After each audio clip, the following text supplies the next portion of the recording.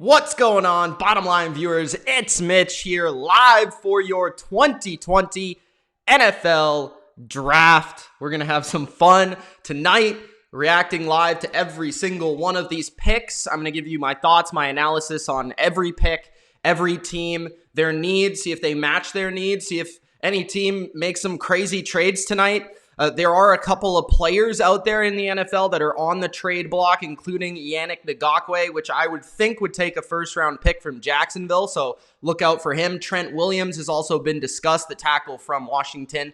And Joe Burrow, first overall, it looks like. Number 2, there's been rumors about potential trades and all that sort of stuff. Number 3, a lot of people are saying that really the draft starts with the Detroit Lions at number 3.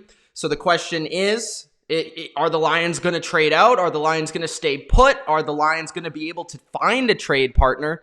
And then from there on, I think the draft is going to get really interesting. There are kind of rumors floating around that Tua might actually drop or fall in the draft. And there's rumors that Jacksonville is trying to move up potentially to get him maybe. I don't know. There's also rumors of Atlanta trying to move up to probably get a defensive player. There's a lot going on right now, and this is going to be a unique draft, probably one that you remember for a long time because it's not going to be typical. You know, you're not going to see the players up there on the stage hugging the commissioner and all that jazz. It's going to be a lot different, but I'm here to have some fun. I hope you guys are as well. And before we do get into the draft, which is about to start in 10 minutes, make sure that you guys do, before we do get started, Gronk spike the like button. He is back and he wants you to Gronk spike the like button. Also, subscribe if you're just tuning in for the first time to the Bottom Line View. Subscribe to the channel because we cover the NFL all year long, including this draft and post-draft. I'm going to be releasing all of my reactions from the first round. I'll also be releasing draft grades for each team like I have been doing for the last couple of years. So make sure you do subscribe to the channel for that. And also, comment your opinion on your team's picks as they happen. I want to hear what you guys have to say as it's your team. So I want to hear from the fans' mouth what you guys think of your moves, your team's moves in this year's draft. So let's talk a little bit about this draft.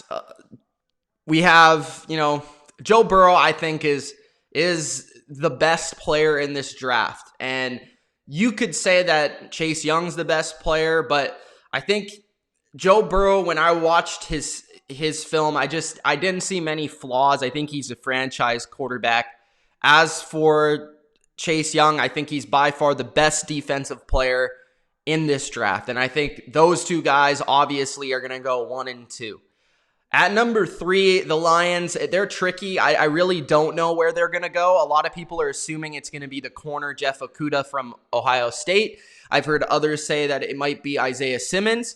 I think it could be Derek Brown. So look out for them to make a move there. At number 4, I think we're assuming that the Giants are going to pick a tackle, but I'm not exactly sure.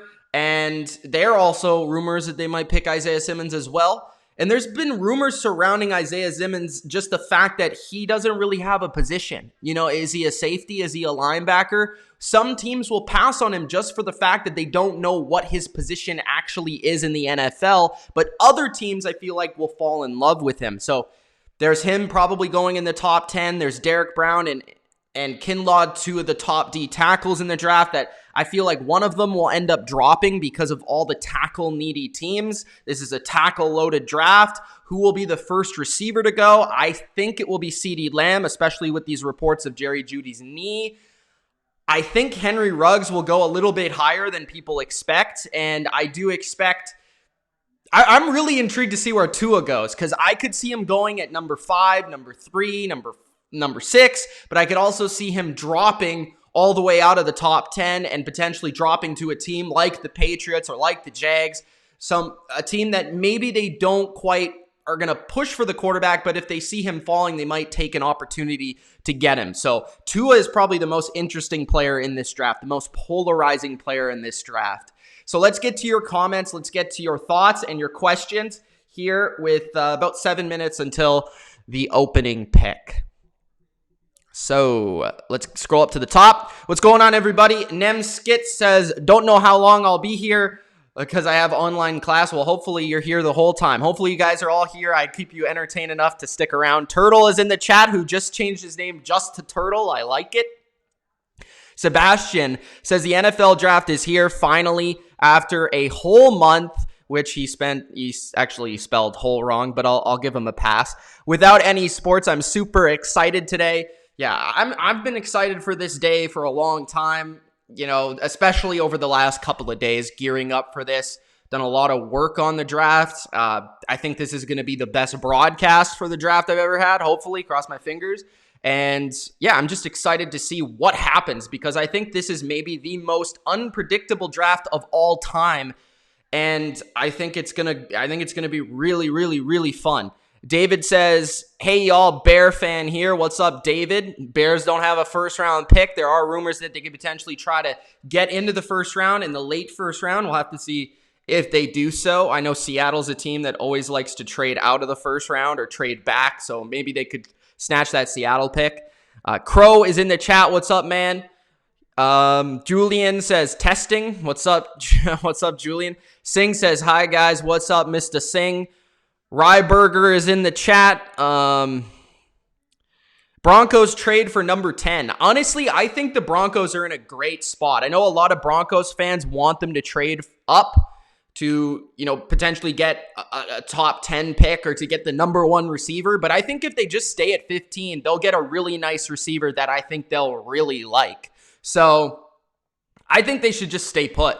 Like I had them mocked with Justin Jefferson. I could also see them getting Jerry Jeudy at 15. I think that's a real possibility. Maybe they don't get CeeDee Lamb, but I think they could definitely get one of these top 3-4 receivers in this draft. And I personally have Justin Jefferson as my number 2. So, you know, if they were able to land him at 15, I think you'd be very pleased, in my opinion, at least. Because I think their number 1 need by a mile is receiver. I think it's by a mile. When looking at their roster, they've really done a good job in free agency this offseason, last offseason, of building their entire roster up to the point where they really can go all in for this receiver in this draft. So, hey, maybe if they really have a man crush on like CeeDee Lamb and they want to move up, or maybe Jerry Jeudy, then potentially they could do that. But that's just my opinion. I think they could stay put and get a really good player. Alex says, best time of the year, people. It's one of the best times of the year. What else we have here? Mitch, you think the Pats will take a quarterback in the first round? Asked Showstopper85. No, I don't. I think if they did, I wouldn't be shocked, but I think it would be slightly surprising because I think the team and Belichick, they really believe in Jarrett Stidham, and I think they're going to give Stidham at least 1 year to prove that he can be the franchise guy. If they chose a quarterback in the second, third, fourth round, I think that's going to happen. I think that's likely. But the first round, I think they're going to spend it likely on defense. And if they're looking to trade Joe Thuney away to a different team and open up some cap space, potentially they could also look to draft an offensive lineman in the late first round. I wouldn't be surprised if the Patriots actually move back in this draft and try to collect a little bit more picks because they're a team that's looking to get a lot younger right now. So I would expect them to probably spend it on linebacker or defensive end or something like that. And that is if Joe Thuney is still around, which I would expect Joe Thuney to actually be traded during this draft because of the amount of money he's making. And just it doesn't really make sense to maintain him once Tom Brady left. They re-signed him or franchised him before Tom Brady left, possibly to try and get Tom to come back. But I think they'll probably move on from him. I'm not exactly sure unless they can find some way to maintain him and sign him to a long-term contract. I'm not sure, though. Chris says, Pats trade up for Tua, so similar question. I think if he fell like out of the top 12, I think it's a possibility. But I think it would take a lot of capital to get him. And I just don't think Belichick has ever been that sort of guy that's going to trade up for a player like Tua. And honestly, I don't know how much better Tua is actually going to be than Stidham. It's just my opinion. I like Stidham a lot coming out. I liked him in the preseason last year. I think he has a bright future. And honestly, just 2 years ago, he was going to be a first-round pick if he would have came out 1 year earlier. So I know Tua's this big spectacle name, and he has this big draw that everybody likes and fans should like because he's a popular player. But I just honestly, like, he's my number 3 or number 4 quarterback in this draft. I think that Burrow and Herbert are both better, and I think maybe even Jordan Love will be better. So personally, I think the injuries and just the fact that he's a little bit smaller. I heard Michael Lombardi talking about like the draft grading system that New England uses. It would likely not have Tua as one of their top guys on their board because he's undersized, because he has injury history, and those two things are taken into account on the Patriots board a lot of the time. So I think that's something to factor in. Would I be shocked? No, because he's Alabama, connected to Nick Saban. I could see that. But Young Citrus says, I hope my Saints get Queen. Queen's a really solid player out of LSU, dynamic linebacker, didn't really play a lot in college, but I like him a lot. I think he'll actually go, I think, a little bit higher than people expect. I wouldn't be shocked if he went in the teens at all. Crow says, with the first pick of the 2020 NFL Draft, the Cincinnati Bengals select Jalen Hurts. Do you think the 49ers trade back at 13, says the Phenom? I could see that happening. I think they're going to trade back at 31 more likely, but I have heard as of recently that they're going to trade back from 13. And if they are indeed looking at Henry Ruggs, it would make sense if they did trade back, because I think they could get him somewhere around 20 instead of 13, even though he's a player with a lot of speed. There's so many receivers in this draft that I feel like you could probably maneuver to get your guy, the one that you really want, and still pick up some picks. The interesting thing that I want to see is where the receivers go in terms of how high, because there's a lot of great receivers and great receiver talent, but there's a lot of positions, like I would say defensive line, pass rusher, even corner, where it's like these guys are not exactly at the same level of depth. So maybe some teams will decide to trade up for that stud defensive lineman and then try to get the receiver later on. That's going to be an interesting thing to watch. Do they draft the defensive lineman? Do they draft the, one of those lesser positions with less depth than draft the receiver? So we'll have to see how it goes. Let's get it going. So I think I might have to change the channel here because it's still on the preview. It's time, says Crow. Alex says it's time. Yeah, we got the 0-0s on the clock, so let me change over to this real quick. There we go. The Cincinnati Bengals. It's a real live sporting event, which is crazy. The first time, I just saw Adam Schefter tweet that. That's probably how I'll be getting most of my picks, is through Twitter, to be honest. J&J Sports Production says, who do the Giants get? Love your videos. I think that they're going to get Wills, the tackle from Alabama, but I think any of the tackles probably would be a wise pick. They could also go Isaiah. Joe Burrow. I don't know if they're showing that he's being picked right now.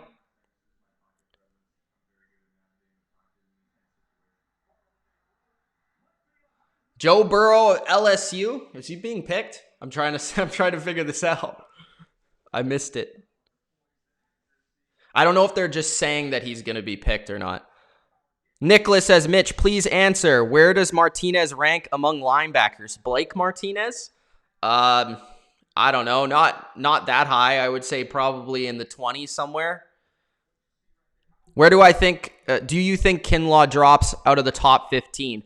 I think it's possible because I think there's going to be a tackle run at the beginning of the draft, and I think there's going to be some teams that are maneuvering to get their guy, but like at different positions. So it's possible, but I do think he is a top 15 talent. So based on talent, he should be picked there, but I'm not exactly sure. They're comparing Burrow right now to Tom Brady. What else we have? Sebastian has Xavier McKinney going to the Jaguars in his mock draft. Nano in the house, says Ryan. Braden says, you're my favorite YouTuber. Thank you, Braden. Alex says, what's up, Brody? Hate that you're a Pats fan, but you're still my guy. I think you're talking to me.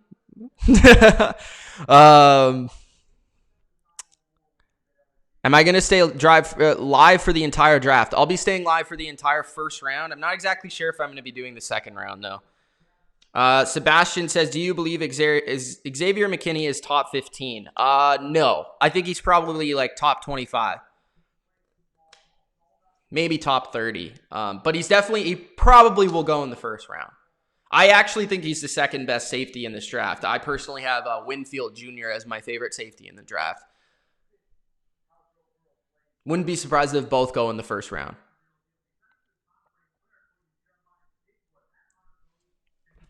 All right. I just want to check something real quick. I'll be right back. Give me a sec.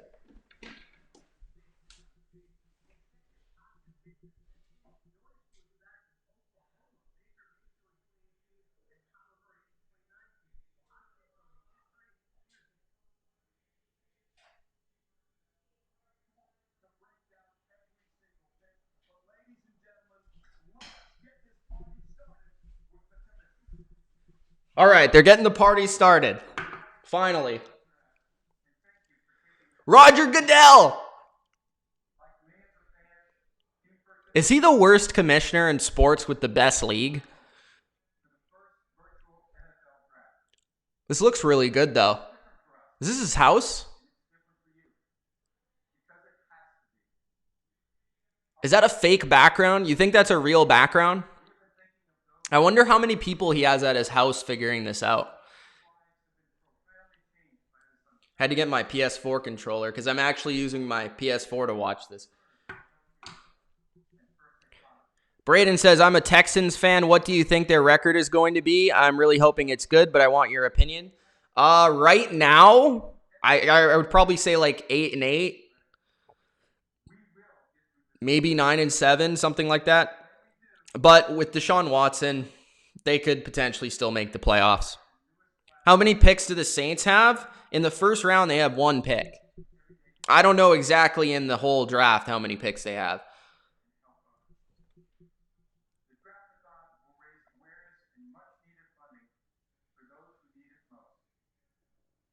NFL.com relief to support COVID-19 relief efforts. They're advertising that. So if you guys want to help out COVID-19, go check out NFL.com/relief. Guys, before the draft does get started here, make sure you do Gronk spike the like button. Get as many people in here as possible right now for this live draft as we get started with the first pick. Still waiting. I don't even know if they've put the Bengals on the clock yet, officially. They're doing this whole COVID thing. Bodo's $19.99. Thank you, Bodo. You're the man. He says, so you're going to Tampa Bay versus Giants this year in New York? I don't know. Maybe. We'll see. That would be pretty cool. If they even allow us in the stadium. Do I like Roger Goodell? I don't have a problem with Roger Goodell. I may have had a problem during Deflategate, but as of now, you know, I'm good. Now they're doing the national anthem. Duo Squad says, hey, what's up?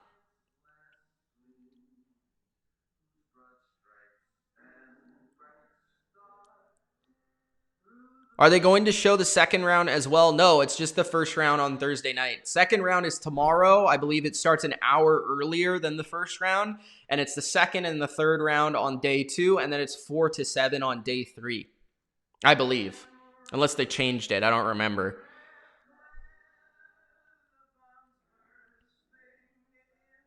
You come to this one. You come to this stream.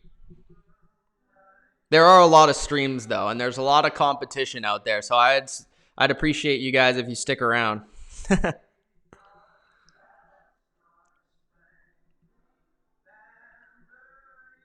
Just going to send this tweet out.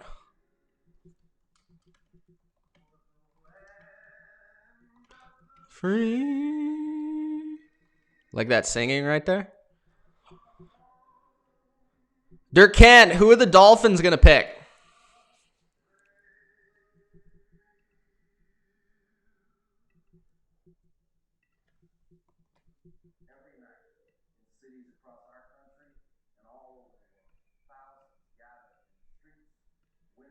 Damn, this is a long intro to the draft. They're really stretching this out. Maybe they think it's not going to be as long because everybody's online making the picks. So maybe they figure it's going to be a little bit quicker than usual. So they're really making this intro elaborate. Tyrell says, you think Tua is going to fall? I think there's a good possibility it happens. If he doesn't go at 5 or 6, there's a very good possibility he could fall. DJ says, I'm chilling tonight. I don't have to worry about who the Bills pick. They pick Stephon Diggs, wide receiver of the Minnesota Vikings.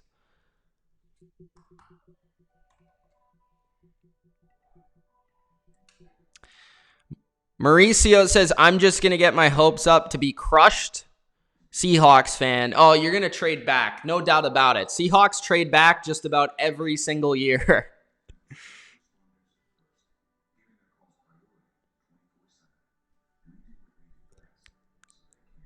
Opium says, hope the Ravens get Queen. Yeah. He's good. But I don't think he'll last that long, to be honest. I think he's going to be gone before them. If the Ravens got Queen, that would be one of those picks where it's like really, like, why did we let them get this player? Like, that's kind of how I feel. Him or Murray, to be honest. I like both of them. Yusuf says, what do I think of Marquise Lee, who the Patriots signed this morning? He hasn't played in a while, like in terms of he's been injured a lot, but when he plays, he's solid. Like, he's nothing special, but he could play outside, he could play inside. I think a comparison for Patriots fans out there, he's a little Brandon LaFell-ish type of guy. He's kind of big, he's got pretty good hands, pretty good body position inside to catch the ball. He's not super fast, but he's an NFL quality. I would say he's like a number 3, number 4 in the NFL. Probably a number 3 on most teams. And yeah, I think he could help the Patriots out if he can stay healthy, for sure. I think, that's another guy, a lot like Sanu in a way. He's kind of like Sanu. He kind of plays the same sort of way. Can you guys hear my TV? I'm not sure if it's too loud or not. Singh says, why do the Seahawks always trade back? They do. I don't know why. I think they just like collecting picks, and they believe in themselves to really draft late rounds, whether that's in the early days, they had this advantage because Pete Carroll was coming from college, and that's kind of where they picked up all these studs like Richard Sherman and Bobby Wagner in the later rounds. And I think they've just pretty much said that we're really good at drafting, and they are really good at drafting. They're one of the best teams in the NFL at drafting. So if they're able to continue to do that, I mean, why not collect more picks? Because that's more swings for the home run, right? One pick, you never know, even if it's a first round pick. Ryan says Malcolm Mitchell. I wish Malcolm Mitchell was around. I think he could have been a good player, but unfortunately his career was cut short due to injury. I think he would have been a good player. Julian says Marquise Lee is a really good signing. So Julian thinks it's a great signing. Sebastian says Henry Ruggs to the 49ers at 13. The latest report is the 49ers are looking to trade back because they don't have a second or a third round pick. So if they trade back, I still think they'll be able to get Ruggs. And if Ruggs goes to the 49ers, man, that's going to be scary because that speed in that offense is going to be a difference maker for sure. Mauricio says LJ Collier time. Fat Boy Albert says, who is the first pick? I believe it will be Joe Burrow, but we have to wait because this NFL draft is taking absolutely forever to get started. Singh says, Mitch, name one team who are so bad at drafting. The Raiders were really bad for a long time, like so bad to the point where like the pick before them and after them would literally become all pro, like Hall of Fame caliber players. But then that kind of changed with Mayock coming in. I think the Browns have been pretty bad. Like all the bad teams, Jacksonville has been pretty bad. Like if you look and you see a bad team, it's most of the bad teams. Mauricio says Jacob Eason to the Patriots, I think. I could see that happening. I don't think that would be till like the third round, but I could see that happening. Yusuf says Lee seems like a low-risk possible reward signing. Yeah. I don't think it would be a huge reward, but I think he'd be a starting capable receiver. Caden says, who do the Saints get? I think the Saints will get a linebacker or potentially a... I would like to see them get a corner. I just don't know if one is going to be available that they like at their spot. And I could also see them getting a receiver. Like I mocked them T. Higgins of Clemson, who's a receiver, kind of a bigger receiver. And I think that would be also great for them because just more weapons for Drew Brees trying to win these shootouts. I think that could happen as well. Ron Burgundy says Browns got a new GM, though. Yeah, they have a new GM every year. CJ Henderson is overrated in this draft. Wow, I disagree completely. I think he's underrated. James says, I'm ready for the draft, but I'm waiting for the Madden 21 trailer. James, when's the Madden 21 trailer coming out? All right, here we go. Bengal fans. Where did they get that? They just pick random Bengal fans to react to this? I don't see Dan Berlin out there, though. Where? Look at this. What is the one logo? Is that like supposed to be a fan? Zach Taylor. This looks like NFL head coach mode. It's just like showing the coach in his office. That's hilarious. Who knew that NFL head coach mode would become the actual draft in 2020? Oh, you don't know when it's coming out. Who do the Broncos get? I think a receiver, but I don't know which one. How many times do you think Roger Goodell did this take? 3, 4, 6? Maybe the people are intimidated from him, so he just did it once. Is he going to hug these guys virtually, he said?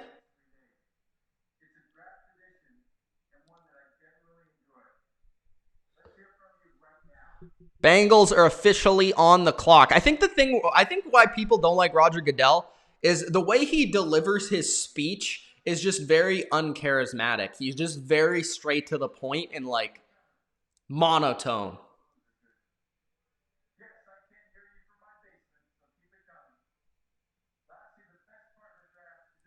He said, keep the booze coming from your basement. How do you know we're watching it in the basement, Roger?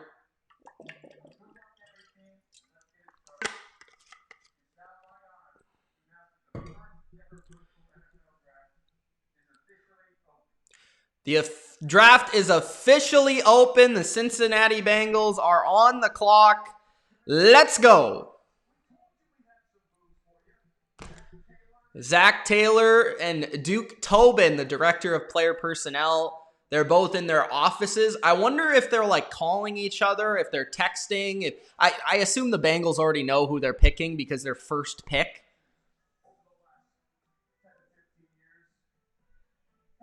This is also interesting, like with the draft, it's going to be a lot of like graphics, a lot of animation, a lot of stuff because they don't have the actual draft venue, so it's going to be very creative to see how they do this. Burrow's at his house with just his... That's funny because even usually when players are at their home, they're like surrounded by a bunch of friends, but it's just like his parents there, so... And they're still waiting. It's been a minute. Can the Bengals just pick? We know who they're going to pick here. Come on, just pick. Don't screw it up. Don't trade this pick. Athens High School, Ohio, 2014 Mr. Football. Don't give him the Mr. Football name. Don't do it to him. That's just mean.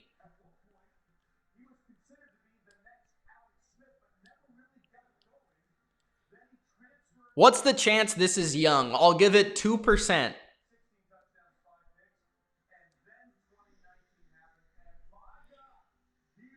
Bengals are going to use the whole time, and ESPN is just rolling out these Burrow graphics.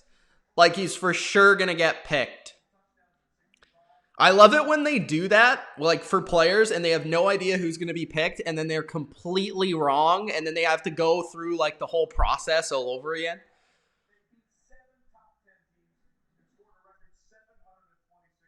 I have Michael Irvin, Kurt Warner, Daniel Jeremiah, Mel Kiper there. They have everybody there.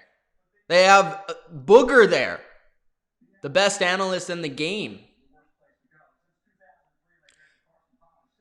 Kuiper's background doesn't even look real. Is that even real? Is that green? That can't be real. That looks super fake. Pretty impressive, though. Brianna says, where can I watch the draft? You can watch the draft on TV, or you could probably search it up for a link online. Possibly even YouTube is streaming it somewhere if you can't watch it somewhere else. Rizzy says, let's go Giants. Phenom says, don't forget the Bengals' other draft needs and owner and GM. Yeah, they have one of the worst owners there is in the game.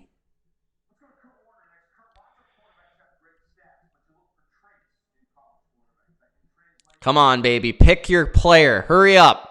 Why you have to take the whole time here? Like, for real. We're trying to move on. I'm not trying to be here for 5 hours.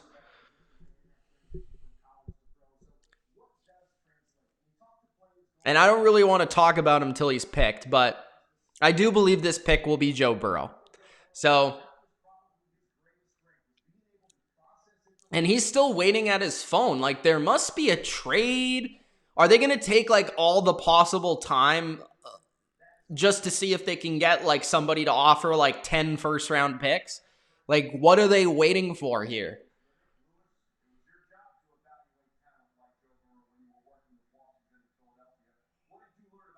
I've actually heard Miami wants to make a trade for number 1. So if there is going to be a trade here, I think it has to be Miami because they're the only team with the capital to even try and pull it off or attempt it.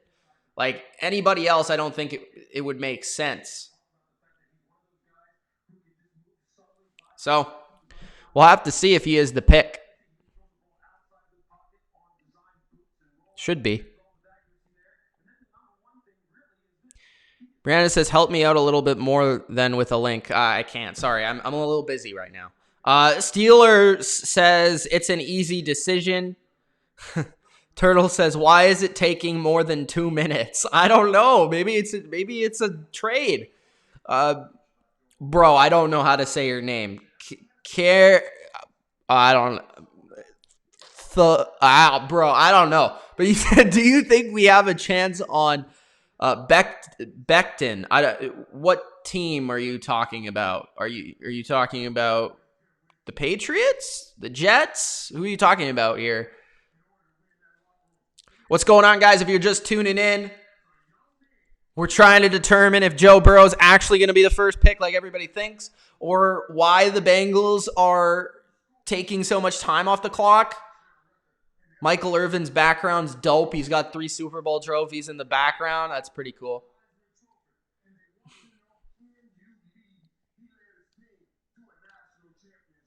Breaking. Saints trading all their 2020 picks for Joe.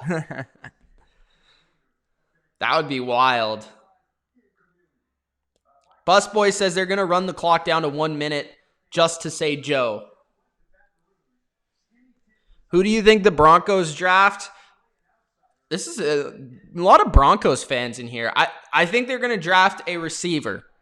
If I had to guess, I think it would be Jerry Jeudy maybe Justin Jefferson, but those would probably be the 2. I don't think CeeDee Lamb will be there when they pick, unless they trade up.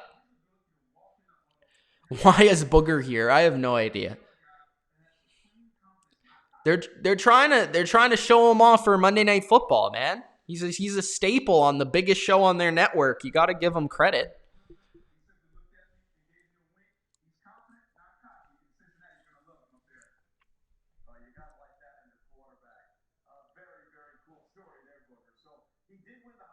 So are they actually going to make this pick, or are they just going to run out of time?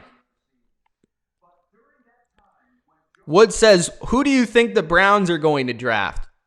I think the Browns are going to draft a tackle if they stay at 10. If they trade down, they could get probably a linebacker.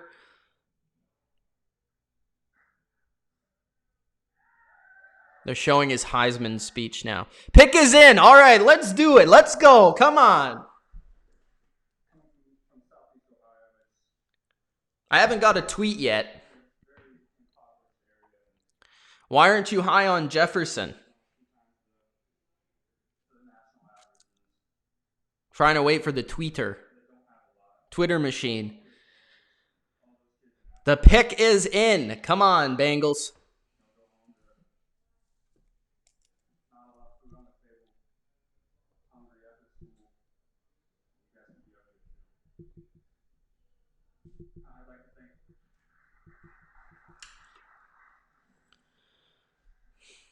All right. Can you just announce the pick, ESPN?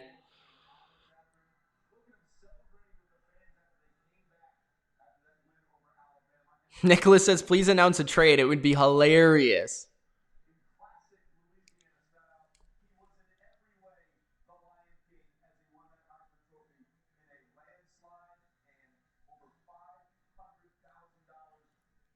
Damn, this is the longest first pick I remember. They're really trying to get people here.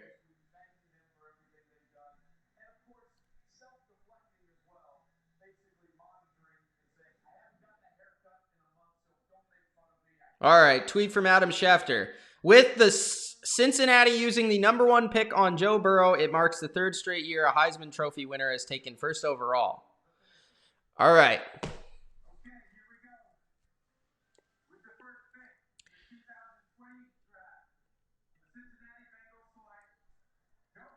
All right, so Joe Burrow has been selected first overall by the Cincinnati Bengals. He was my top quarterback in this draft. This is a franchise player. This is a franchise quarterback, the face of your franchise. Not only does he possess the skills on the field, but he also, I believe, has the skills off of the field to be a franchise quarterback and to be one of the best quarterbacks in the NFL for a long time. He has amazing pocket presence. He's the best pocket presence I've seen on film for a long, long time. I think that's why he's been compared to guys like Brady and Peyton Manning and even to some degree Tony Romo. He is excellent when the play breaks down to be able to find receivers. He has great patience, great timing, good accuracy. Not the best arm in the world, like not a cannon, not like a John Elway, Dan Marino, Brett Favre arm, but it's still going to be able to get it done. And like I said, I think this guy just has the swagger, the confidence, and the it factor that you look for in a franchise quarterback. So Joe Burrow is the pick for the Bengals. Now they're going to have to look for the rest of the draft. How do you surround a player like this? What do you surround him with? Do you try to look for offensive linemen? Do you try to get a receiver? Do you look to defense? The Bengals now have to look for the rest of their draft to surround their new franchise quarterback, who I would assume is going to be day 1 starter. I assume they're also going to look to deal Andy Dalton at some point. They could keep Andy Dalton because of this season and the way the offseason is shaping up. We don't know how much time Joe Burrow is actually going to have to learn the playbook, learn the team, get chemistry with his receivers. So potentially Andy Dalton could stick around, but that's going to be an interesting thing to monitor for the Bengals. But at the end of the day, he's a Heisman Trophy winner, national champion. This guy wins. This guy is a winner. He's a gamer, and he's, I think, a great quarterback. And I think by far the best quarterback in this draft. So I'm happy that they didn't trade out of this pick, and they got the right guy here. Joe Burrow, quarterback of LSU to the Cincinnati Bengals. Now, second overall, the Washington Redskins are up, and hopefully they don't take as long as the Bengals do here to pick, but we'll have to see what they do. You thought they were going to choose Tom Brady. Whoa, Adam says Washington is on the clock. Andy Dalton to the Patriots, says Crow.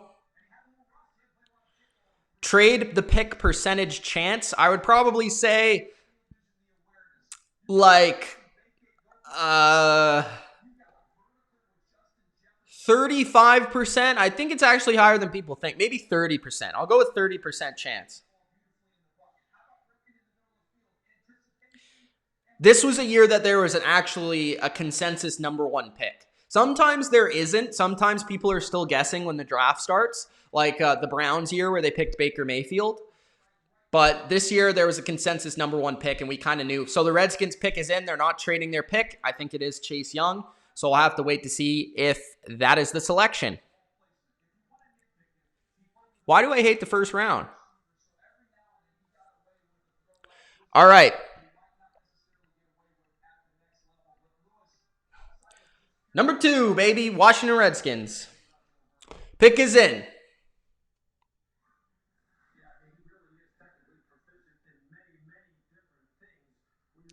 Julian says, Mitch, just why do you think I hate the first round? Nicholas says if Washington trades, they are getting Okuda. Yeah, I could see them if they were going to trade. I think they would trade back to try and get a corner. I would agree with that, but they're not trading. They're picking.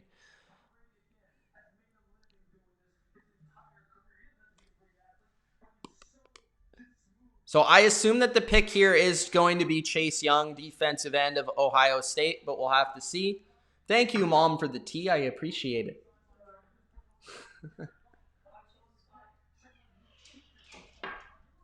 Mom coming in clutch with the tea. Did they pick Burrow? Yes, they picked Burrow.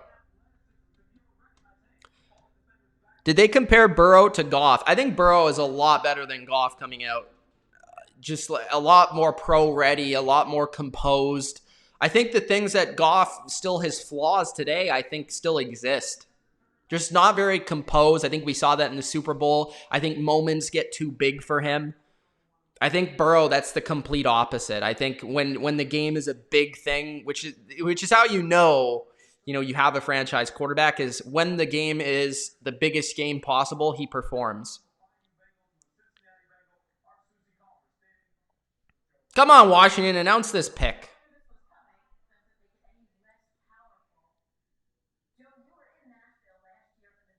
So now they're interviewing Joe Burrow.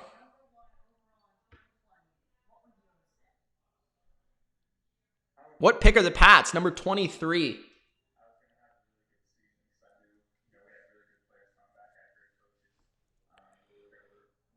Crow, can you stop randomly saying they picked random players?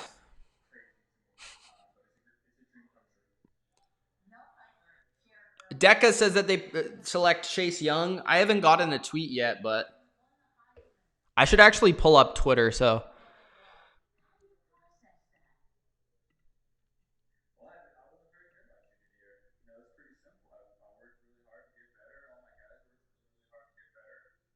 Card is in. Chase Young is a Redskins now. Is a Redskin now. Things get interesting. Says Albert Breer, which I should also probably put Albert Breer as. It's funny, like Adam Schefter and them aren't getting the love here. Cool. All right, so let's get to that pick then. So with the number 2 overall pick in the 2020 draft, we assumed it would be Chase Young, and that's exactly the pick. That's exactly where the Redskins go. It wasn't one of their top needs from a need perspective in terms of their weakest positions, but when you're talking about a dominant edge rusher, and in this draft there are not a lot of those, Chase Young was clearly the best at his position and clearly the best, most ready impact defensive prospect in this year's draft. Just last season, we saw an Ohio State defensive end in Nick Bosa also go number 2 overall to San Fran. He dominated from day one. He helped them get to the Super Bowl. The hope with Washington is here with already a great front seven. Similarly to the San Francisco 49ers, they can have that same thing happen, that same impact defensively, where they bring in this last piece to put them over the top, the monster off of the edge, and that is Chase Young. I think you could compare him to Jadeveon Clowney. You could compare him to Myles Garrett. These type of guys that have gone very high in the drafts over recent seasons, and he has that freakish athleticism, great bend off the edge, very well schooled as a pass rusher and run defender. He's just a complete player, and I think Ron Rivera, as a defensive coach, they're going to really love him in Washington. And yes, their secondary could still use work. Yes, their offense could still use work. And yes, there was a question, do they continue to go with Dwayne Haskins? But I think with the quarterbacks in this class, there was Joe Burrow and then everybody else, in my opinion. I don't think quarterback was the wise choice. I think Chase Young was the wise choice. Really get that beast on defense for the next 5 seasons in Washington, and that could potentially help turn around your franchise. So Chase Young goes to the Washington Redskins, number 2 overall in the 2020 draft. Great pick, Washington. Okay, let's go number 3, baby. Who's number 3? Who wants to be number 3? The Detroit Lions, will they select or will they trade? That is the question.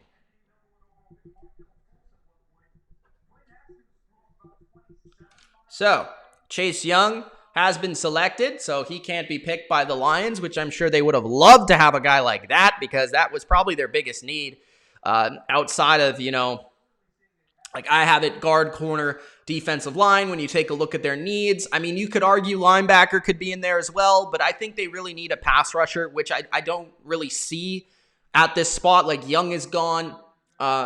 Maybe they go Derek Brown here. Would be the best interior pass rusher, in my opinion, in the draft. They could go with a corner, which I think is also a big need for them, seeing as how they traded Darius Slay. Whether that's Okudah or Henderson will be interesting. But Patricia and the Patriot-esque scheme on defense really loves their corners, so they could go there. Isaiah Simmons would be an intriguing pick. He would be a great option for them in terms of a blitzer, cover guy, kind of do-it-all defender that would really upgrade the athleticism of this defense, and I think that's really what the Lions need is athleticism defensively. They have some good players, but I just feel like when I watched them last year defensively, they're a little slow for 2020. They're a little slow. If this was a 2006 defense, I'd say they're in perfect shape. But in terms of 2020, you need to be a little bit faster, and I think Simmons could bring that as well. But Okudah is probably the most pro-ready out of all of the picks you could go here. Personally, I think Henderson's is going to be the better long-term solution. But seeing as how Patricia and Quinn, they really need a guy right now to perform because their jobs are on the line, I think Okudah would be the wise choice. And I think the guy that I would kind of compare him to is like a Chris Harris. I think he could be really good outside, but also really good in the slot. And either way, he's going to be an impact corner. Derek Brown kind of has some like Ndamukong Suh type qualities to him. And CJ Henderson, I think I would say he's kind of closer to the mold of like a Talib or like a Stephon Gilmore, those type of corners that are a little bit longer and have a little bit of speed to them and can cover kind of all the different types of receivers. We'll have to see what the Lions do. They're really taking this down under 2 minutes now for their pick. So we'll see if they have a trade or not. And the pick is in. So we'll see if the Lions, who they select here, I guess they just couldn't find a trade partner. So that's going to make the quarterback situation very, very interesting at number 5, number 6. Because I assume that Gettleman is not going to pick a quarterback. Opium says, Calais Campbell about to eat Joe alive. What pick are the Vikings? I think their first pick is 22nd. Damn, a lot of comments. Going quick. Some people are saying Okudah is the pick. The Lions shrug off trade offers they've been fielding for days, says Ian Rappaport. Their pick is in. A lot of people are saying it's Jeff Okudah in the chat. I haven't seen it on my screen yet. Mine could also be behind because I'm streaming it off my PlayStation. Okay, Albert Breer says, and the Lions are sticking and taking Ohio State corner Jeff Okudah. So I had them actually getting him at 5 because I thought there would be a trade here. But regardless, number 3. Let's get to it real quick. All right. So at the number 3 overall selection, the Lions, they were looking to trade down. They took as much time as possible to potentially get that trade, but there was just no suitor. And sometimes there just isn't a trade partner to move back or move up. And for the Lions, I think they're very happy with their selection here. Jeff Okudah, cornerback of Ohio State, is going to be a day one impact corner in the secondary, whether he plays outside, inside, slot, nickel. He could probably play a little safety if they wanted to. Jeff Okudah of Ohio State is pro-ready, has phenomenal technique, great feet, not super fast. And that's where I kind of knock him a little bit in terms of taking on some of these like Julio Jones-esque type of receivers where you might have to run on deep patterns, which is why I had CJ Henderson very close to him in the rankings. But I think what you really get with Jeff Okudah here is he's going to hit. I think there's no doubt about it. He's going to at least be a very solid player for you because he can do a lot of different things, because he has such phenomenal technique coming out of college. And I think with Patricia and with this scheme, he's only going to be better because Patricia knows how to utilize and get the best out of corners if he knows anything. So defensively, man-to-man coverage, that's what the Lions love to do. And I think Okudah's going to come in there. He played zone in college. He played man in college. He took on the number one type of receivers in college as well. So I like him a lot. He basically doesn't have any flaws other than that deep, long speed that I mentioned. But I think he could end up actually being a premier nickel corner in this league. And I would not be surprised if that's actually where he ends up playing in this defense. But the thing with him is he also has the height. So he could play outside. I mean, he's 6'1", he's 218, and in the NFL, I've heard Bob Quinn say it, many people say it, right? You need more than 2 corners in today's NFL. You need 3. You need 4 corners that can start, because that's essentially your starting players. 3 corners on the field at all times. So moving on from Darius Slay, they get a corner here, the best in the draft in many people's opinions, and it's going to be a lot cheaper than Darius Slay. He's going to be there for 5 years on a rookie contract, and you're going to be able to have him as a part of this Patricia defense. And I think, like the Lions, they're going to build back to front, and they want to get that coverage more so than the pass rush. And Okudah's going to bring that. Okudah's going to bring leadership on the back end as well. So you look at their secondary, you have Trufant, you have Okudah, you have Justin Coleman. That's a really nice trio of corners. And potentially at safety, adding Jaron Harmon. They're going to be a lot better in the secondary, and I would not think that they would be near the bottom of the league like they were last year. So Patricia looks very happy about the pick. I like the pick. I think it's solid, and I think it's a player that will contribute this year for the Lions right away. So Okudah, corner of Ohio State, to the Lions. Number 4 pick, the New York G-Men are up at number 4. Let's see who they select. I'm assuming that it will be a tackle, but we'll have to see. Turtle says it will be Wills here. Yeah, Lions love cover 1. Yep. And also what Okudah will afford them with the 3 corners they have. I'm really intrigued to see Trufant in a cover 1, like man-to-man style defense, as opposed to a cover 3 zone defense. I think he's actually going to be a lot better this year. So you have Trufant, Okudah, Justin Coleman, all going to thrive in that man-to-man. And you could potentially, with Jamie Collins in there at linebacker and some of the additions they've made, a lot more blitzing I could see from Patricia this year than we saw the last season, where they kind of left their secondary out to dry. Okudah is going to be the Lions' best player since Calvin Johnson, says Julian. Simmons, couple Simmons picks here. And my top needs for the Giants are right tackle, center, and edge. I think when you look at the board right now, it's clearly tackle. I really don't think they need a linebacker as badly as people think. I really like David Mayo, and I think that they already signed a linebacker. I think Blake Martinez, correct? So I think with their offseason plan that they've created for themselves and formed for themselves, it would only make sense if they went with the offensive line, because they didn't do that this offseason.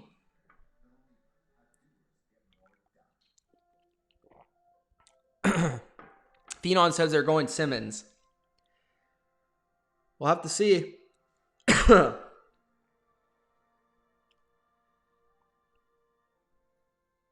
Trying to check if this pick comes out. A lot of people are 3-0 right now in terms of their selections, in terms of their mock draft.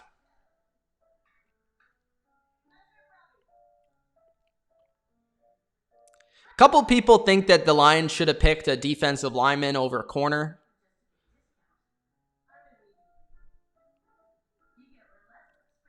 We'll have to see. I'm just going to keep refreshing Twitter to see what the pick is here.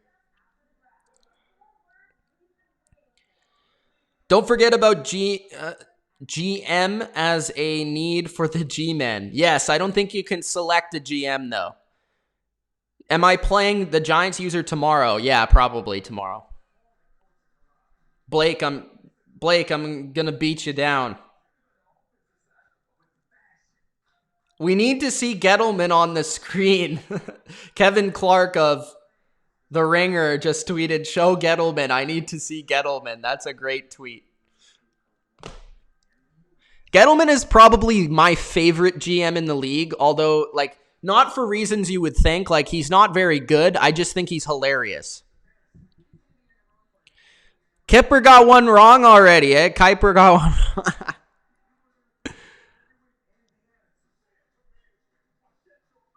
Trade? Still 2 minutes. They might trade. They actually said they might trade, so the pick isn't in. Under 2 minutes right now.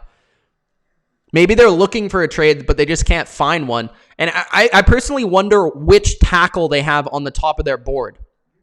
Like, personally, I would have Wills first, but I could see them going every way. Like Thomas, I could see them going Wirfs. I could see them going a lot of different ways. So this is going to be really interesting for the Giants. And I think that's why they want to trade back, because they probably don't see much of a difference between all of the tackles, and they could probably collect more picks. But we'll have to see. Citra says, keep me posted. I got kicked out of the room I was watching the draft in. Okay. Yeah, I'm going to be on here, so just stick around. So almost 1 minute left in their pick, and the pick is not in yet. At least on my screen. Okay, the pick is in. All right, let's do it. Who is it gonna be? Twitter. Help me out here, Twitter.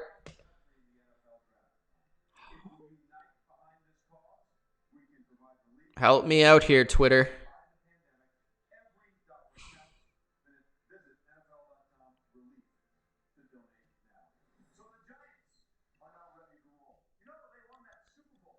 Come on, Giants. Who's it gonna be, Giants?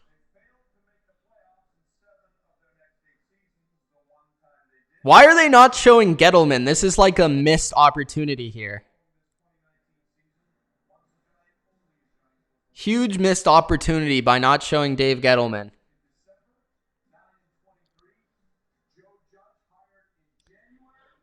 Joe Judge, new head coach of the G-Men.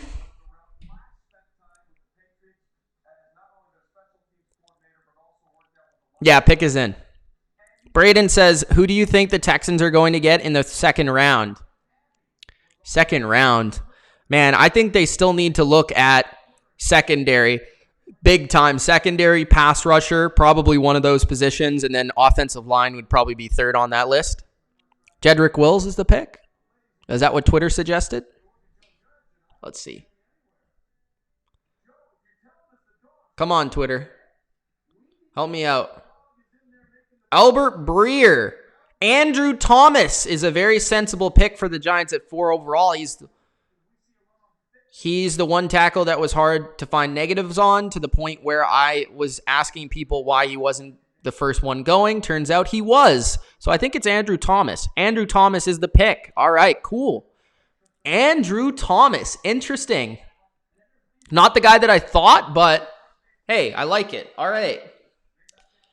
At number 4 overall, the New York Giants get their tackle. Andrew Thomas of Georgia is a player that a lot of people liked, but for some reason, none of them had him going as the number 1 tackle. I barely ever saw that in mock drafts or from any expert out there, but it turns out that he is the first tackle to go in the 2020 NFL draft. And I think the big thing with him is, in a year where there's not a lot of scouting and not a lot of person-to-person communication, you try to go with the guy that's the safest pick, the guy that has the least negatives. And I think that's the case here with Andrew Thomas from Georgia. Just going to be a very good player. And I think he's one of the better run blockers in this class, in my opinion. Being from Georgia, you saw those holes open up for those backs over the years with him playing at tackle, and that's really going to help Saquon Barkley, but also going to give you a right tackle to play and protect Daniel Jones. You have Nate Solder at left tackle, and when Nate Solder leaves, you could potentially put him at left tackle. He's played both positions. He has great technique. He's very pro-ready, and I think he's the guy that's the most pro-ready right now and will help the Giants win day one more so than any other tackle in this class.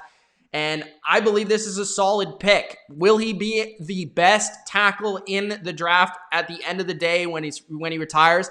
Maybe not, but I think he's probably the one that is for sure going to be at least a good player at the very least. So Andrew Thomas of Georgia, 6'5", over 300, and he's just a good player. I mean, I really don't have any negatives to say about him, and I think that's the biggest reason he went number 4. So the Giants at number 4 go with their tackle, find their guy, Andrew Thomas of Georgia. So number 4 was Andrew Thomas. Now the Miami Dolphins are number 5. What are they going to pick here? Is it going to be a quarterback? Is it going to be a tackle? Are they going to make a trade, Kevin Durkant? What is going to happen here?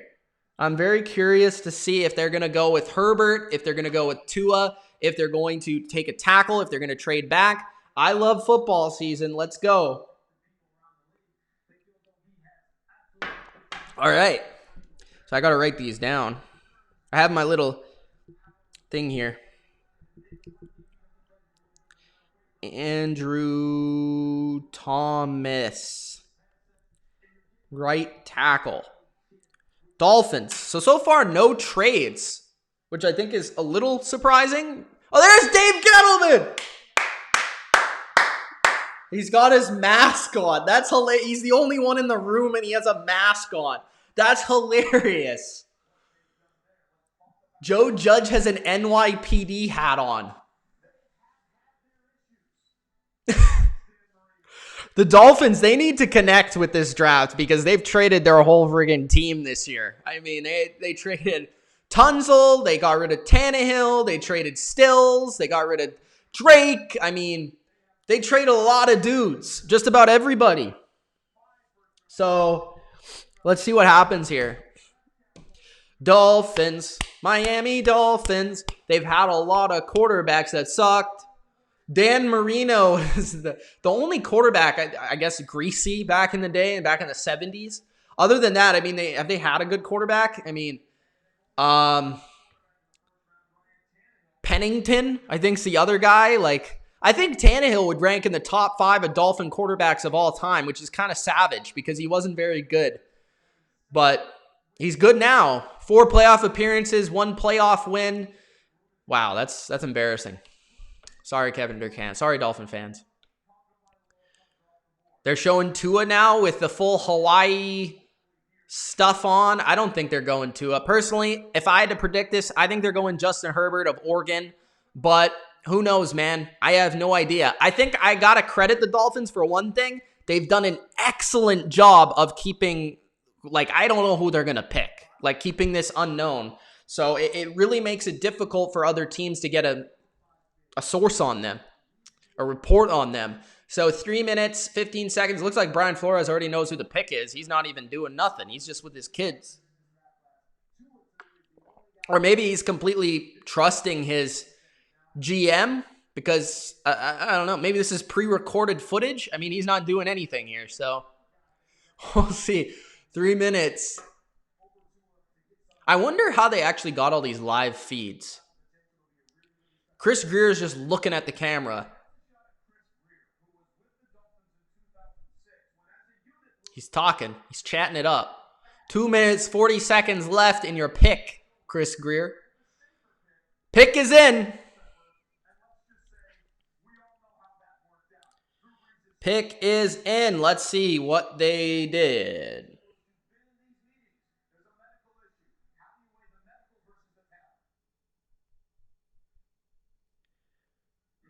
Come on, Twitter.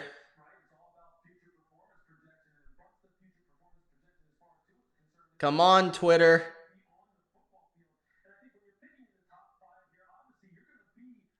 I think it would be pretty funny if the Dolphins picked a tackle here.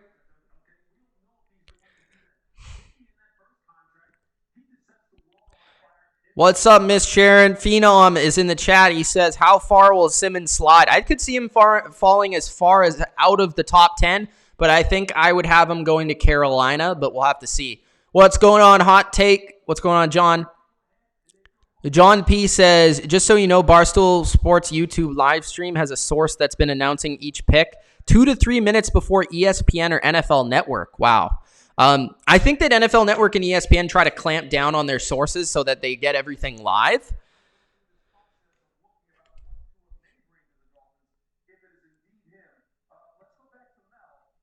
Who is it? Is it Tua? Who's the pick?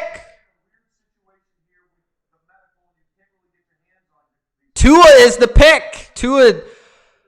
Okay, all right. Let's go through it then. I think Dolphins fans will be happy because I think this is who they wanted. So Tua is the pick. All right. At number 5 overall, the Miami Dolphins get their guy. They get the guy that they've been wanting for, I want to say, like an entire year. And I think Dolphins fans have been on the bandwagon. They've been leading the charge for the Tua tank. And they finally have their quarterback. Will he be the premier quarterback in this league that they need, though? It's been a very long time since Dan Marino. Can Tua be that next guy in line to take the reins from Dan the man? That's the question. I mean, really. And Tua's not a lot like Dan Marino. He's accurate. He's smaller, but he doesn't have the big arm. He does have better mobility than Dan the man, but that's not saying much. Tua, what could I say positively about this guy? He has great feet inside the pocket. He can move around and make people miss.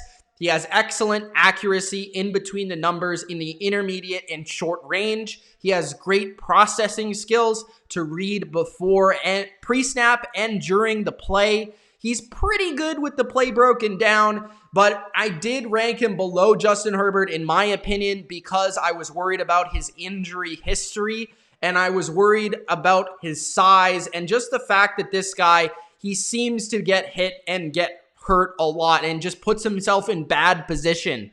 I also don't really think he has elite arm strength, but I do believe that the other traits will make him at least a pretty capable starter in the NFL, if not a borderline top 10 guy. Personally, I don't ever see him being an elite quarterback in the NFL, but I can see him being a very good starter and a very smart, capable quarterback for Brian Flores' team.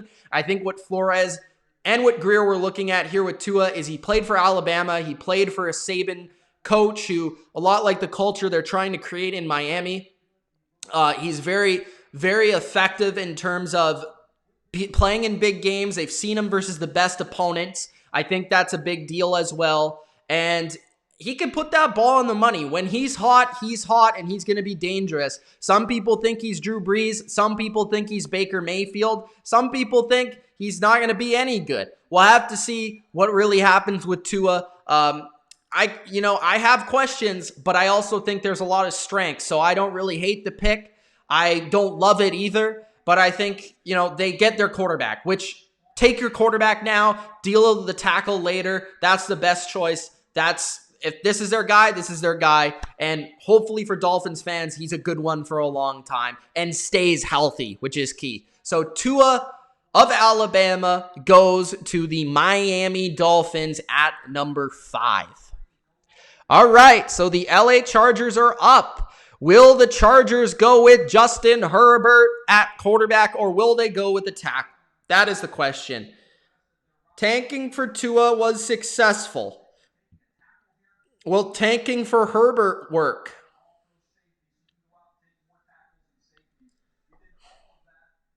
Patriots will be facing Tua 2 times a year, so cheers. That's going to be interesting. Does he play that Patriot defense year 1? Will Fitzpatrick be the guy year 1? What's going to be the thing there? And how quick is he going to be able to heal?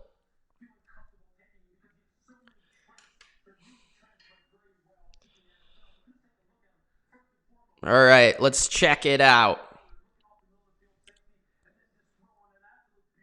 Kevin Durcan is glad that they picked Tua. Looks like a lot of people like the pick. Julian says it's a huge mistake. Adam says Chargers on the clock. Turtle says this one's Justin Herbert.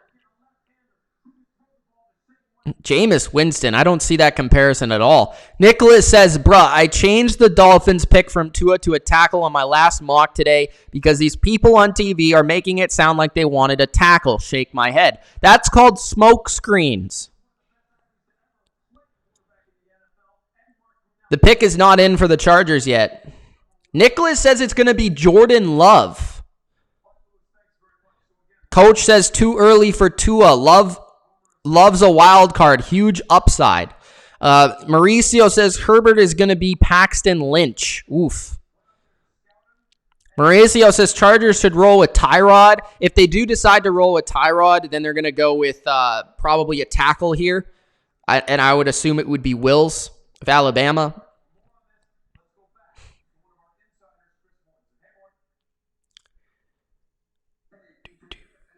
Crow says injury prone about Tua. Hot Take says Zoom is miracle technology.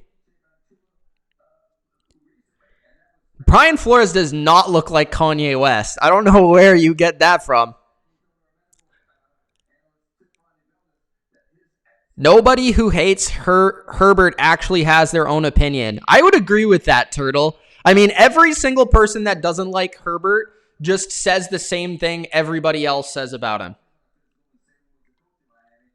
Do I think Josh Rosen will get traded to the Patriots? No, I do not.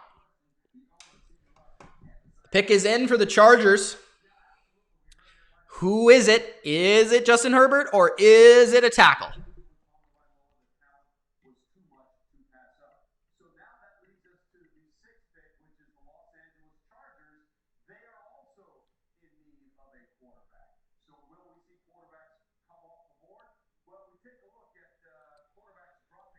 Anybody get a tweet yet?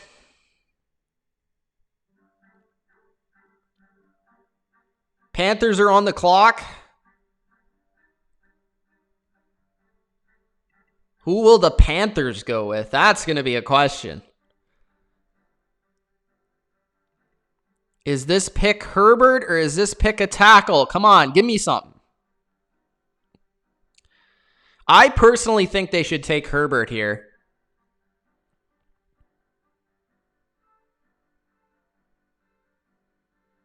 Do I think they could trade for Andy Dalton? I think that's a possibility. More so than Josh Rosen. Vanessa says the Giants made a terrible pick. I don't know. I don't agree with that necessarily. I like Andrew Thomas. Johnny Money. Bro, what year is this?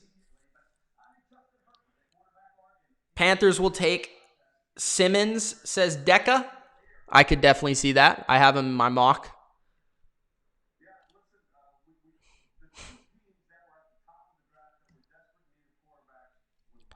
Let's go. Who is the pick? The Chargers are taking quarterback Justin Herbert. There you go. Wow, this is going very,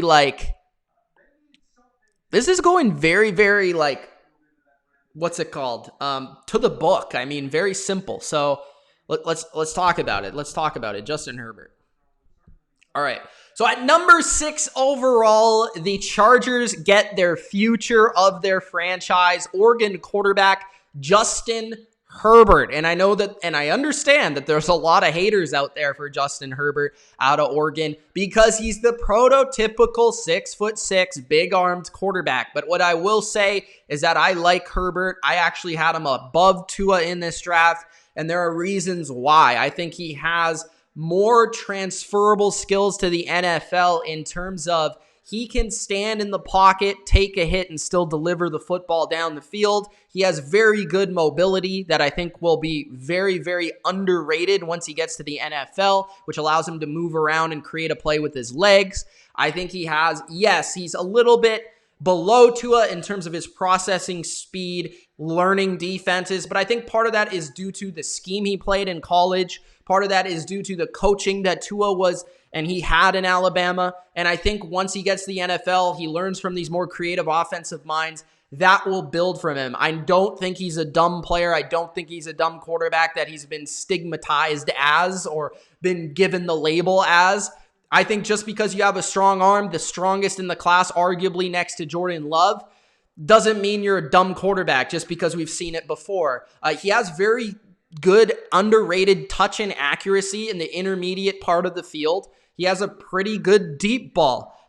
He's decent on the run throwing the ball. He's really effective at throwing screens and dump offs to his back with quick velocity that will help in the screen game with guys like Austin Eckler. I think he's really going to like Mike Williams at receiver. And what the Chargers were looking for was a big athlete with a big arm at their quarterback position. And that's what they have here with Justin Herbert. You know, Anthony Lynn, their organization, they wanted a guy that could make some plays with his feet, not like Phillip Rivers, and Herbert is going to be able to do that for them. I think he fits this team, and they have a good defense already. Herbert can make a couple really nice physical plays, whether it's with his arm or with his legs, and that could potentially put them over the top. I like Herbert a lot. I think he's tough. I think he's a good quarterback for the future. He may take a little bit of time to develop, maybe a little bit longer than Tua does, but I do expect him to be the better quarterback long term,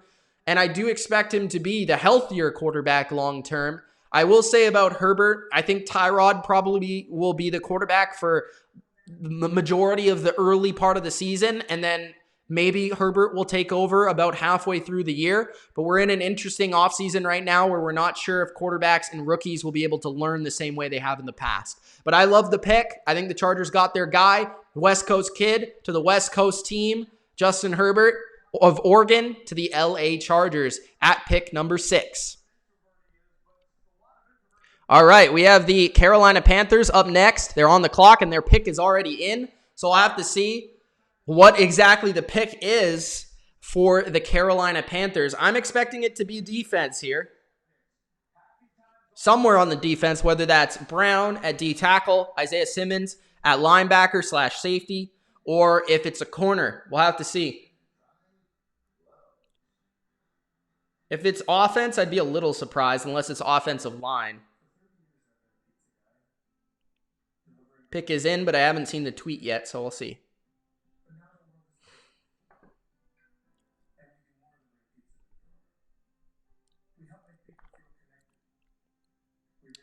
So this kind of makes you wonder, where is Jameis Winston and Cam Newton going to land? Now that two teams that needed quarterbacks have their guy, you know, where are they going to go? Teams that I still think could use an upgrade at quarterback, the Patriots, the Jags, potentially Washington, even though Kyle Allen, they traded for him, so maybe you rule them out there. There's not a lot of teams around the NFL. I think Winston's going to end up being a backup.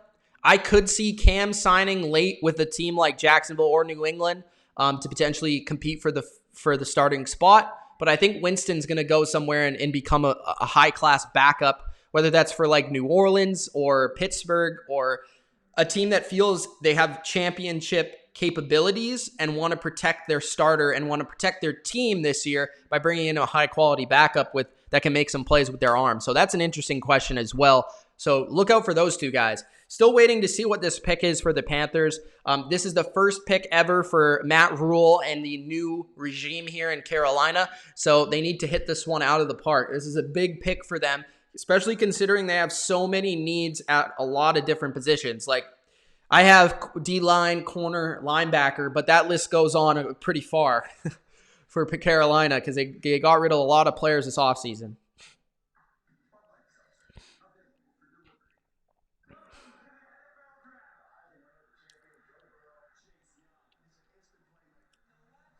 I still haven't seen a tweet regarding the Panthers.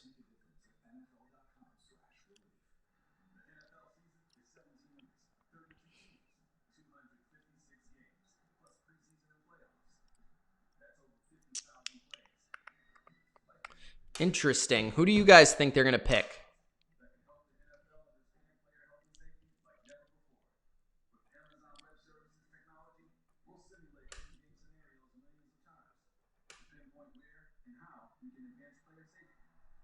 Yeah, Herbert went 6.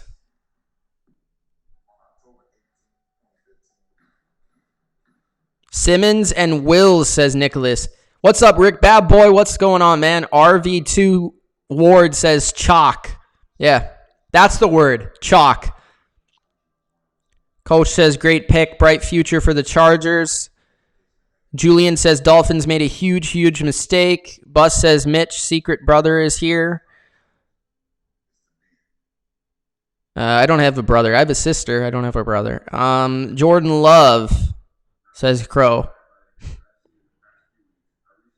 Winston's going to the Steelers, says Busboy. Mr. B says he thinks it's Derek Brown.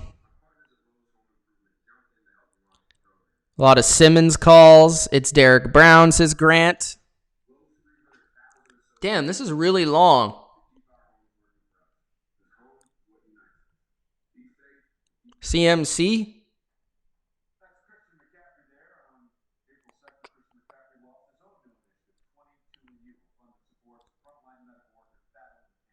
A lot of people are saying it's Derek Brown, but I haven't seen it yet.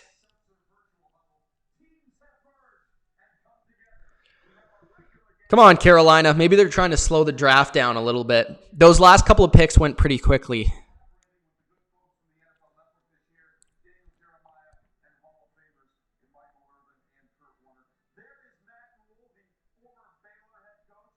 All right, with the 7th overall selection in the 2020 draft, the Carolina Panthers select defensive tackle from Auburn, Derek Brown.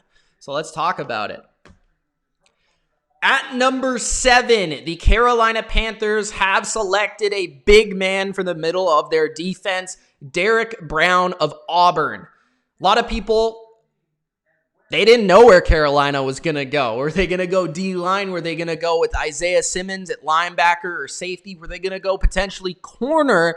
There's a lot of needs for their defense, but I think when you want to make your defense better right away, let's get a pass rush. Let's get a guy that can disrupt on the defensive line, and that's exactly what Matt Rule does with his first pick as the coach of the Carolina Panthers. Derek Brown is going to be able to play in their defensive scheme.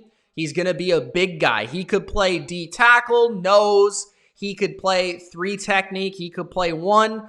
He's a monster. I think he's great in terms of the combination between his power game in the run game, but also his power game to disrupt as a pass rusher as well. I think he's right now a better prospect than Kinlaw is, who is the other defensive tackle. Going head-to-head with him to see who was number 1 in this class. He was amazing in college, and a lot of people just said, pick this guy, man. He absolutely dominated all throughout his college career, made plays constantly, and I think that's what he's going to do for Carolina. When you look at what they have up front now, you could pair Brown with Quan Short, and that's one of the best interior duos in the NFL now. He's going to be really good, I think, from day one. This is another player that I think could contribute from day one and have an impact in both areas of the game. The guy that he really reminds me of most is like Ndamukong Suh, because he's just so strong. He just absolutely dominates people. Blockers, double teams, he can take that on and bully people. Think early Ndamukong Suh. That's what I think of. 6'4", nearly 6'5". He's 330 pounds. He's a beast. So I really like this pick for Carolina. I would have liked basically any disruptive impact defensive player for them that I had graded highly, and Derek Brown is certainly one of them. His losses are like stalemates. He doesn't really lose reps and at all. He's just so powerful that at the very least, he's going to have a stalemate. And he dominated LSU, as they're showing on the tape right now. So that's pretty awesome. Derek Brown's a beast. I love the pick here at number 7 for the Carolina Panthers. All right, number 8 is the Cardinals, who are also on the clock. And the pick is also in for the Cardinals, so we'll have to see. And I'm assuming it's going to be tackle here because of the last couple of picks.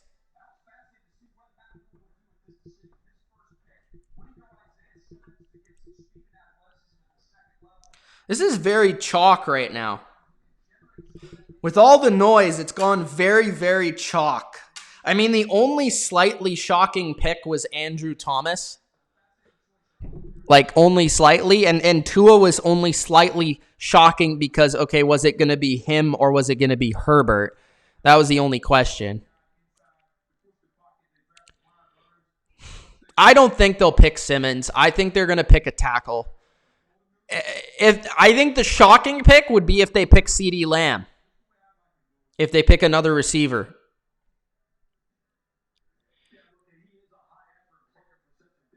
Nicholas says, Mitch, I'm going to get my first one right since pick 3. This is Simmons, he says. They don't really need linebacker. They have Hicks. They have Campbell. Why do they need a linebacker? Like, I don't really get that, to be honest. I think those two guys are solid in the interior there, in the inside.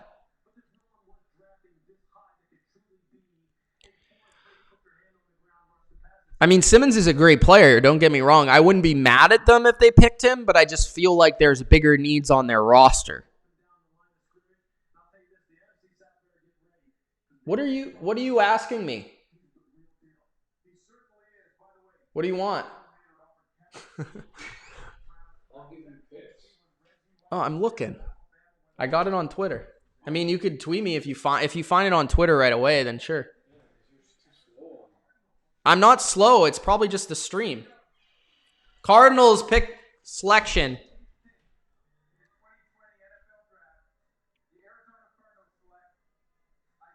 Okay, they did pick Isaiah Simmons. There you go.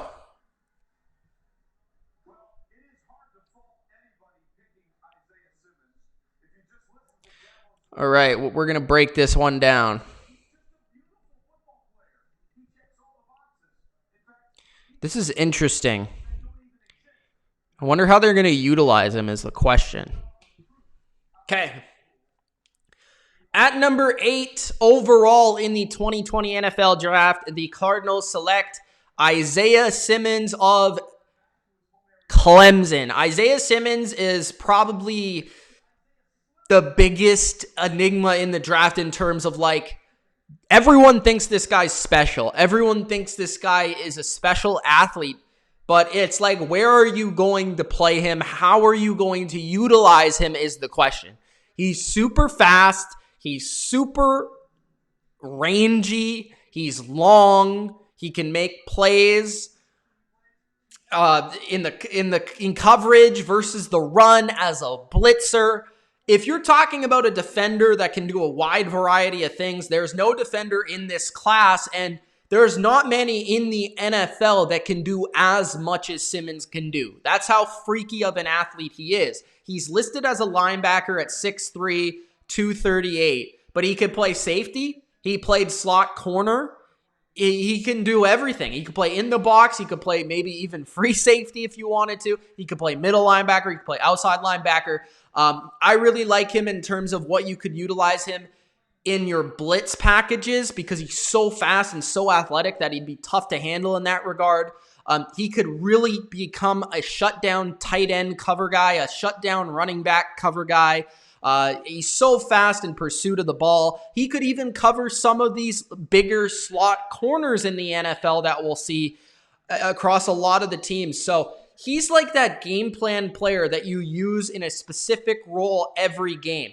But you don't know what position he's going to be every week, but you know that he is going to be on the field and he's going to be a part of your game plan. You just don't know exactly how. So for me, I thought the Cardinals had a bigger need elsewhere. I would have said offensive tackle, but I think Simmons might be the best player on the board at this moment and might even turn out to be the best player in this draft. Who knows? So Isaiah Simmons is a stud coming out of Clemson, and the Cardinals got him. Cliff Kingsbury gets a star with their defense. You have Chandler Jones as a pass rusher. You have Hicks at middle linebacker. You have Budda Baker at safety, Patrick Peterson at corner. Now you add Isaiah Simmons as a do-it-all defender, and that's going to be very promising for a team that I think is very promising this season. So Cardinals at number 8 select safety, linebacker, Isaiah Simmons. All right, the Jacksonville Jags are up at number 9. We'll see. The pick is in. We'll see what they end up doing.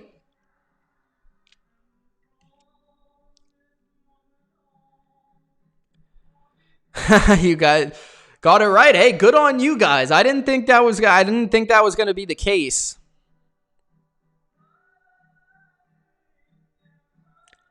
You think it's going to be a receiver? Well, we know it's not going to be a quarterback. Watch them draft Jordan Love. Gilbert is coming back, yes. And they did re-sign Humphreys, but I still think they could use an upgrade there. And I think they're going to use in day 2 probably some picks on the interior of the offensive line because it's very weak. They must just really like the player because I don't see that as a huge need.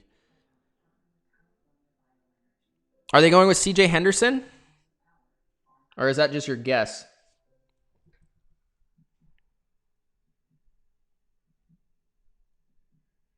Let's see.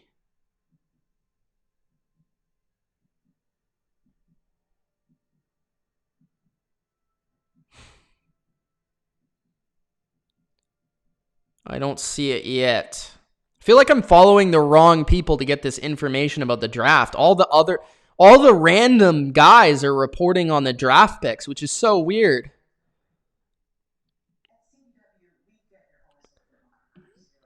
I don't think it will be Judy. No.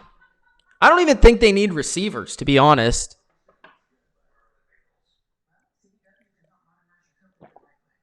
I like Chark and Westbrook. They have a lot of other needs. Defensive line could be a pick here. Edge could be a pick here. Kinlaw could certainly be the pick.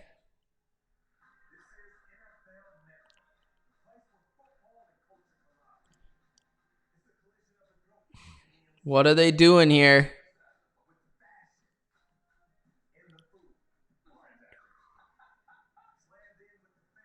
Huh. Yeah, that's true. The Cardinals were the worst team at covering tight ends last year, and they get a guy that can actually cover a tight end now. So that's not bad.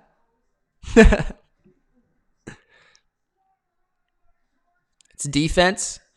Charles says, Mitch, how are you, brother? Waiting on the first Seahawks pick. Who do you think they'll choose first? I think it will be on the defensive line, but I could also see them trading back because they do that every year. CJ Henderson is the pick. I think CJ Henderson is the pick. All right, CJ Henderson. Cool. I like this pick a lot. We're going to get into why. Okay. At number 9 overall, the Jacksonville Jags. They said, goodbye, AJ Bouye. Goodbye, Jalen Ramsey. We have a new corner. His name is CJ Henderson. CJ Henderson, in my opinion, coming into this draft, was my favorite corner in the class. And Jacksonville's been pretty good at acquiring corners, so I think they know a thing or two about this position. My opinion here, he has great speed to cover any receiver in the NFL, a premier outside cover corner. I would compare him to guys like Gilmore, guys like Talib on the outside. He can jam you. He's not an excellent tackler, which is the big thing. But Deion Sanders wasn't either. So I don't want to hear that. He's responsible for covering people. He's a cornerback, all right? And what they do over there, CJ Henderson, his coach would say, hey, take that guy one-on-one all game long by yourself on an island, and that's exactly what he did.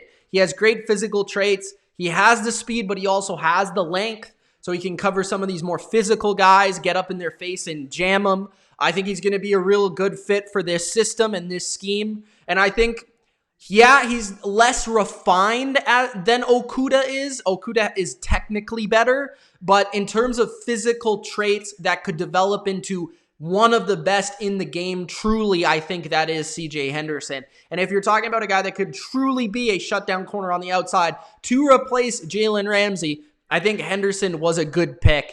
I could have seen them going defensive line here, but I like that they did go with their secondary. And this is a guy in their home state of Florida, CJ Henderson. I like the pick a lot, man. My number one corner goes to the Jacksonville Jags here at number 9. We'll have to see what the Jags do with the rest. They still have another pick in the first round, so we'll see if they go D-line at that pick or potentially go somewhere else, receiver, offensive line. Who knows? But CJ Henderson is going to start their secondary, the rebuild in their secondary. I like the pick. Good pick, Jacksonville. All right, pick number 10. The Cleveland Browns, their pick is already in.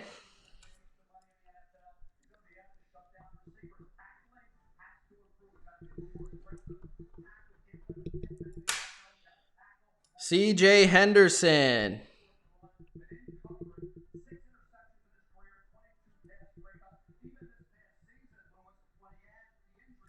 Okay, who the Browns going to pick, guys?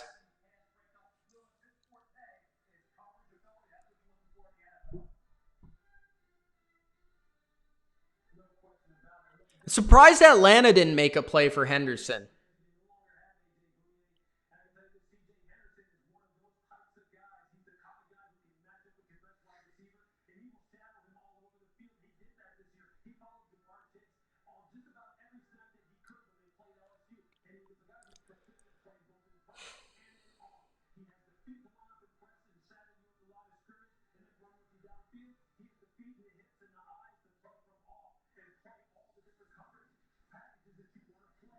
Yeah, I haven't seen anything on Cleveland yet, guys. Keep me posted. Make sure you do Gronk spike the like button, guys. Let's go. Gronk spike the like button if you're enjoying this stream right now. Hope you are. And if you are just tuning in for the first time, subscribe to the channel. Appreciate it. Ooh, 8 right out of 10. That's impressive. Broncos get Judy or Ruggs, says Mr. Beast. I'm surprised there's been like no trades. Taking Wills. I definitely think that's a good pick if that is the case.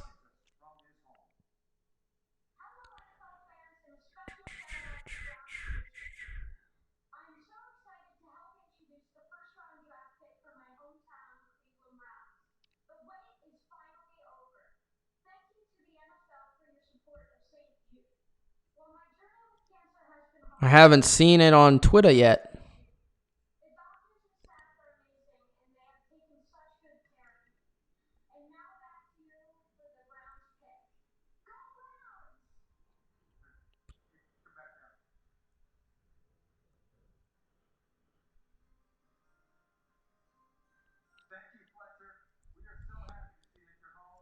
Who's the pick?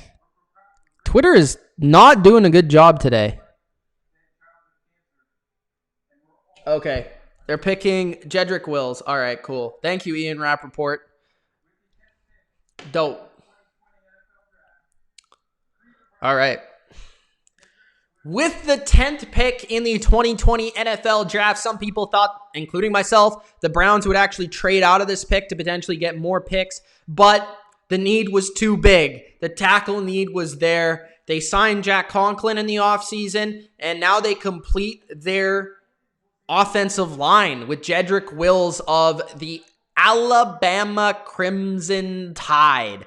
Wills is, in my opinion, I thought the best tackle in the draft. Obviously didn't go number 1 at the tackle spot, but I think from day one, going to be a good player, better than what they had last year. You have Conklin and Wills now for a long time on your offensive line at tackle, protecting your franchise Baker Mayfield for the foreseeable future.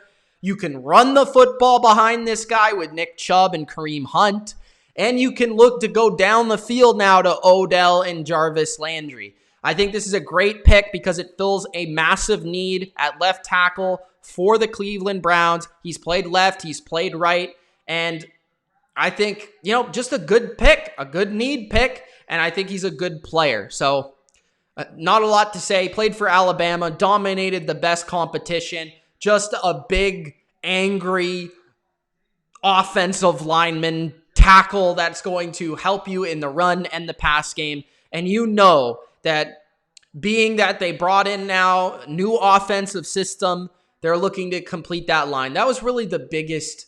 That was really the biggest flaw of the Cleveland Browns last year was that offensive line couldn't hold up. And that's not going to be the case this year if everything goes right and this guy turns into the player that I think he will be. So Jedrick Wills, the value was too great to pass up and trade back. The Cleveland Browns select the offensive tackle of Alabama at number 10. Like the pick, Cleveland. All right, I'm liking these picks so far. I haven't really disliked any of these picks yet. So I think everybody is going with, pretty good need picks or at least studly player. It's hard to screw up the top 10, especially in a draft like this where it's a pretty good draft. All right, so at number 11, the Jets. I'm assuming the Jets will go with the tackle as well, whether it's Becton here or somebody else. I'm not sure. Maybe they go with the receiver.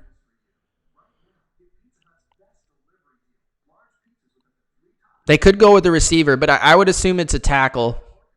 They're probably a little angry, that they didn't get potentially Thomas or Wills, but there's still a couple out there that are projected in the top 20.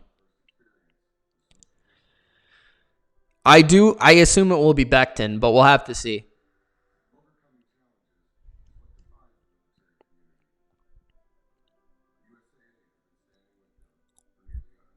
Yeah, no trades at all yet, right? Like, that's crazy.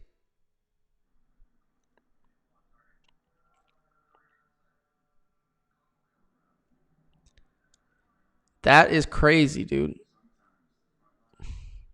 I'm surprised the Jets haven't leaked their pick yet.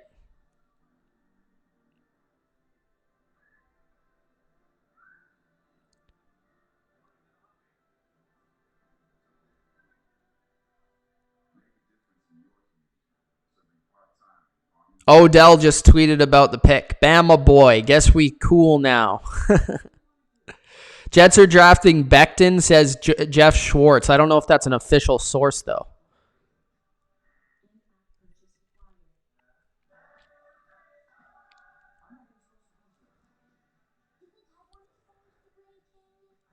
What is Tampa going to do? That's the question. The pick's not in on my screen yet, so. Are the Jets looking to trade?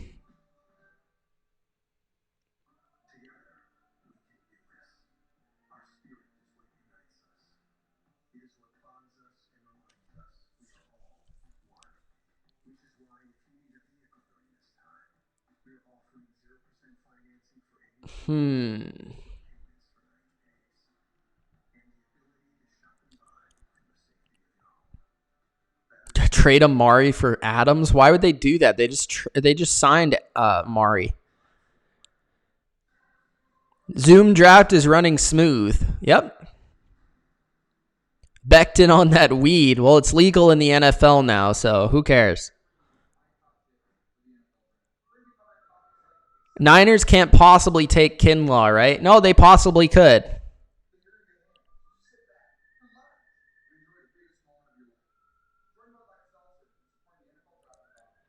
Tampa could try, if Tampa doesn't have a tackle there that they like, they should trade back and take Winfield. I would love that. Trade back, collect another pick for the second round, get your running back in the second round, take a safety.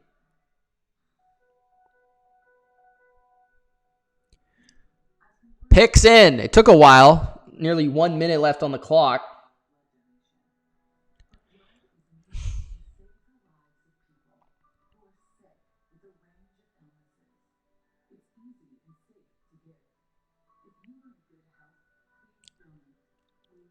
I think the Browns have the best overall offense of any team in the league. If you took the quarterback out of the discussion, they probably have the best offense in the NFL.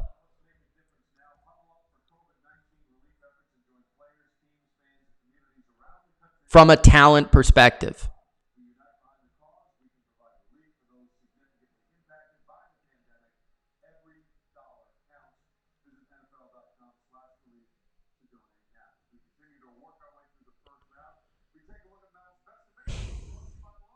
The wide receiver run is going to come soon.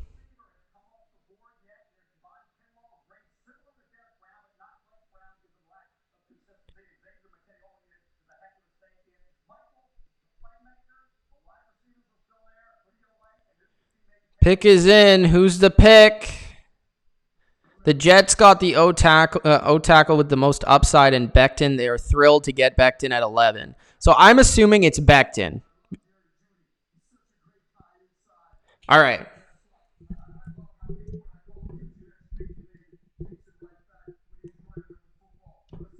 Let's just fix this mic. Okay.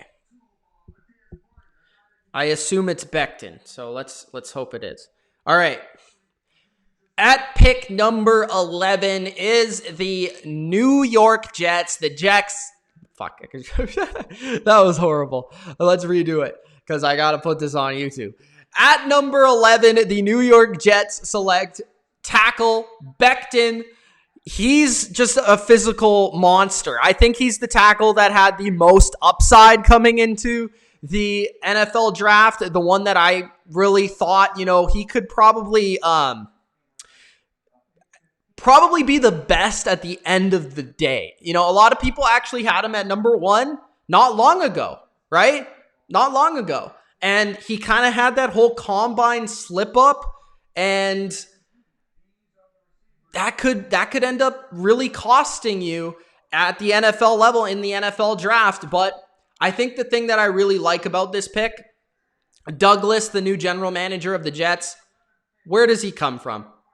He comes from... Okay, it was the pick. I was just making sure. Becton. Okay, yeah. All right. Because they were showing I think CD Lamb on the screen, so it threw me off. All right. Okay, good. At pick number 11, the New York Jets select Becton, offensive tackle of Louisville, the tackle that I felt had the highest upside in this entire draft. Of course, he had a little bit of a slump in this process being tested, and marijuana, but it's legal in the NFL now, so I don't really care. He has the most physical upside. He ran a ridiculous 40-yard dash for such a big human being. A lot of people compare him to like Trent Brown because he's so big and so much to handle, 6'7", 364 pounds, but he's also agile enough to move out there in the run game, in the screen game, and make a play and lead your back in the screen game or lead block in the run game. He's solid as a pass blocking tackle. Doesn't have really a lot that I dislike in his game as a pass blocker. He's just, I think, one of those guys that when you get a freakishly athletic, big human being at the tackle position, he has the capability of becoming one of the very best at the position.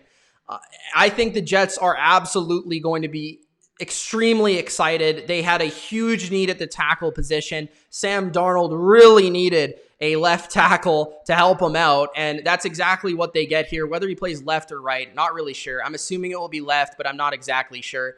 So either way, I mean, they do the right thing. They protect their franchise quarterback, the guy that they believe in, and that is Sam Darnold. You needed to help this guy out, whether it was tackle, receiver, whatever it was. And I think the biggest thing they needed was an offensive line, because last year it was one of the worst in the league, second, third worst, wherever. It was really, really, really bad. So, this is a big time need pick, but you're also getting an excellent player. And when you talk about their general manager in Douglas coming from Philadelphia, he loves offensive linemen. He was a part of drafting guys like Lane Johnson and being a part of the Eagles winning a Super Bowl there. A big part of it was that offensive line, one of the best in the league. And I think that's what he's trying to bring to the New York Jets, is a much better offensive line. I like some of the moves they made throughout the offseason to upgrade the interior of the offensive line. They also added Fant of Seattle at the other tackle spot. Now you add Becton for the opposite tackle. I think this is going to go a long way to helping out the comfort of Sam Darnold inside that pocket. So the Jets select Becton, tackle, at number 11.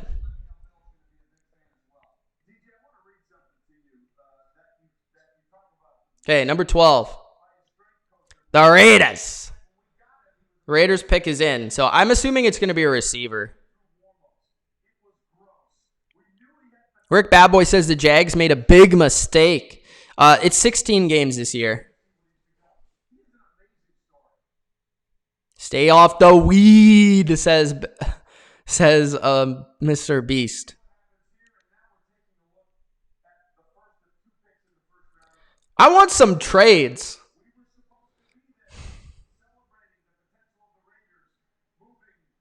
Becton's highlights are pretty wild.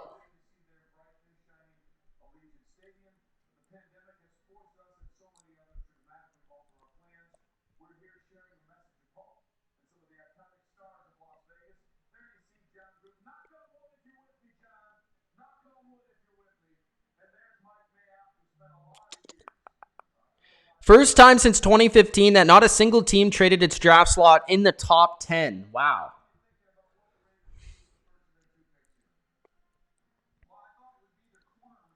Le'Veon Bell's going to be hype watching that lineman's tape, says James White. Look at John Gruden. He's pumped.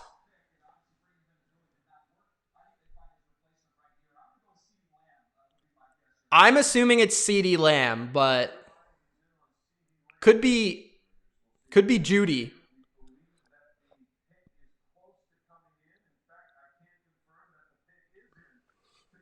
Who is it?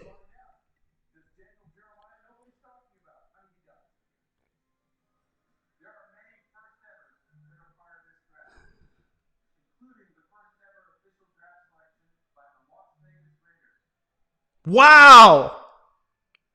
Al Davis pick! Henry Ruggs! Wow! I did not see that one coming. All right. At pick number 12, the first receiver comes off the board. It's not CeeDee Lamb.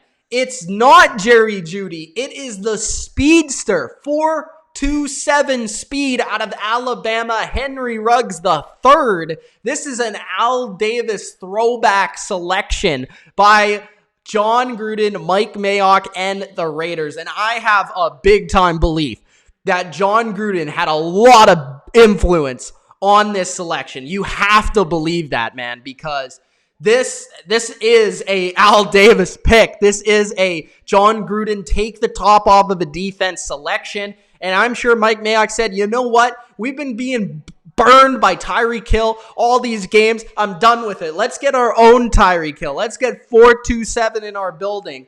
And Henry Ruggs isn't just speed. He's a well-rounded receiver.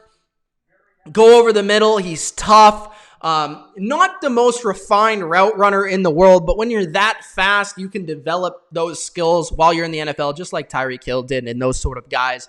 I think the game has changed in terms of these speedy receivers. Back in the 2000s, we saw a lot of these guys being drafted strictly because of speed, but these guys have become more well-rounded nowadays, but they've also been better utilized nowadays. More screens, more jet sweeps, all that sort of stuff to get the athlete involved. And this guy is a real deal athlete. I actually think he was toe-to-toe with Jerry Jeudy as the best receiver there in Alabama last year. And I liked his game a little bit more in terms of a downfield target with that speed and playmaking ability. I think he's going to be able to stretch out defenses and make defenses really pay attention to the deep ball, but also pay attention to a guy that can catch the football on a slant and take it 60 yards. The Raiders needed a big-time playmaker like this to help out their run game, to help out Darren Waller underneath, to help out their underneath passing game of Derek Carr. Finally, Derek Carr has a guy that can stretch the field and go over the top and make plays down the field and make a play from 5 yards to 60, like I said.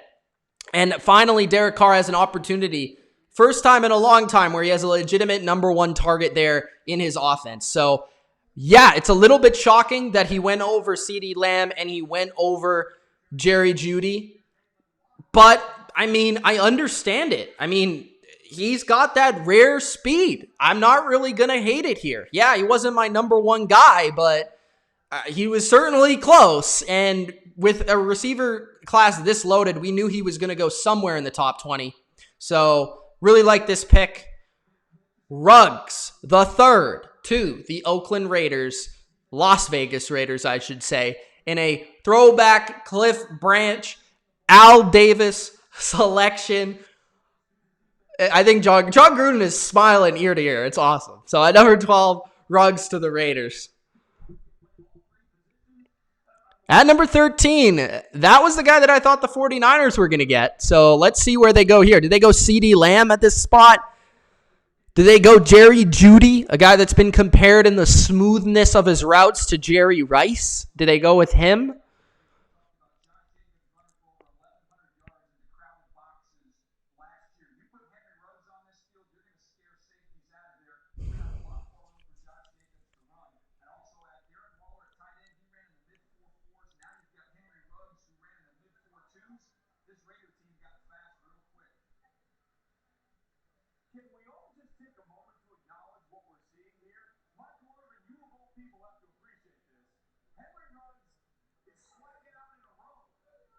Ruggs is wearing a robe.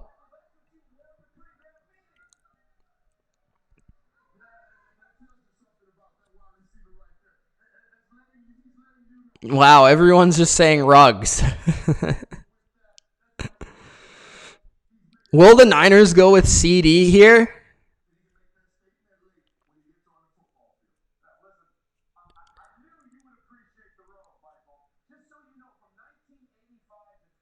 Yeah, Tyreek Hill just made Ruggs the first receiver off the board.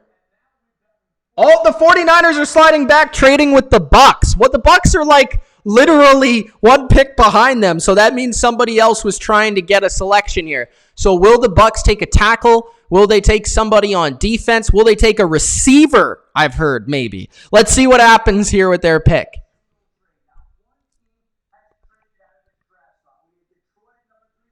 The Tampa Bay Bucs making moves. Let's see what they do.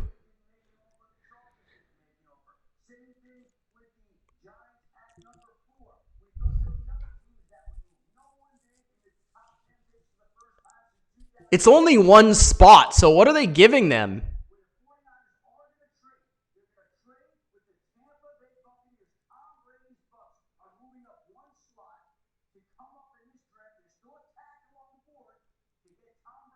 They must be getting a tackle here. That's the only thing that really makes sense.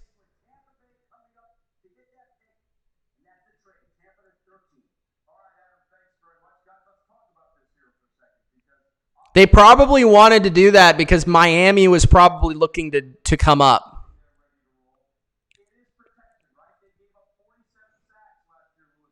I think they're going to pick Wirfs, but must be Wirfs because he's probably the only guy that's worth this selection here. Unless it's CeeDee Lamb.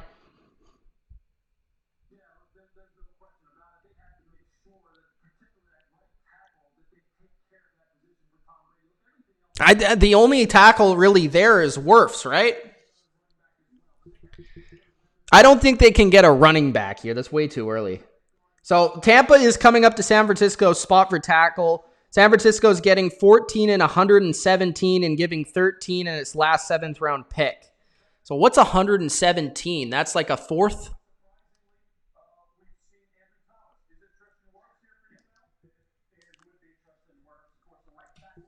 It must be Tristan Wirfs, and it must have been because other teams were looking to get this pick.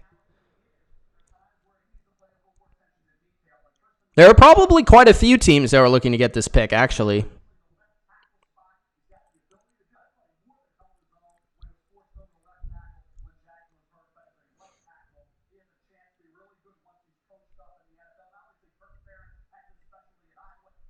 I know, Brent, but people were mocking them receivers, so that's why I'm throwing it out here. Arians has got the best setup in the biz.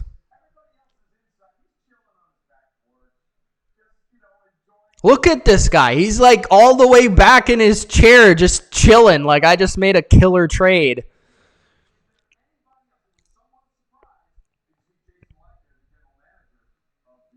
Jason Light chilling with his kids. These two guys have become household names now.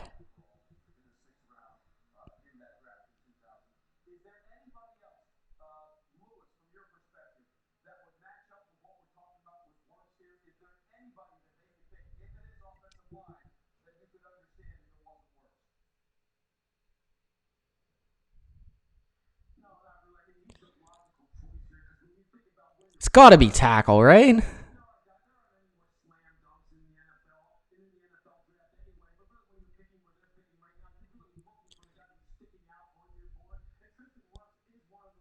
Are they going to announce this pick yet? All right. The Tampa Brady's.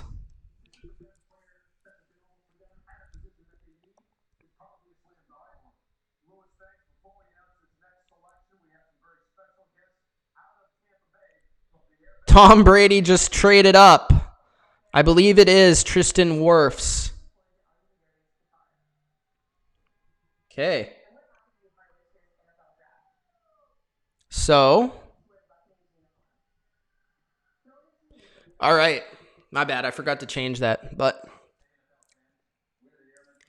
at pick number 14, the Tampa Bay Buccaneers, I should say, traded from pick number 14 to go to number 13 to select a tackle, a right tackle to protect Tom Brady. If they're really going to call themselves Tampa Bay, then they need to protect the premier asset, and that is TB12, their quarterback, the GOAT, Tom Brady. And they've made some moves. You know, they just traded for Gronk at tight end from the New England Patriots.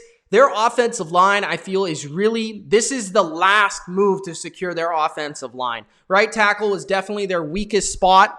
They made a move earlier in the offseason to secure the right guard spot. So really, you're looking at a premier player at left guard, a premier player at center, and a pretty good player at left tackle. Now you add a young stud at right tackle in Wirfs, and this team, this offensive line is ready to win and protect Tom Brady. He's a stud. He ran a 4.85 40-yard dash at the combine, which is faster than Joey Bosa. This guy's going to make plays in the run game as well because of that speed and ability to move.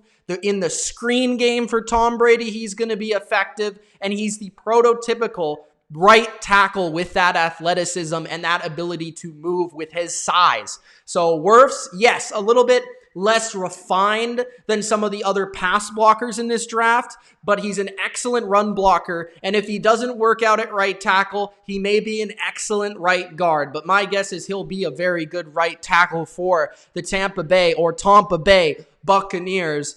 Tom Brady gets his protection.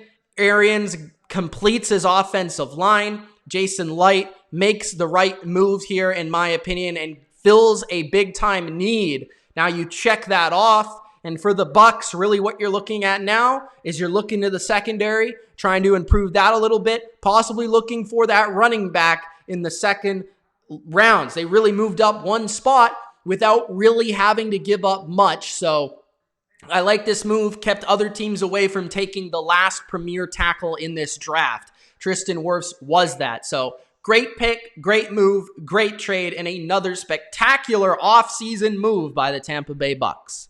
The Bucs, baby, making moves. So pretty stock there. I actually had them picking Wirfs in the draft, so there you go. And I should change this from pick 15 to 14. There you go. San Francisco is up. San Francisco is up. My bad. Because he traded back. So there you go. All up to date.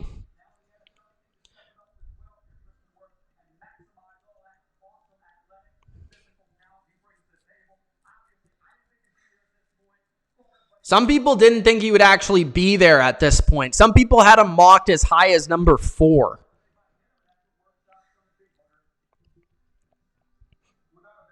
Christian with the diamonds. What's up, Christian? Jose says, trusted bet. Kevin Durkant says, Wirfs was the best tackle in this draft. Huge steal for Tampa. There you go, Kevin Durkant.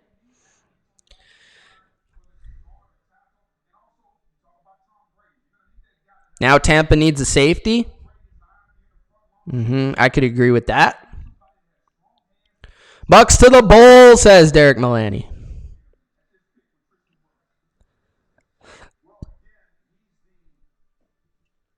Big Bucks fan. Guys, if you haven't already, for the Bucks, Gronk spike the like button.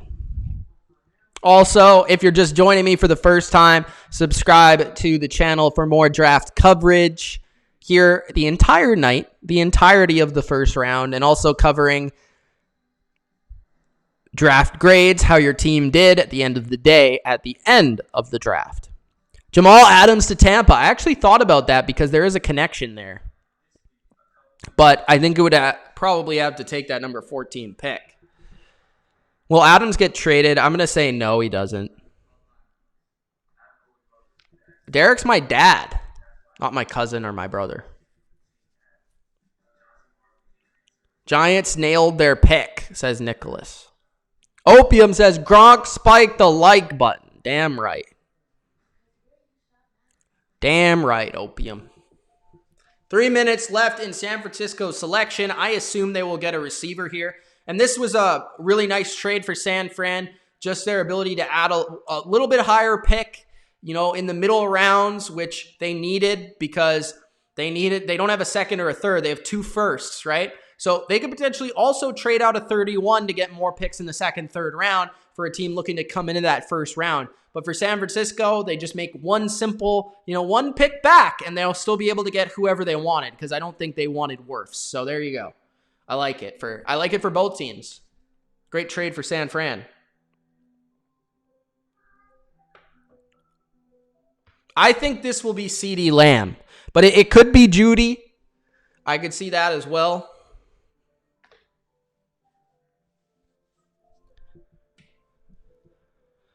Hear me out. The Bucks draft Winfield or Grant Delpit and trade O.J. Howard in a draft pick for Julian Edelman. I think it would be Julian Edelman in the draft pick for O.J. Howard, but I don't know. Maybe I'm wrong there. I don't know how much Edelman would get in a trade considering his age. Busboy says, Mitch on the Gronk spike the like button. Put the Gronk in a Pats jersey. What?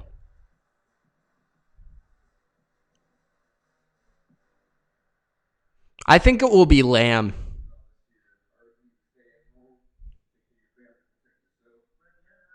Who are they going to pick?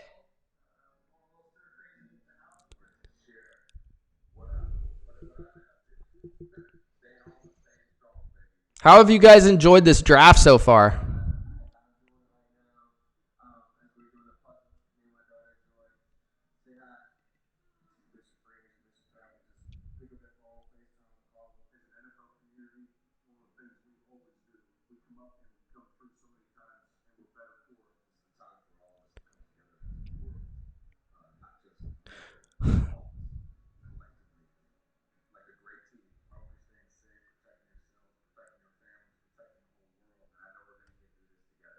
What is the pick?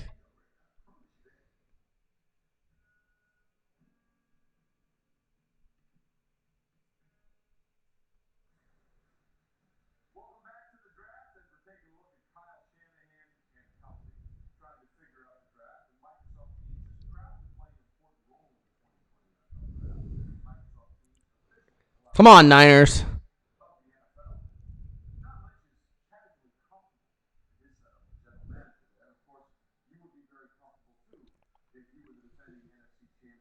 John Lynch looking comfortable in his cottage, looks like.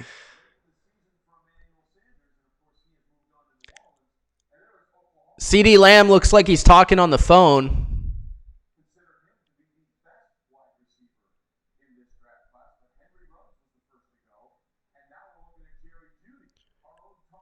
Jerry Jeudy looks very... not like he's on the phone. Will it be Kinlaw?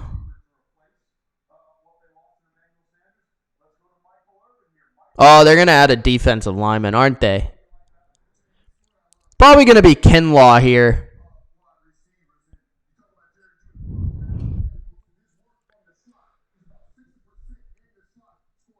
Kyle Shanahan's talking to somebody.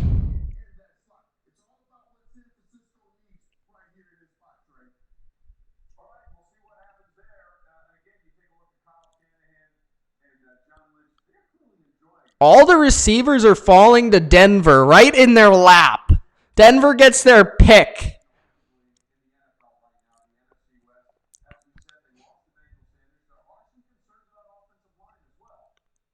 Pick is in. The 49ers take stud defensive tackle from South Carolina, Javon Kinlaw. All right, man. All right, man.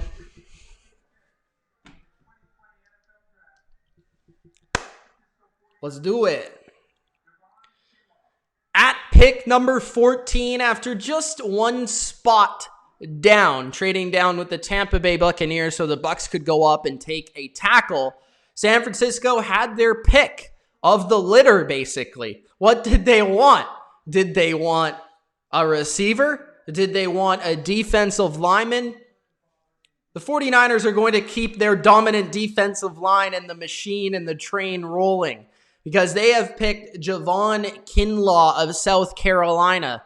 A little bit more raw than Derek Brown, but some people would argue that he might actually end up being the better player down the road because he has the physical tools you just can't teach. He's actually a lot like, to me, a DeForest Buckner, who they traded for this pick at number 14 and doesn't cost you the money. Now, is he exactly the player right now that Buckner is? No, not necessarily, but he could definitely develop into being that player. This guy is really like high-waisted with long arms. Doesn't look like chubby like Derek Brown. He looks more like a DN, but in a D tackle's big body. Some people compare him to Richard Seymour out there. He could play probably in the 3-4 DN or a D tackle, and he'll probably play inside for San Francisco. This just gives him another weapon on the defensive line. He's strong. He's feisty. He's got those long arms and a nice inside move in the pass rush. I expect early in his career he won't play as much in pass rushing situations, but I think he'll play a lot on the early downs and get a pass rush from first and second down for San Francisco. They wanted to maintain that dominant pass rush, that dominant front four, and the 49ers are going to do that with this pick. I think Kinlaw was a top 10 talent in this draft, and they get him here at number 14. And they pick up a 4th-round pick in the process. So this was an excellent move, an excellent pick. I thought they might go receiver here. I was maybe a little wrong there, but I knew that defensive line maintained a high priority for John Lynch and Kyle Shanahan. And as long as they have that offense with Kyle Shanahan coaching it, they're fine on that side of the ball. Let's keep that defense going at a premier pace like it was last year with Nick Bosa, Armstead, D. Ford, and now Kinlaw. This is a stud unit once again and probably still the best D-line in the league. So San Francisco with Javon Kinlaw of South Carolina, a beast in the middle of their defensive line. All right, number 15 is up, and that is the Broncos. The Broncos are probably going to go receiver here. You have to think they're going receiver.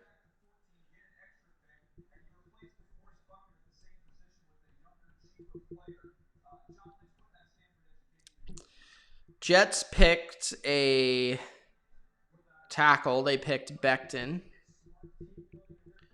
Raiders picked Ruggs, wide receiver. San Fran picked Kinlaw, defensive lineman. And Bucks picked Wirfs, offensive lineman. Teams trying to win up front. A lot of offensive and defensive linemen being picked.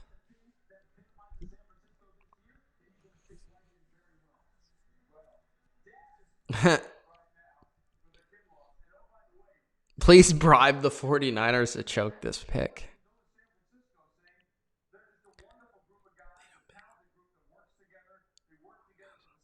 Judy to the Broncos would be a huge steal, says Durkant. Mr. B says, love the draft. I don't think D. Ford's getting traded. Did the Lions do well with the Okudah pick? I broke it down. I think it's a good pick. Was it my favorite pick? Maybe not, but I like the pick. I think he's ready now to play corner outside or inside for that defense. They play a lot of man-to-man. They stress their corners out a lot, and that's a very important position. So in that defense. So I feel like it was a good pick. And they traded Darius Slay, but they get a younger, cheaper player to come in there and use that salary cap elsewhere. So I think it's a good move. Good pick. A lot of people like him a lot. So I've liked basically every pick. I don't think I've disliked any pick yet. And that's rare. Last year, I disliked quite a few picks. I think all of these picks this year actually make sense. Where is Lamb going? Maybe he goes to Dallas at 17. We just got to wait. Maybe he goes right here to the Broncos.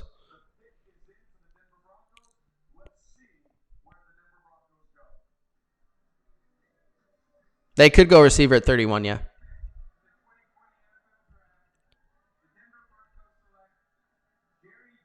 Jerry Jeudy to the Broncos.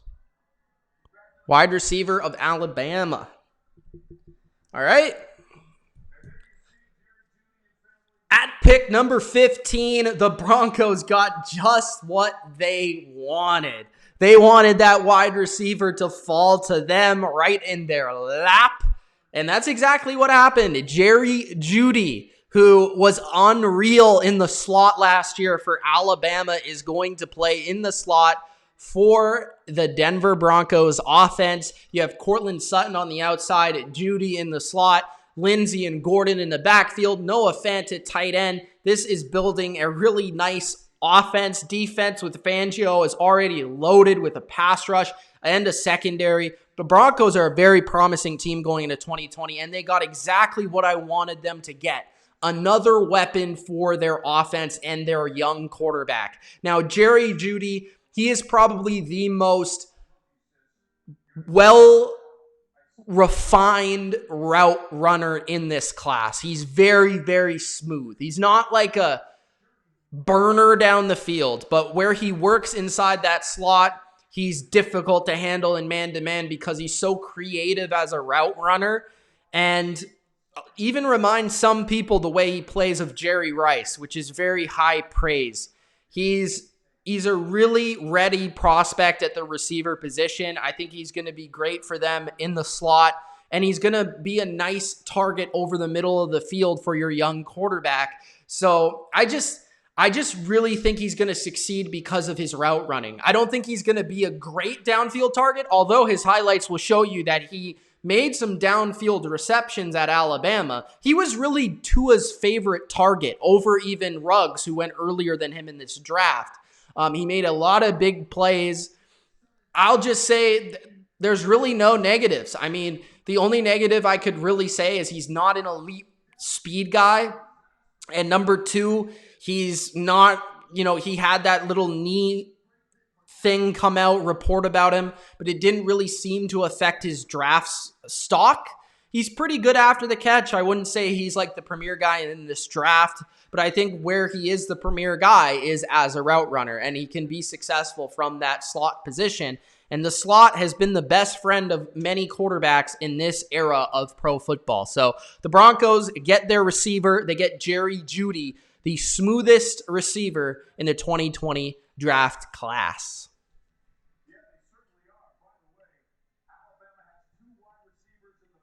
All right, so the Atlanta Falcons are at number 16. We'll see what they do here. It's not going to be corner, I don't think. Unless it's somebody they really like.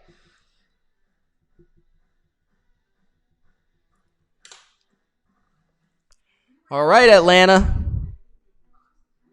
All right, Ultra.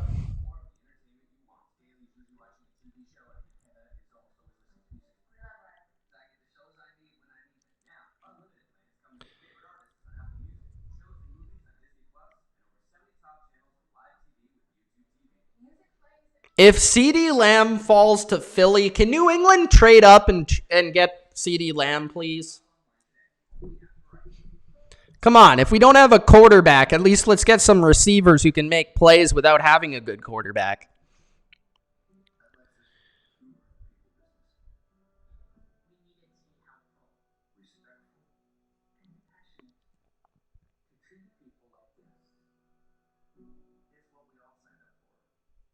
I think there's going to be a lot of teams looking to trade for CeeDee Lamb.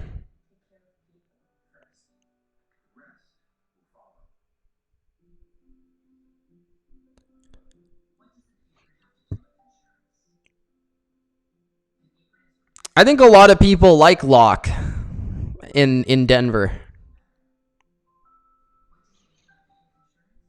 I don't think they underachieved last year. They actually finished the season very strong last year.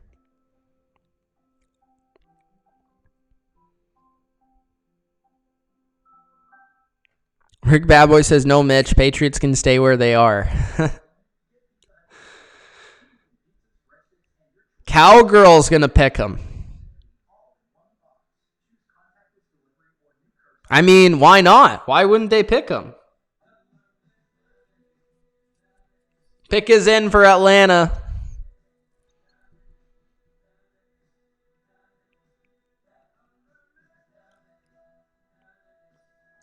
A lot of people thought they were going to trade up. Oh, I think they took a corner here. I think they took Terrell.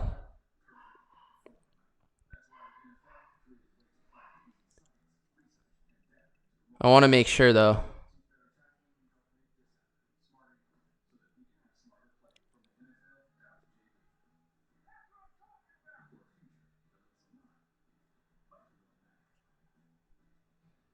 Even some people are saying if Jerry Jones doesn't take CeeDee Lamb, he's a damn fool. Some people are saying the Eagles should trade up for him.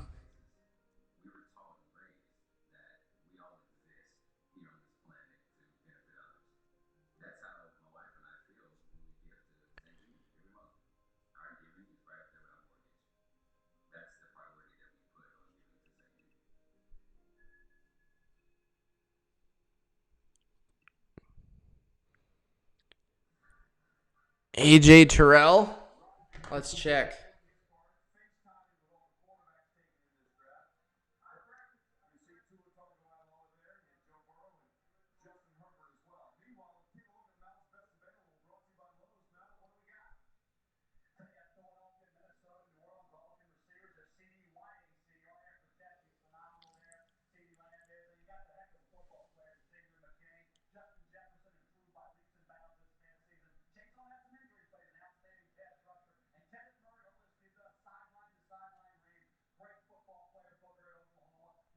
All right.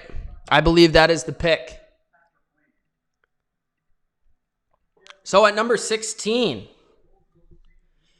At number 16, the Atlanta Falcons get their corner. Now, a lot of people thought they were going to try and trade up and get CJ Henderson, but they end up with the Clemson corner, AJ Terrell, who, yes, the first thing people negatively are going to say about him that he got burnt in the national championship game. Well, he was burnt by who's going to be the number 1 top 5 pick in the draft next year in Chase from LSU. So let's hold back. Watch the rest of his film and check him out. To me, he was my number 3 corner in this draft. I like him because of the style of play he plays with. He's physical, long, but has good enough speed to play man-to-man coverage. In this scheme in Atlanta, they played a little bit of man, but they play a majority of zone there. I think he has the length to play in their system. I'm a little surprised he went as soon as 16. I think if you had to rank the best players in this draft, you wouldn't put him at 16. But I think in terms of a need, it fits a need. This is definitely drafting for need in AJ Terrell from Clemson. But again, it's a good pick because it fills a big time need. I think he'll instantly be their number 1 corner from day one. I think he's better than whatever they have on their roster, whether it's Oliver or whoever they're starting opposite of them. All the guy did was win in college. I like him because he really saw the best competition, shut down a lot of the best competition, and he played a lot of man-to-man on islands in Clemson. And I think if you want to go cover 1 in Atlanta or if you want to go cover 3, he can play both styles. And I think he has the size and the speed to do it. And he played versus the best of the best, like the best of the best.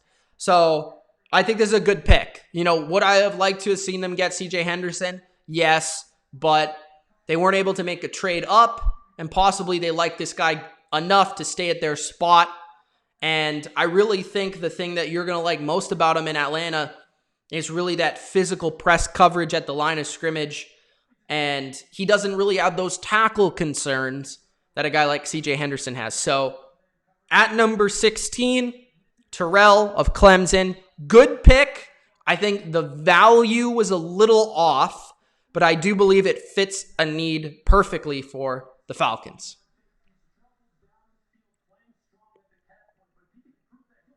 All right, pick 17. The Cowboys. The Cowgirls. They are up.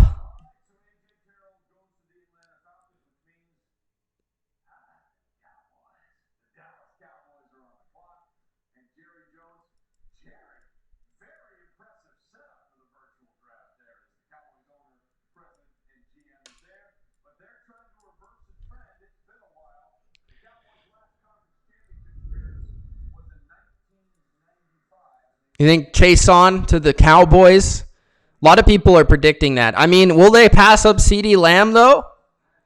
A corner just went, so you got to think that the corner probably isn't the pick. I mean, Chase on would fit the need the best, I feel like.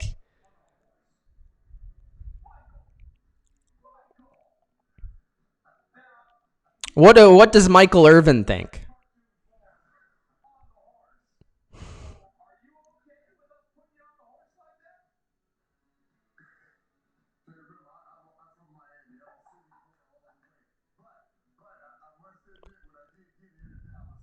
Three minutes left in their selection. Cowboys right now, a lot of people saying safety is a need. I don't necessarily agree. I think corner is a need because they lost Byron Jones, but I don't necessarily think safety is a need because I like Woods, and I think Clinton Dix was an excellent signing. So we'll see what Jerry Jones does here. Mike McCarthy, halfway on the screen, right up in the face of the camera. New era. No more Clapper. What will be the first pick in the Mike McCarthy era?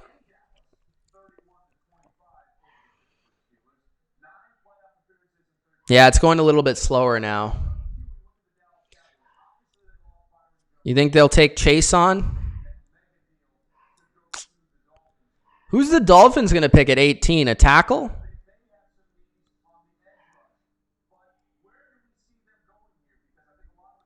I think Chase on would be a great pick.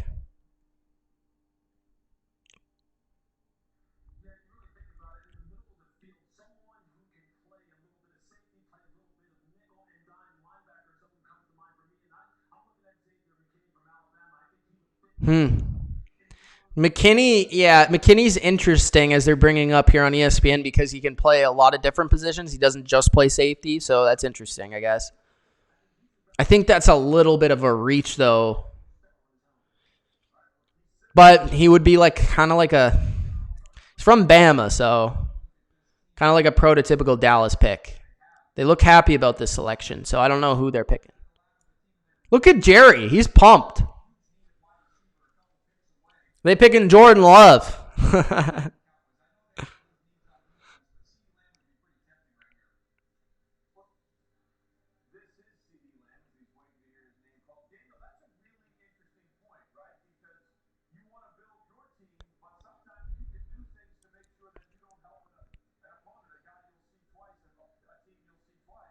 Will the Dolphins get CeeDee?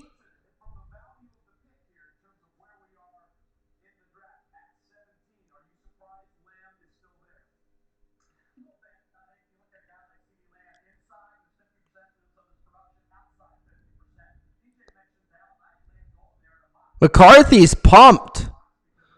He's laughing it up.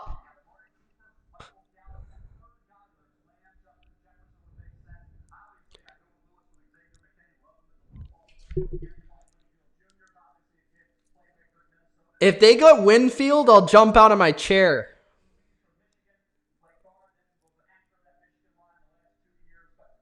Is it CeeDee? Is it CeeDee?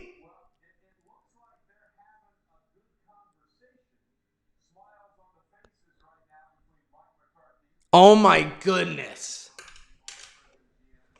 You got Cooper, Gallup, and CeeDee?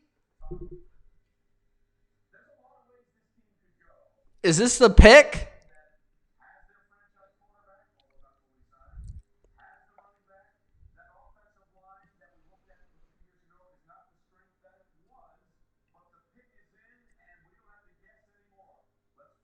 Oh my goodness. All right.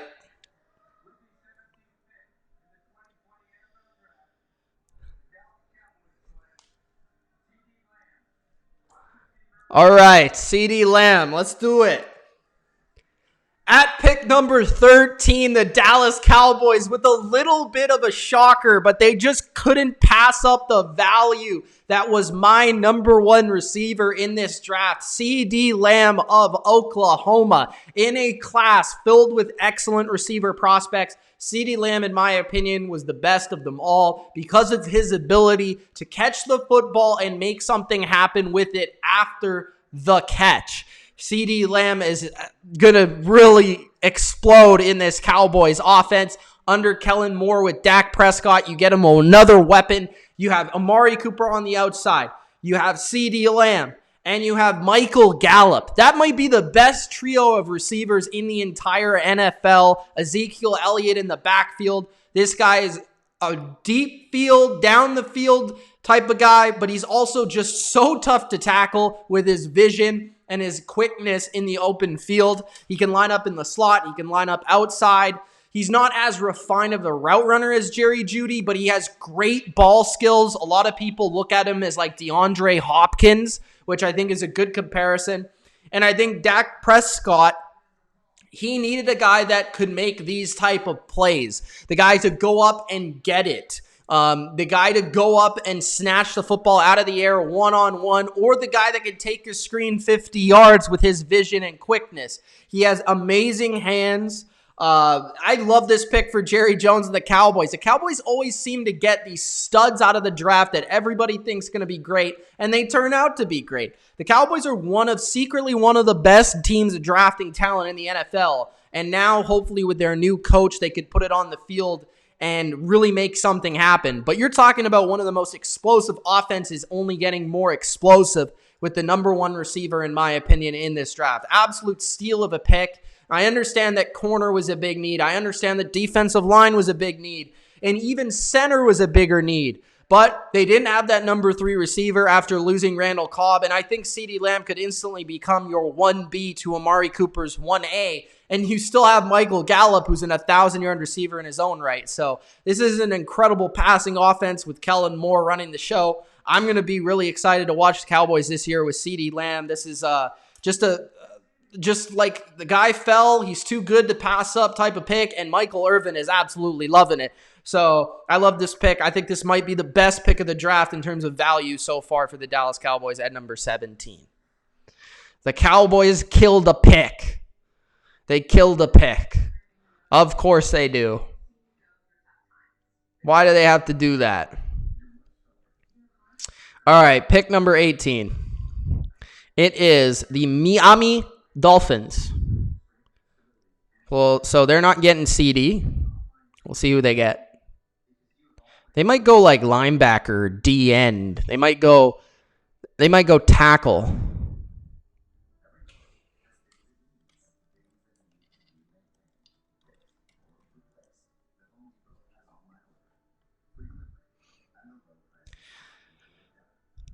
Cowboys looked hard at edge and corner, never expecting one of the top receivers to be there, says Ian Rappaport.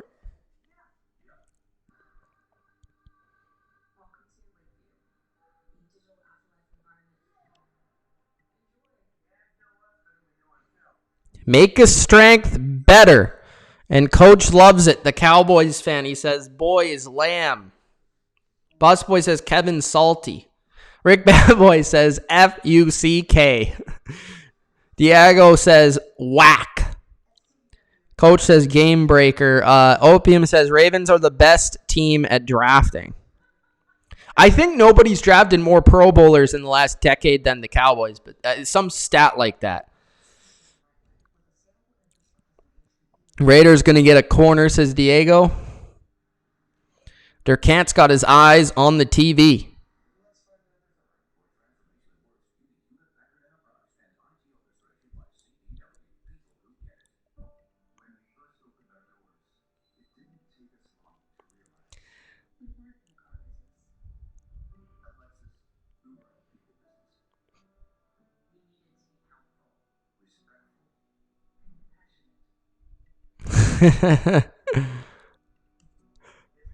It's funny now Eagles fans are salty and saying that CeeDee Lamb's going to suck. Justin Jefferson could be the pick for Miami. Could be the pick for the Raiders, to be honest. They could use 2 receivers. I know that they need a corner, but maybe they go corner and then go in second round. Do they even have a second round pick, the Raiders? No, they have so many safeties. That would be mismanagement. Grant says, who do you think the Vikings are going to pick? I think I had them picking a corner, and then I had them picking Gross Matos, the defensive end. I also think they could pick offensive lineman. I wouldn't be surprised. And I think they could pick a receiver. There's a lot of options for the Vikings. I think receiver, corner, D-end, offensive line. All of those are very valid. And I would probably like any of them depending on the player. We'll see when they get up to pick, though. The Dolphins pick is in.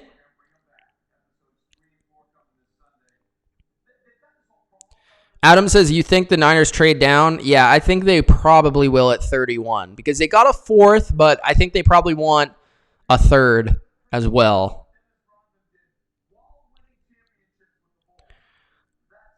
You think it's going to be Josh Jones? I think Jones would be a little bit of a reach here, but it would definitely fit a need.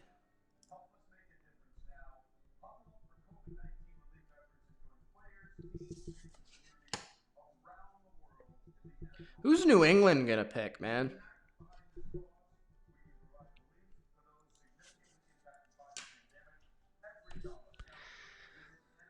This pick's been in. Durkant, what's the pick?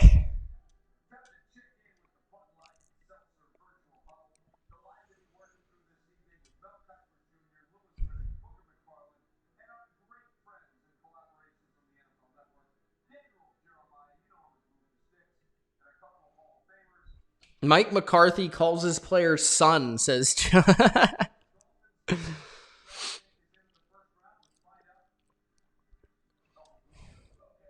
Who's the pick, Dolphins?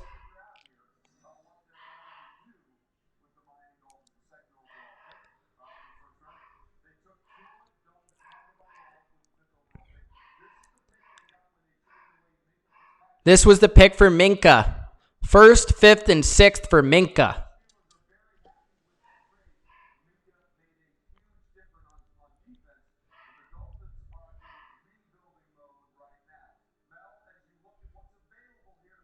Will it be a tackle? Will it be a receiver? Oh, they're picking a tackle. Austin Jackson? Whoa. I think they're reaching here. Okay. All right. At pick number 18, the Miami Dolphins get their tackle. It is Austin Jackson, tackle from USC, who personally, I'm just going to straight up say, I think this is a little bit of a reach. I think there were better tackles on the board. I think Jackson has incredible potential down the road, but he has a lot of question marks. He actually had this weird thing where he actually is a great guy. Off the field story, just look him up. He downloaded part of his bone marrow to his sister in the autumn, which hurt his actual physical ability in football. So that's the big question. I didn't think he would go to the 2nd round because he really wasn't powerful and strong enough as a prospect during college.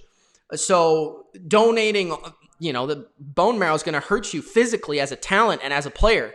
So as long as he can regain some of that power and strength, this could actually be a great pick.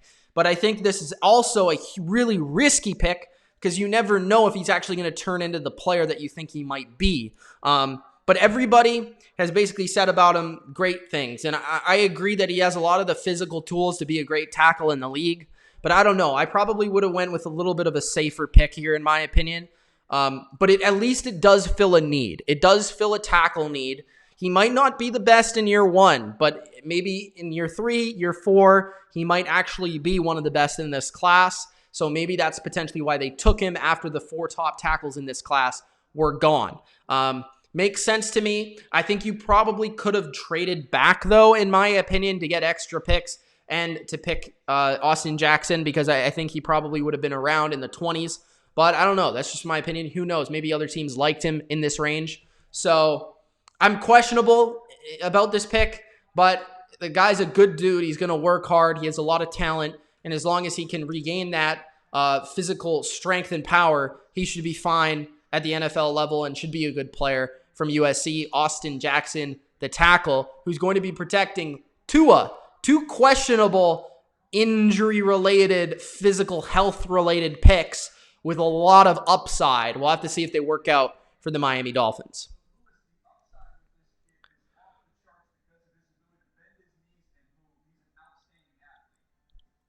All right, pick number 19.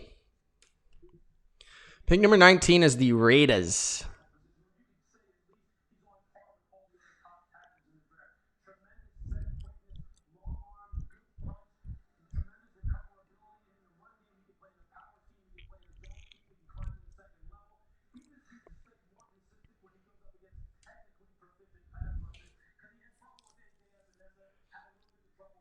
This virtual draft is interesting. I'm actually kind of enjoying it. Will the Patriots be able to get a linebacker? Smokey says, I would love for my Texans to trade away Bill O'Brien for a 2035 6th round pick.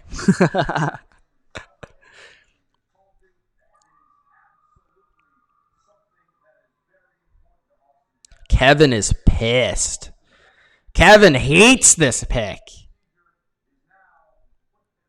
I love Winfield, man. Whoever gets Winfield, I love. I think he's like Earl Thomas.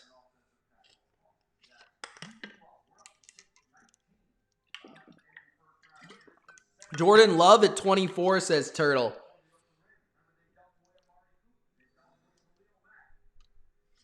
Love goes to the Raiders, you think?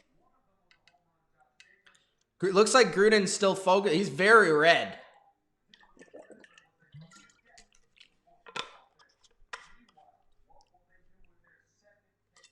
Pick is in, so let's see what it is. You think Jordan Love's the pick?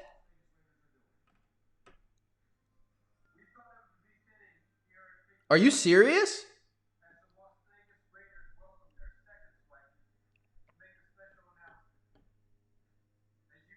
No, they're picking a corner.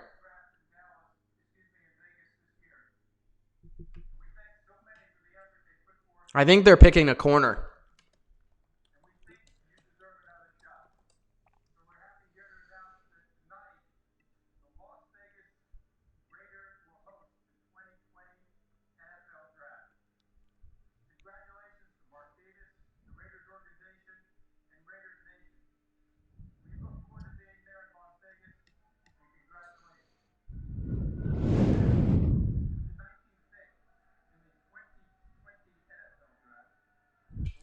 This is interesting.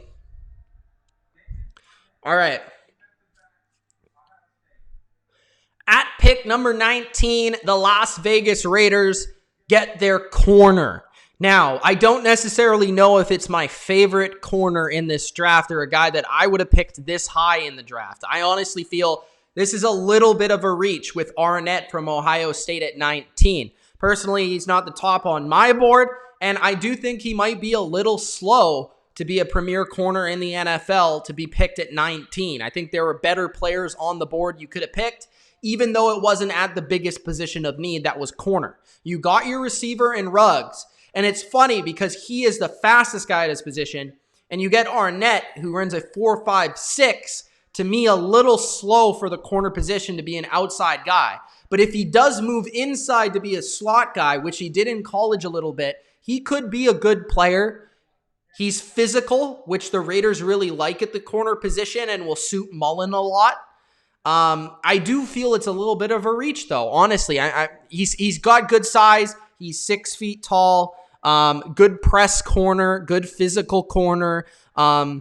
He's had a lot of experience. He played on the opposite side of Okuda in college.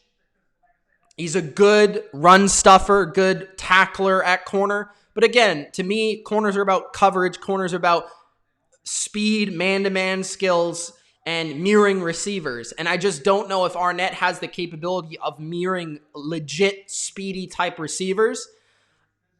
I get that Mayock loves these physical type of corners, but I just don't know if I love it. It's just a personal preference in terms of the type of players that I like at the position. So maybe he fits, maybe he doesn't. I think he fits in terms of a need. I just don't know if he fits in terms of the value all the way at 19 when I didn't really have him as a first-round pick. So that's my personal opinion on it. You guys can disagree if you like. He's got pretty good size, pretty good length, pretty good physicality. I just don't know if he has the athleticism to be that legit corner at 19. So,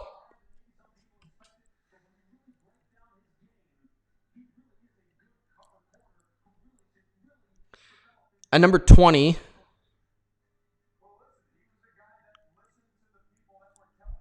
is Jacksonville. The Jags.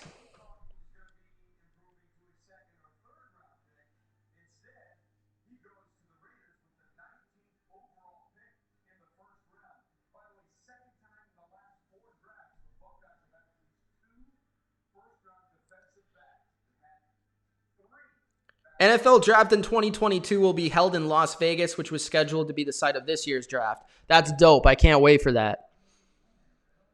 Vegas is going to absolutely kill the draft. Busboy doesn't like the pick. Turtle likes the pick. Smokey says, I wonder if my Texans trade into the first round. So many rumors about it. Hope not. Nicholas says, Mitch, as you can tell, I suck at this. Nobody's good at this. Grant says, reaching. Yeah, I kind of feel like you could have got him later, or at least trade back and get him. I think Terrell is much better than Arnett, in my opinion. Brian says, do you think the Steelers will try to do something to get a pick in the first round? Go Steelers. Probably not. I just don't think they have enough capital to do it. They don't pick till the third, right? Jacksonville could go a lot of different ways here. They could go receiver. They could go tackle. They could go defensive line. They could go Chase on here. I think that would be an amazing pick if they pick Chase on.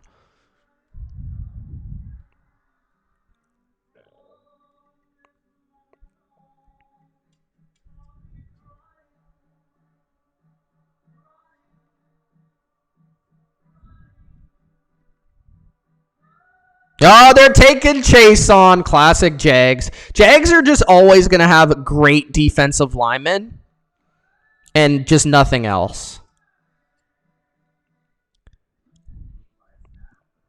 All right. At pick number 20, the Jacksonville Jags, we knew in this draft that they were going to look to upgrade and restore that defensive line. Of course, Calais Campbell has left. They got Josh Allen last season, which was unreal, a great pick for them.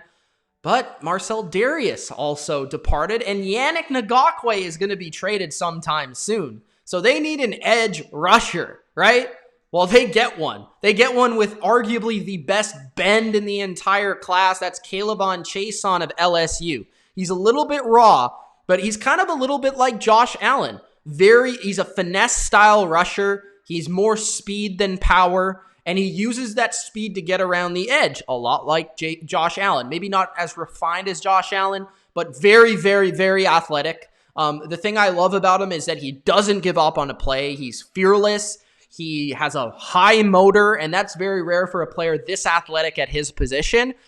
He just has natural bend ability like Von Miller to get down low and get under the tackle to get to the quarterback. He's a natural pass rusher. He possesses those gifts. And yes, he wasn't super productive in college, but I think he's going to grow into a really, really good pass rusher, a pure pass rusher. So Allen, Chason on the edge, that's going to be dynamic, and you immediately replace Ngakwe, who's going to be gone sometime soon. I think this was a great value, a great need pick, and all around just a phenomenal pick for Jacksonville here at number 20. So I love that pick. That's one of my favorite picks so far. At number 21, we have the Eagles.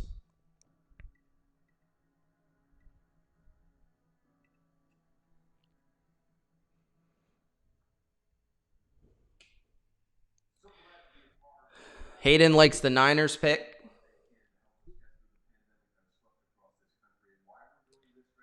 Josina Anderson tweeted that the Browns are out of the Trent Williams market after drafting Alabama Jedrick Wills. I'd assume that Tampa also is, so I wonder who's going to trade for him. Maybe the Chargers? I could see the Chargers doing it.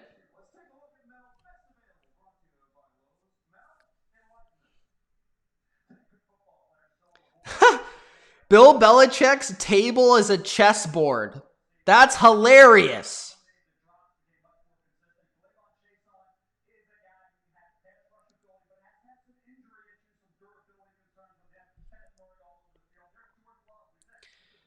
Please, Justin Jefferson to the Patriots. Please. Don't pick them, Eagles. Don't pick them, Eagles. Pick the linebacker. Let Justin Jefferson go to New England. Even though I'd probably like Queen too. Queen hasn't been picked yet, dude. Queen or Murray, to be honest. They're both very good players. Super athletic linebackers.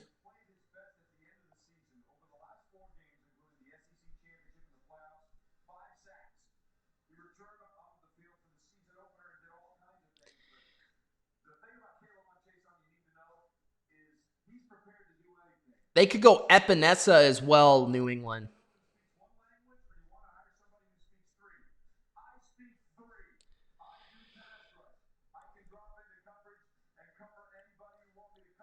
Chason. When you hire somebody, do you want to hire somebody who speaks one language, or do you want to hire somebody that speaks 3 languages? I speak 3 languages. I can pass rush. I can drop into coverage. I can play the run. I love that. That's confidence right there.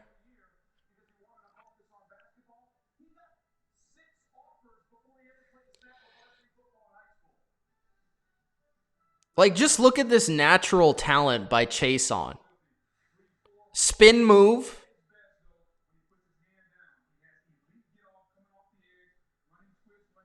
Josh Allen and him are going to be a problem. Queen is the next pick? For sure?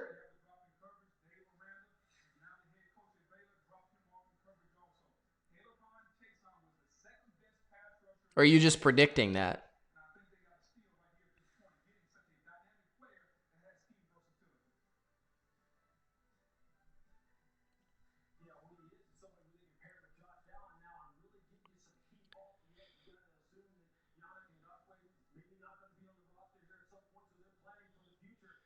Come on, Eagles. Where are you going? Cowboys took a receiver. Is there going to be 2 receivers picked in the NFC East? I would suspect it would be Jefferson at 21 by the Eagles if they pick a receiver. If they don't pick Jefferson and they pick another receiver, I'll probably say I don't like it that much, but we'll see.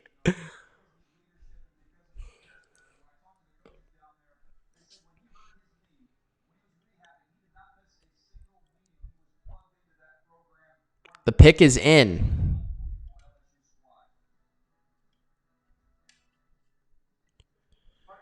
Who they taking?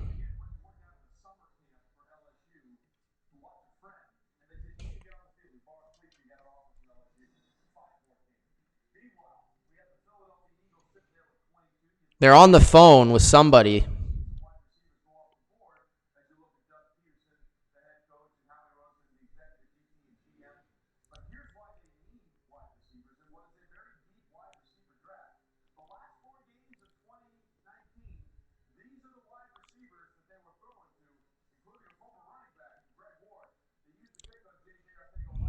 They gotta pick a receiver sometime soon. They did. They picked Jalen Rieger of TCU. Uh-oh.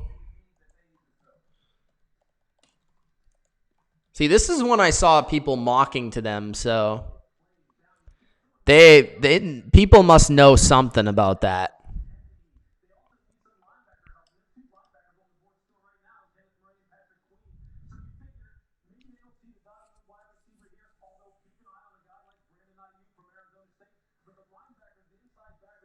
All right, this is an interesting pick. Okay. Let's talk about it. All right. Philadelphia Eagles at number 21. We knew their number one need coming into the draft was a wide receiver, a playmaker for Carson Wentz and the passing game. Doug Peterson's been looking for a receiver that can make a play with the ball in his hands. Jalen Rieger, wide receiver of TCU. Now, personally, not my best receiver on the board.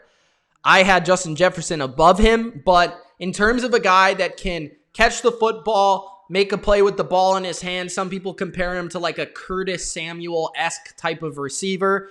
He's good in the open field. He's kind of like a running back when he gets the ball in his hands and he can make a play that way. And that's something that I think the Eagles really don't have. I mean, Deshaun Jackson stretches the field. Alshon Jeffrey's the big go up and get it, catch and traffic guy. But they need the guy to catch the ball potentially in the slot here and make a play. Again, I don't think it was the best receiver on the board, in my opinion. I would have went somewhere else. But, Roseman, Peterson, they went a different direction. Not saying he's a bad player, but he's certainly not a vertical threat. He doesn't really have the speed for that. He's more of a quick underneath, make something happen with the ball in his hands type of guy. That's what you're getting in Rieger from TCU. It does fill a need. I wouldn't say it was necessarily a reach because there was rumors of him going in the first round, but I just think they probably could have had better player. That's just my opinion. But the Eagles drafted a receiver just a few picks after the Cowboys drafted a receiver, so that makes 2 receivers in the first round for the NFC East. We'll see if Rieger is the guy to be the go-to guy for Carson Wentz in Philadelphia. All right. Pick 22. The Vikings are up. Will the Vikings also go receiver? Will they go Justin Jefferson? Will they go somewhere else? Will they go corner? Will they go D end?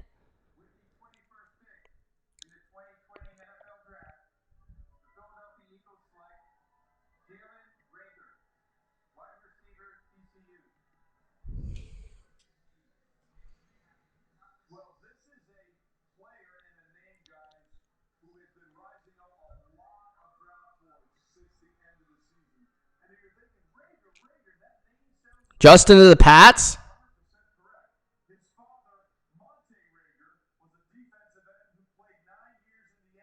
Eagles' best receivers are running back, says Adam.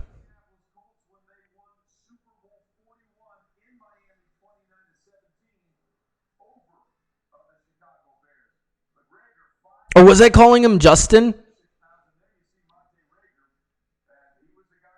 Or was I calling him Jalen? I must have been calling him Justin. That's my bad. Might have to redo the video then.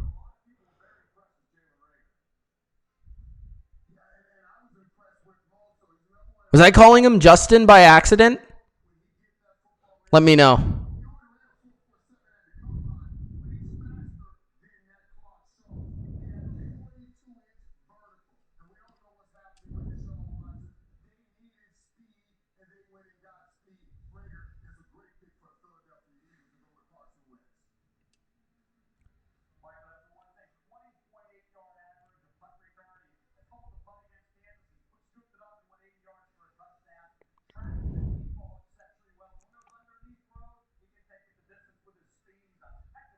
Yeah, Vikings don't need a slot guy. They need a outside guy. They need Stephon Diggs, who they traded.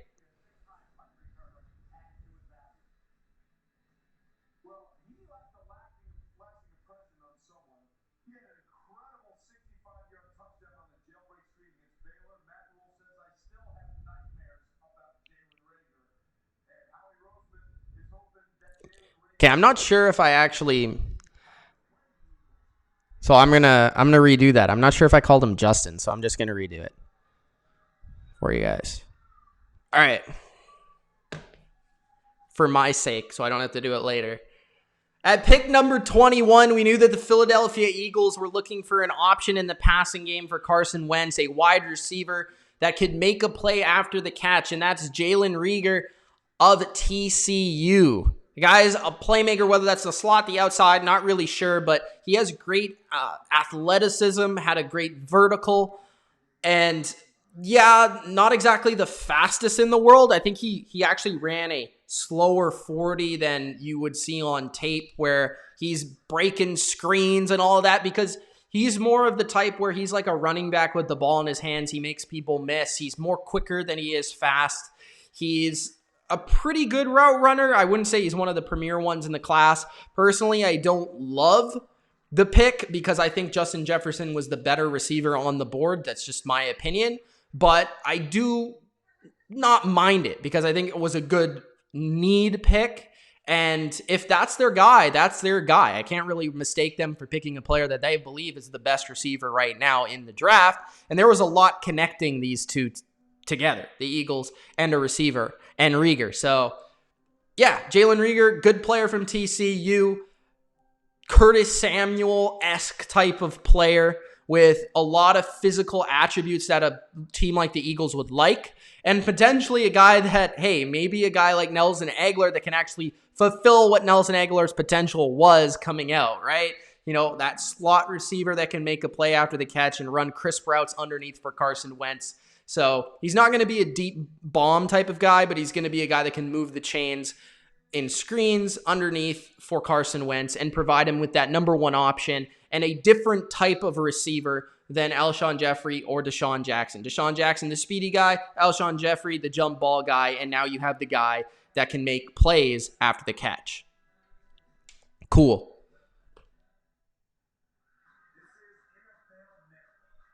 The Patriots are trading.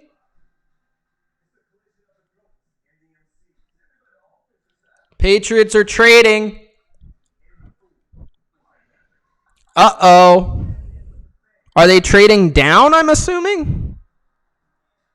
Classic Patriots. Saw that coming a million miles away. Or are they trade up?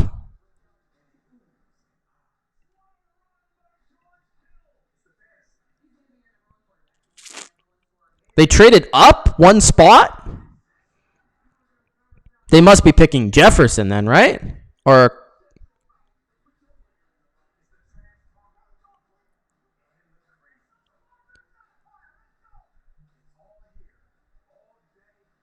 I think they're trading back.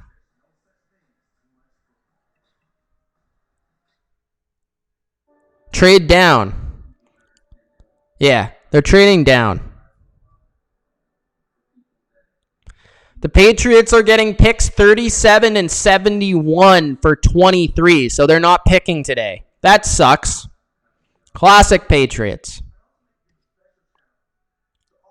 Classic Patriots. So they're getting a high second and a third for their first round pick. I don't know if I love it, but it is what it is.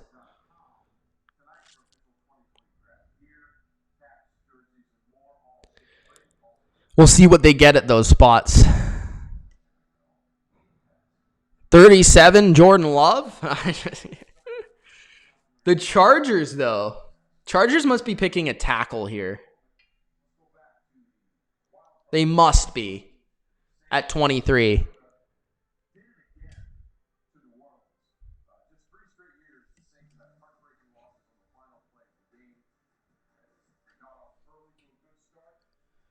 Who are the Vikings picking?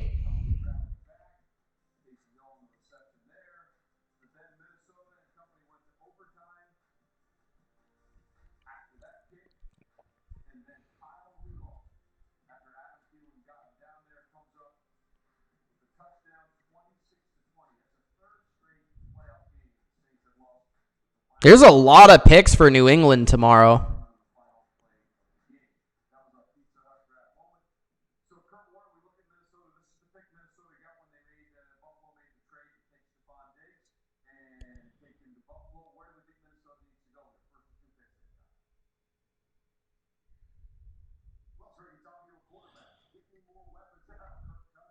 Receiver here.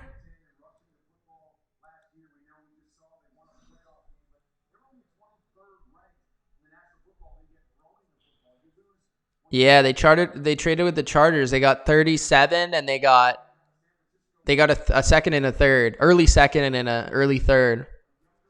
So I'm going to check their picks. I think they have like a shit ton of picks tomorrow. Patriots draft picks.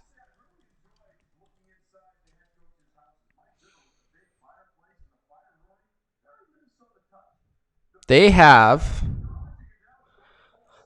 1, 2, 3, 4, 5 picks tomorrow. They have 4 thirds and a second. Because they traded their second for Sanu.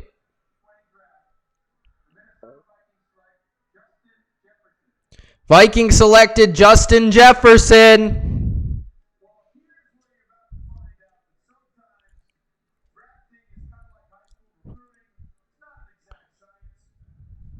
I love this pick.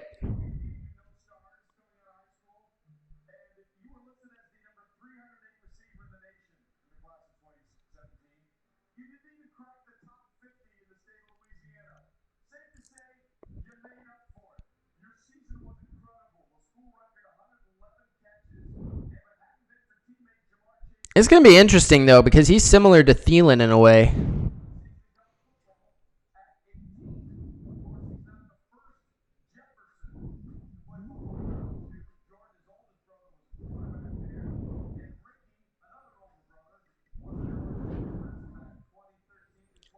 Okay.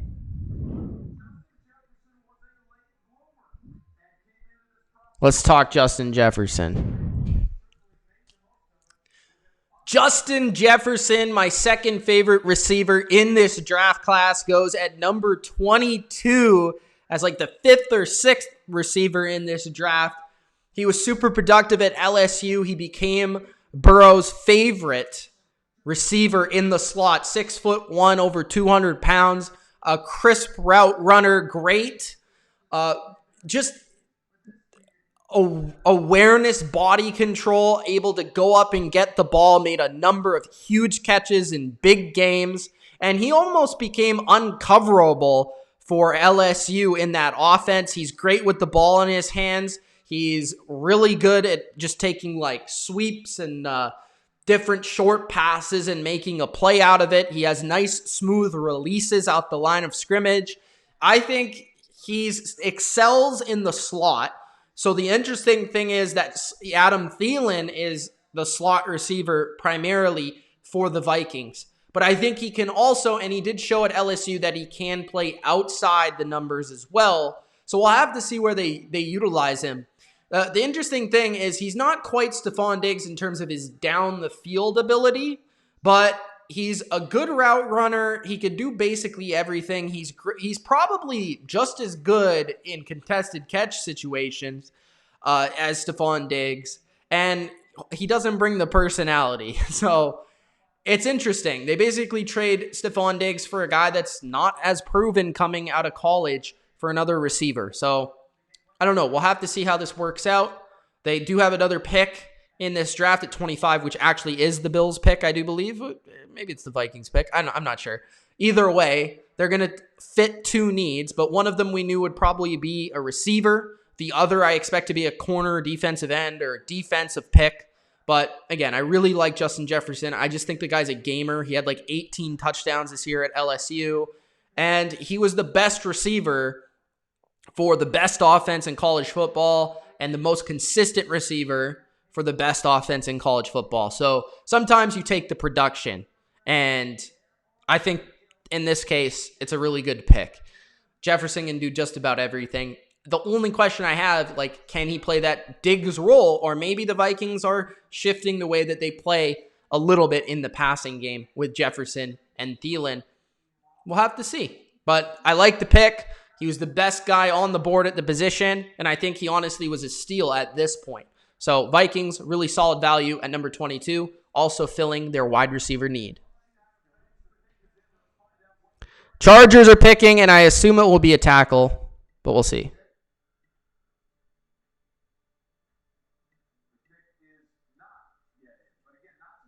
They just said it was in, and then it wasn't in.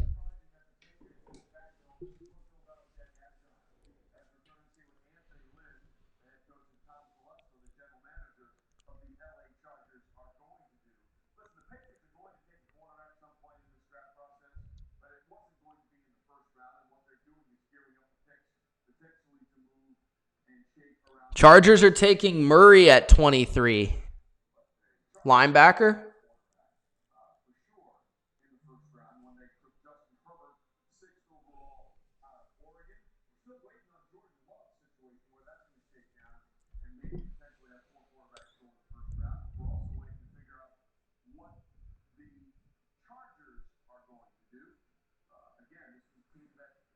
All right, let's talk about Kenneth Murray a little bit.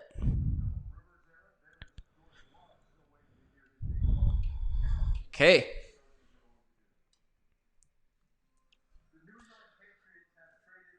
At pick number 23, the New England Patriots, they trade out of the pick. The Chargers trade their second-round pick and a third-round pick at the top of both rounds in order to get back into the first round and select a linebacker at one of their bigger needs, as I have on the screen there. Quarterback is fulfilled. They got their leader of their offense and the future of their quarterback position with Justin Herbert. Now they get the leader of their defense at linebacker with Kenneth Murray of Oklahoma, a great character player. He really is a super dude on and off the field, has great athleticism, super cover linebacker, and I think he really fits the type of defense that the Chargers play. He's like 6'2", athletic, fast, quick, great in coverage, can take up a lot of space, go sideline to sideline. That's exactly the type of player that the Chargers needed at linebacker. And now I think they basically fulfilled their defense. I mean, they really have no holes left on their defense. Their defense could be the best in football on paper going into next year now by adding Kenneth Murray. He can do a little bit of everything, whether it's cover, running backs, tight ends, whether it's blitzing, whether it's spying the quarterback. He can do a lot. And like I said, he's a leader. He's a character player. He even showed a little bit of ability to rush off the edge. So it's an interesting, different type of player for the Chargers, but also a lot of familiarity with the scheme. So I like it. And he also helps in the run game as well, where the Chargers have been a little bit weaker in recent years, where he can shed blocks and get in the backfield. So he was I love this linebacker class, at least the top three of them, and Kenneth Murray was in that top three. And a little bit more refined and ready for the NFL than Queen is. Queen was also on the board at this point. Queen I had ranked a little bit higher, but I had them nearly identical because they're both great players. And I think what really stands out to me with the Chargers is that they're basically with Derwin James on defense and Joey Bosa, you add Kenneth Murray there. So you have a star and a leader at each level of your defense, and you have Justin Herbert on offense. I just really like it a lot. So Chargers have been killing this draft. I really like what they've been doing again this year at number 23 with an excellent pick in Murray. So, number 24. The Saints are up. Turtle is up. Will it be Love?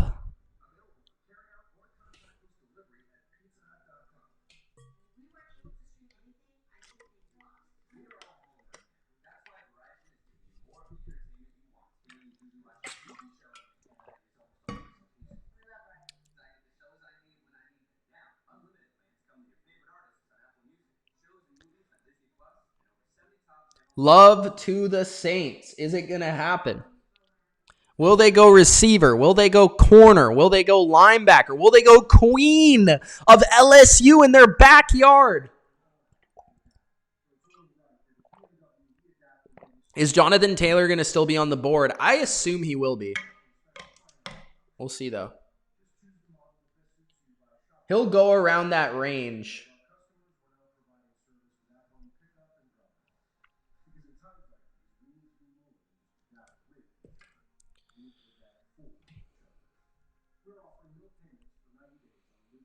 Atlanta fan says he thinks the Saints will miss their pick. Nostalgia Dumpster says, are the Saints going to pull a Lion King? Are they going to feel the love tonight? Big Boy's in the chat. He says, sup, bus boy.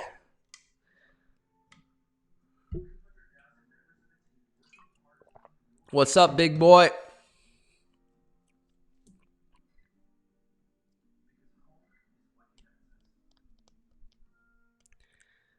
$225. Saints, what you doing?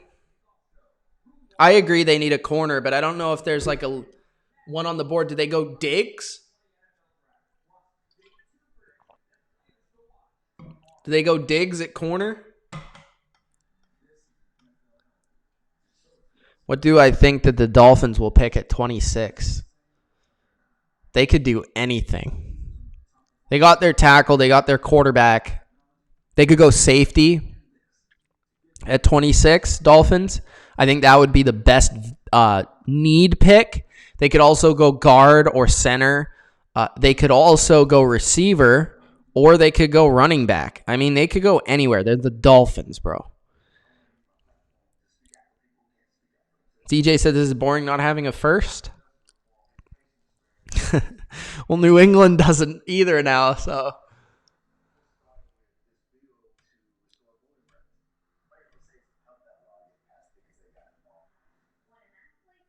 Whoa, Dak's brother died today at 31 years old. That sucks, dude.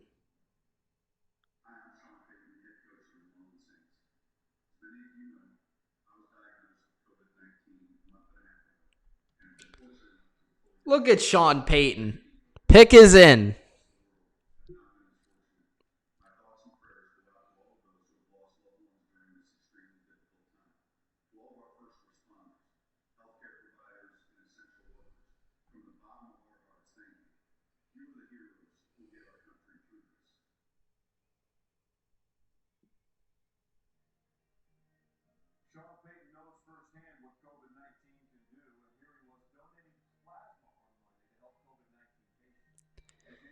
Sean Payton, good dude, great coach.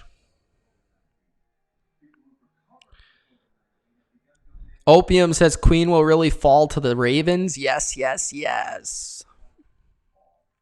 Unless the Saints pick them here.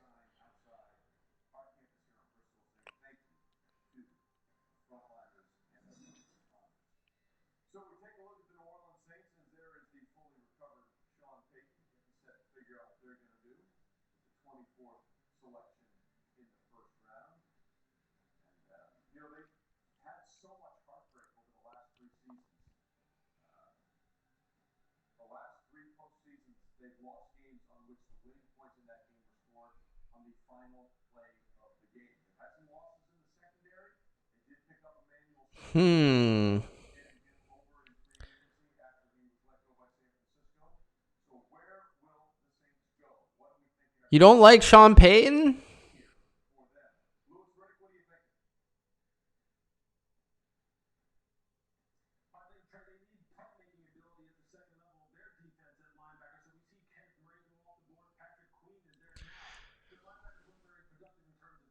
Patrick Queen, will he be the pick? Turtle's hiding.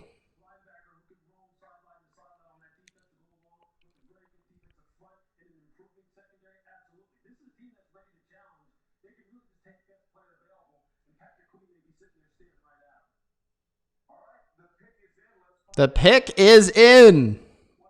Did they take Ruiz?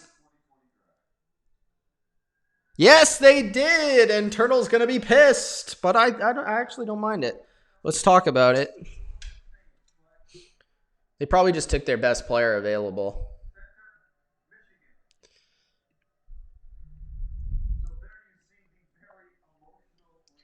Saints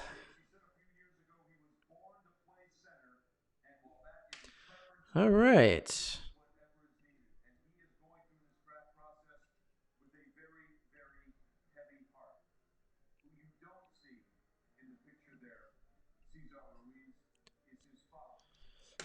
Okay. At number 24, the Saints basically could have gone anywhere. They could have gone best player available. People thought they might go with Queen from LSU at linebacker. Well, they end up going with Cesar Ruiz, Michigan center. And it's an interesting pick. It's intriguing. I think the Saints and Sean Payton throughout the offseason have talked about how they want to put some importance and some pieces together on the interior of their offensive line. And Ruiz, to me, is the best interior lineman in this draft. So at 24, which is kind of rare, you don't see the best interior lineman fall this far typically in the draft. But that's the case here with Ruiz, who's going to a really great team. And honestly, he doesn't need to start right away if he doesn't have to. You know what I mean? They have a great depth here. Larry Warford could potentially be traded if they like now. Andrus Peat, they just re-signed at left guard. Eric McCoy at center. They have Nick Easton as well. So you just add Ruiz to this group, and it's probably the best O-line in the league with a ton of depth in the interior of the line. The interior of the line is essential, especially with a quarterback like Drew Brees who needs to step up in the pocket and make a play. And Ruiz could potentially be a starter from day one at center or potentially move to guard. I like this pick because it wasn't necessarily a top need on their roster for right now, but it could potentially really help them in the long run of their team. And even if there's injuries, he could fill in a multitude of spots. So, yeah, it's not the sexiest pick in the world, but he could have been the best player on their board, and I don't fault anybody for picking their best player on their board, especially when they'll help the offensive line in the line of scrimmage. So, Ruiz is the pick from Michigan for the Saints. I like it. Again, it's not my favorite pick of the draft because it's an interior offensive lineman. It's just not sexy, but hey, you should be satisfied if you're a Saints fan. He's a good player. All right, pick 25. That's the Vikings.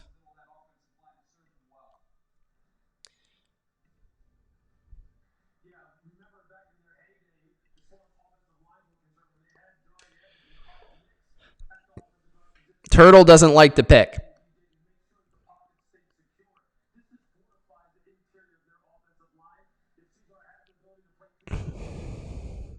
Turtle says we needed linebacker or quarterback. This was an L.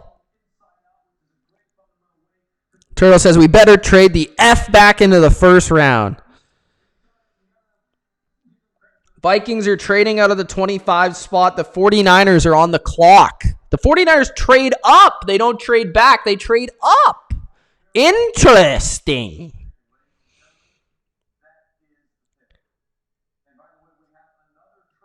Very interesting. We'll have to check this out.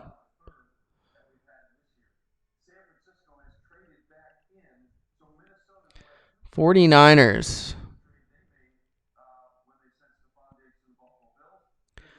49ers at 25 now. Who are they going to pick? Tackle? Corner?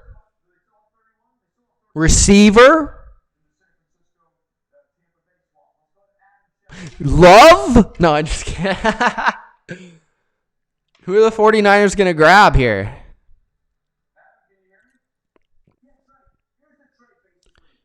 Who do I think the Hawks are getting? That's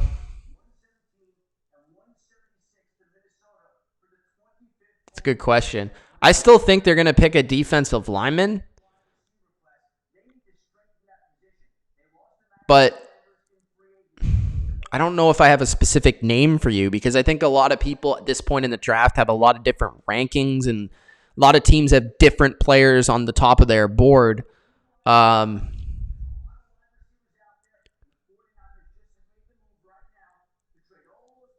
I'm trying to see what the San Francisco trade was. Kyle Shanahan's very happy right now with his kids there. His kids have been there the whole draft. That's hilarious, dude. Did you guys check out that Shanahan video he put on Twitter? I think, yeah, Gross Matos would be the guy that I would think would fit them the best, but I don't know. I feel like he'll be he's going to be really high on some people's boards and low on some people's boards. So I feel like he's kind of divisive because he's very raw, but he's very athletic. So he seems like the type of player Seattle would pick, but I'm not exactly sure. They could also go with like Diggs at corner. I think would make a lot of sense. We'll see what San Francisco does here because they play very similar type of defenses. So this could be a player that maybe Seattle would have liked.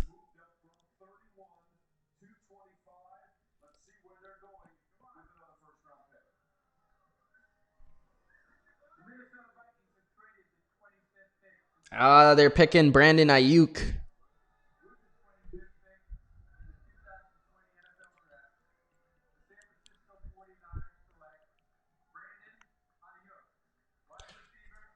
Interesting.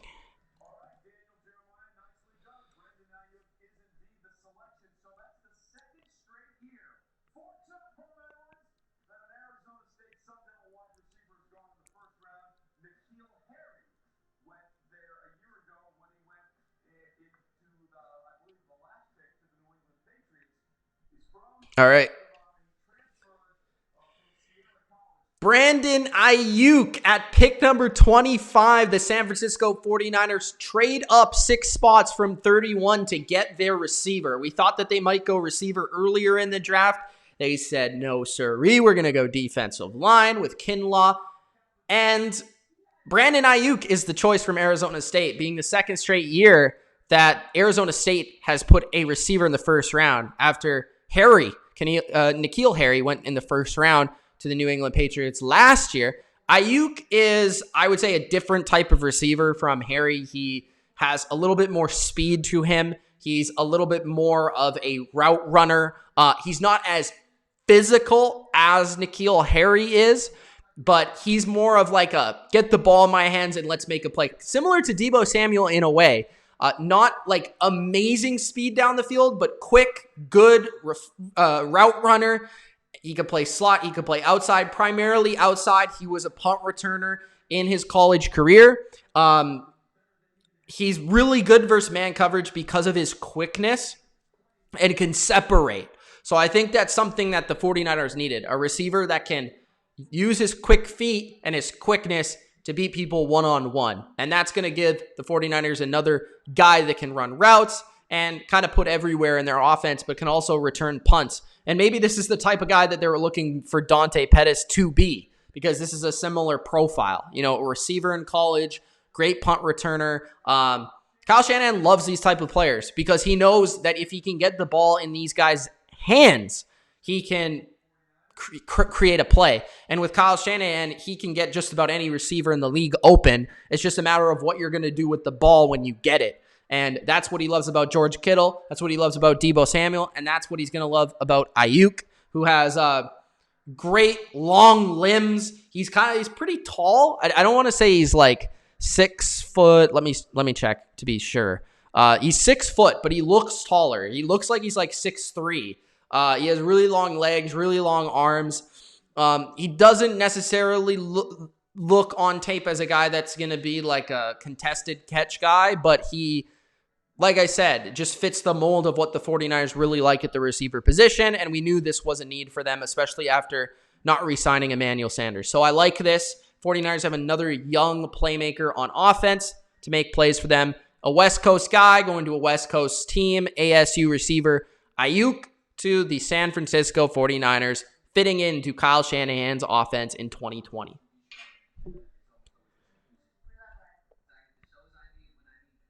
All right, pick number 26. The Dolphins are on the clock.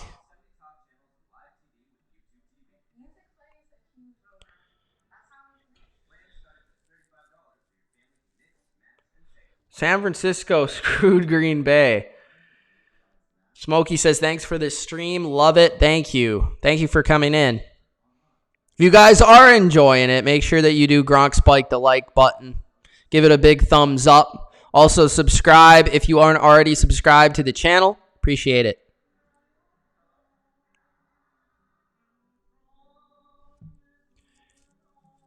I don't think the 49ers needed a linebacker. Diggs for Diggs, says Smokey.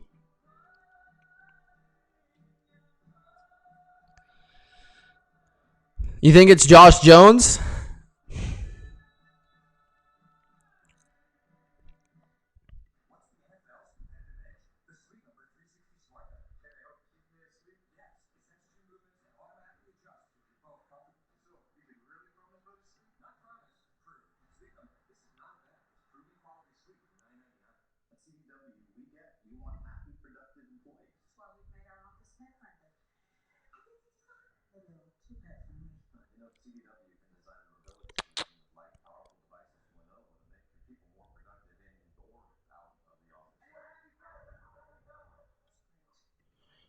Okay.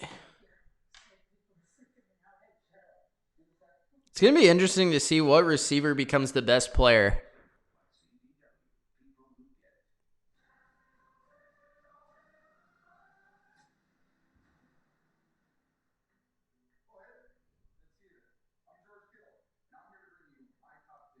There's George Kittle.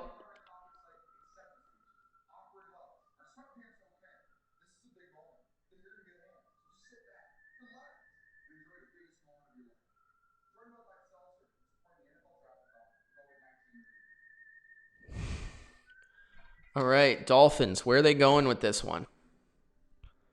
With a risky draft so far.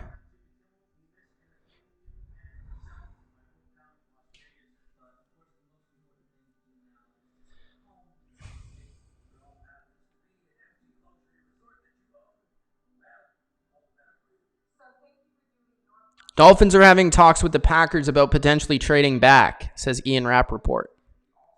Who do the Packers want? Do they want Queen? Do they want a receiver?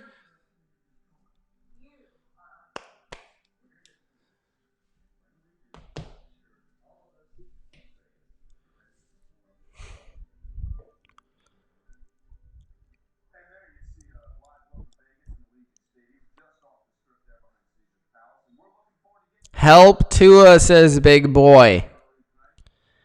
Swift, says a couple people here. Big Boy says he wants Dobbins.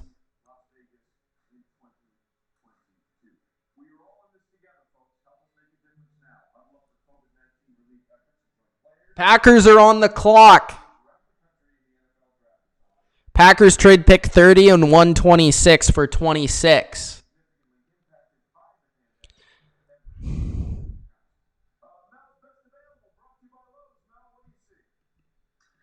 Boom. Packers are on the clock.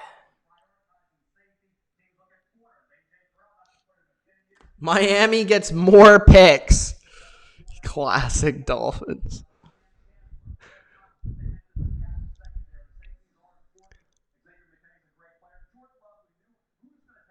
Are they going to pick Jordan Love?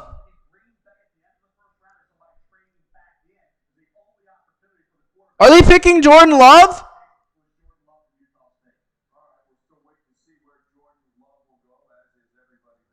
They're crying. He must be getting picked.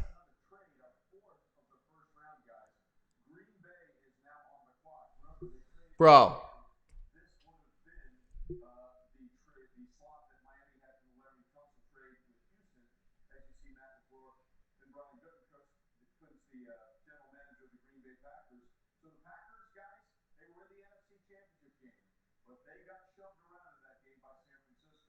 Are they going to get Epinesa? Or are they going to get Queen? Are they going to get receiver? Are they going to get Komet at tight end? They could go a lot of different ways here.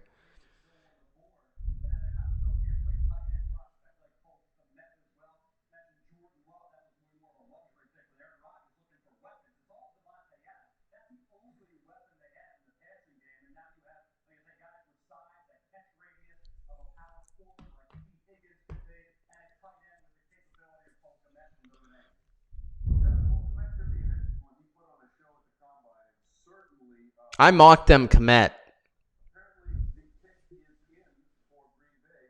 Pick is in. What is it?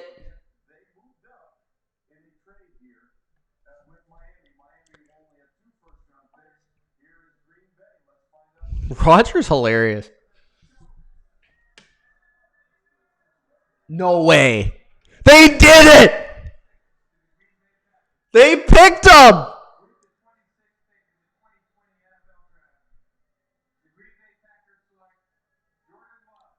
Wow. I knew it when the girls were crying. I knew it.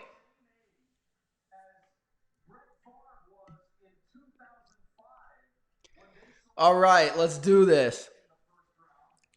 At pick number 26, the Packers trade up to select the future quarterback of their franchise. My number 3 quarterback in this draft class, Utah State, Jordan Love. And if there's any quarterback in this draft that has the physical traits of Aaron Rodgers, it is Jordan Love. Jordan Love has the potential to be the next Aaron Rodgers. He has an incredible release, great arm strength, great ability to escape and create magic outside of the pocket, and just a really gifted passer. That is Jordan Love. He also can scramble a little bit here and there, and this is insane because he is like a prototype. He's a lot like Aaron Rodgers, but then at the same time, this is the same age that Brett Favre was when Aaron Rodgers got picked in 2004, 2005. So Love, as you can see, I mean, just great quick release, just like Aaron Rodgers. Great fluid arm, just like Aaron Rodgers. Ability to create, just like Aaron Rodgers. And I think Packers fans, if this guy does become your next quarterback, you're really going to love him because he has a lot of physical traits. Now, he does have this questions about some of his decision-making and some of the turnovers that he had during college. But I think a lot of that can be blamed on the simplicity of the offense he played in and really the lack of talent around him, where he carried his team a lot of the time. So I really like Love. I think he's the most gifted passer in this class, and I think he could be a really great player. Question is, will he be really great or a complete bust? That's really the question. I'm tending to say that he's going to be a little bit closer to the really great, but Matt LaFleur willing to take that risk in the first round, even on a team that's in win now mode. Very interesting. They must have loved him a lot. So that makes you wonder, are Aaron Rodgers' days numbered, or are they just getting a guy ready to play to be that next quarterback after Aaron Rodgers? But Packers fans, I think you should be happy because I think you have a guy that could end up being the best player in this draft. Like, he could be that. So whenever you can get that, it's worth it, in my opinion, especially in the late first round. So Jordan Love at number 26.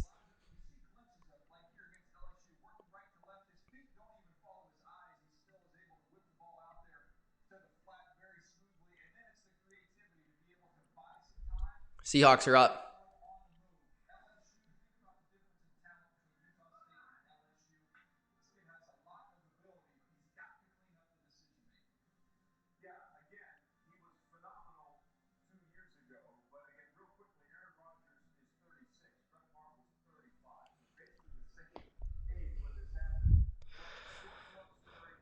Smokey said with $2. Thank you, Smokey. He says, do you think my Texans trade up?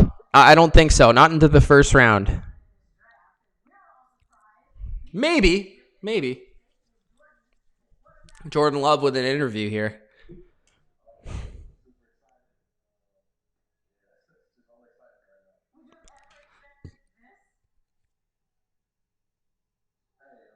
That's pretty crazy, man. The Packers making moves. That's probably the craziest pick of the draft that I didn't think would actually happen.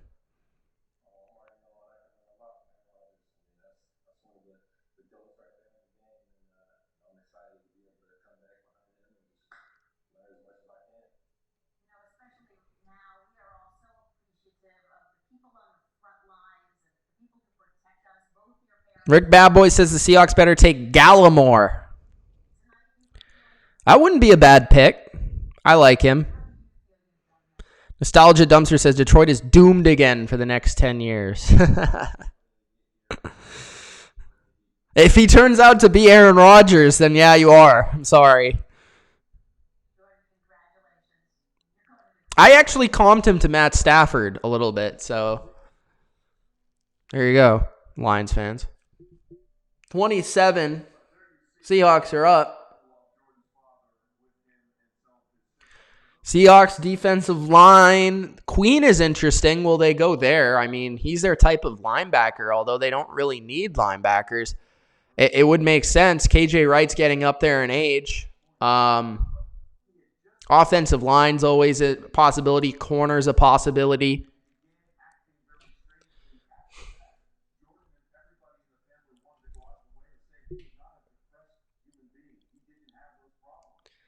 Baltimore, Tennessee, still to pick.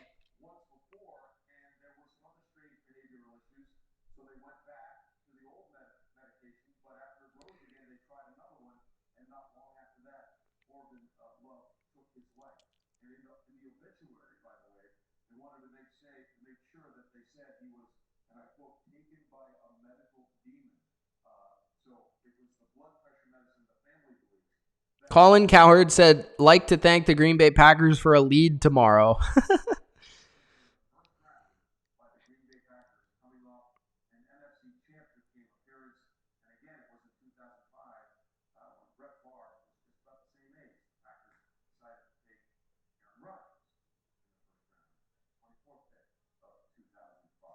Brandon LaFell just tweeted, trade A-Rod to the Pats then. That would be crazy. The Seahawks aren't trading. It's a miracle. It's a draft miracle, guys.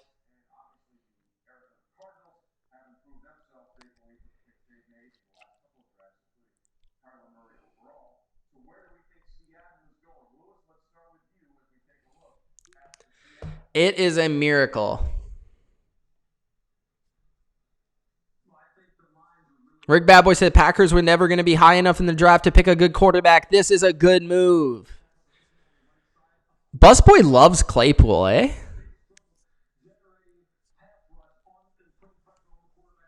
Queen's actually going to go to the Ravens, and I'm going to throw a fit.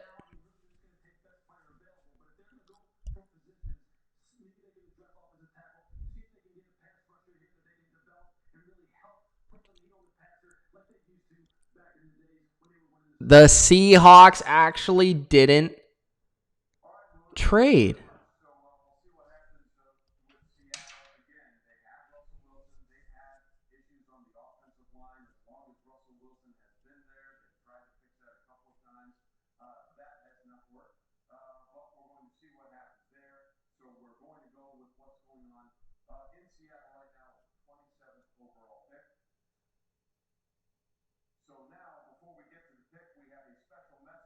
Whoa. Very weird pick. Bro,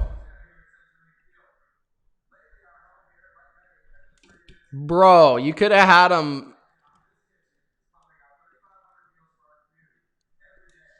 What? Interesting.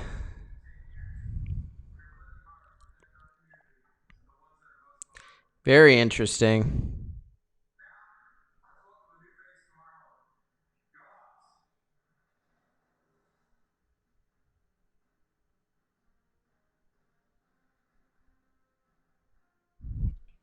All right. Let's just make sure this is the pick. Yeah.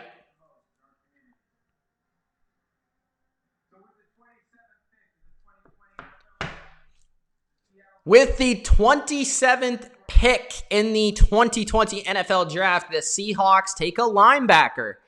Once I really thought about it, it kind of made sense because KJ Wright's getting up there in age. Bobby Wagner's in his prime, but you always want to have those linebackers. And Seahawks defense is really centered around athletic linebacking play. Jordan Brooks of Texas Tech, he's very athletic. He actually ran a faster 40 time than a couple of the corners taken in this draft thus far. But he's not very big. And he's 6 feet, 240 pounds. So he's the Seahawks type of linebacker. He's very athletic. He uses his speed and quickness to get around blockers and make plays in the run game. He's good in coverage and has a lot of range. So I think he really does fit. If he fits any sort of system, any sort of defense, he fits the Seahawks ideally. But he isn't a guy that's going to be able to come up in the run game and take on blockers one-on-one because he's just not big enough. This is a guy that I think could still grow. A lot of people in the mock drafts had him rising very late in the process. And a lot of people actually, this must have been a guy that the NFL liked a lot more than a lot of the scouts out there, a lot of the experts out there, because he was really a riser.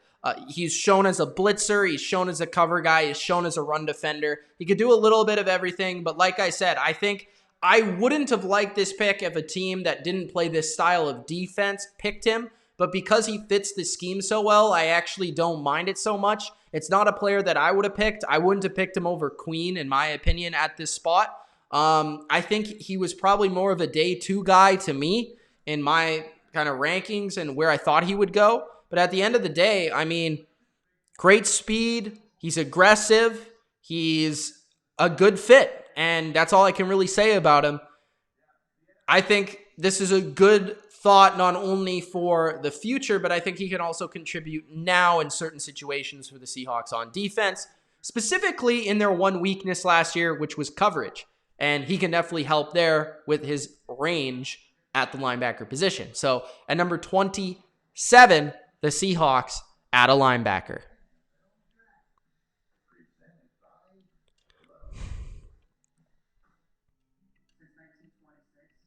28, the Ravens.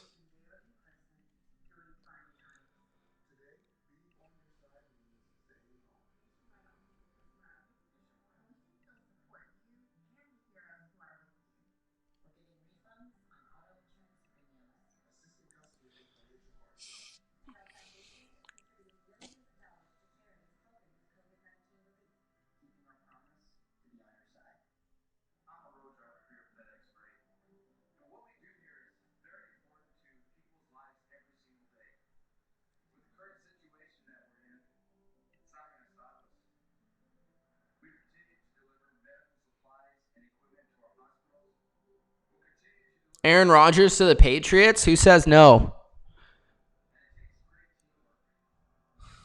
A great backup for Stidham, potentially, Aaron Rodgers.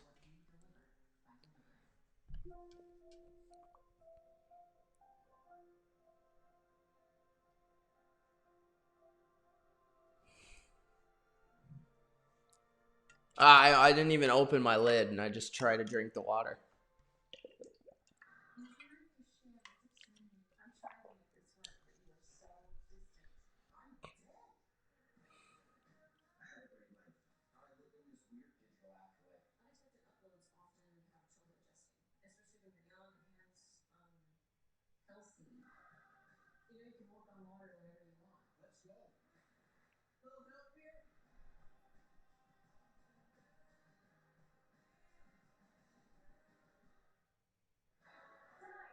The Seahawks have had some horrible first-round picks last 4 years.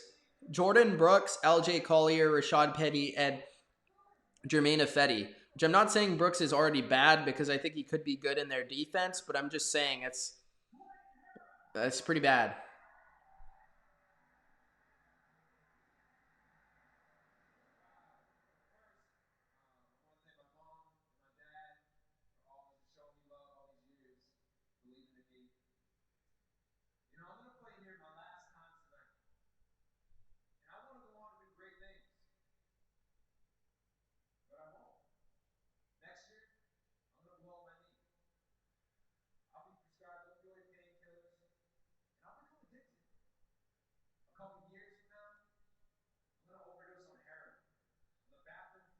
What is this commercial?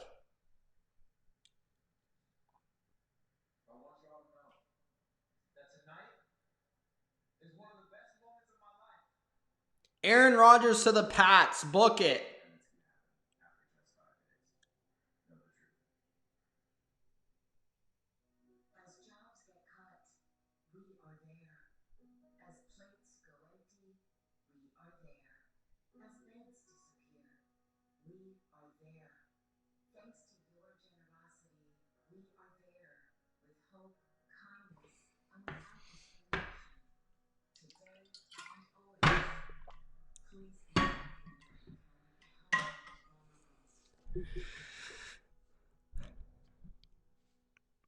Turtle says Higgins ain't that good. Busboy says actually no, because I don't want to face two beasts. Nostalgia Dumpster says I think the center the Saints picked was the best O-line in the draft, so it's not the worst thing in the world. Braden says I had to go, but I am back. Did the Texans get a first-round pick? No, they didn't.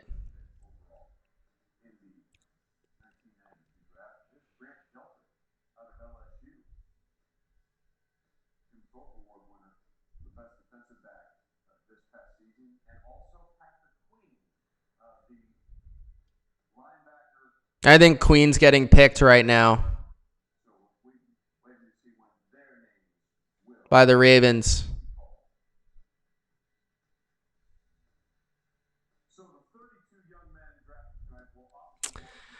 Are you serious? We got to sit here and have Patrick Queen go to the Ravens. Why?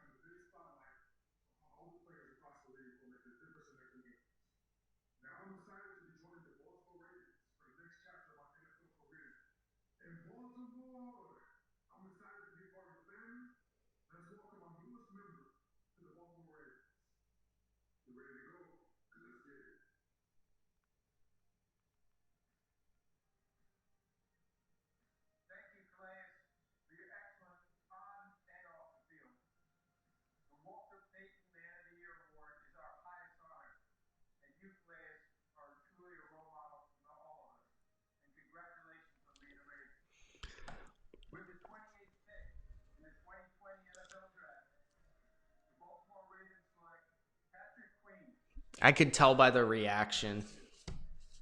All right, let's get this done.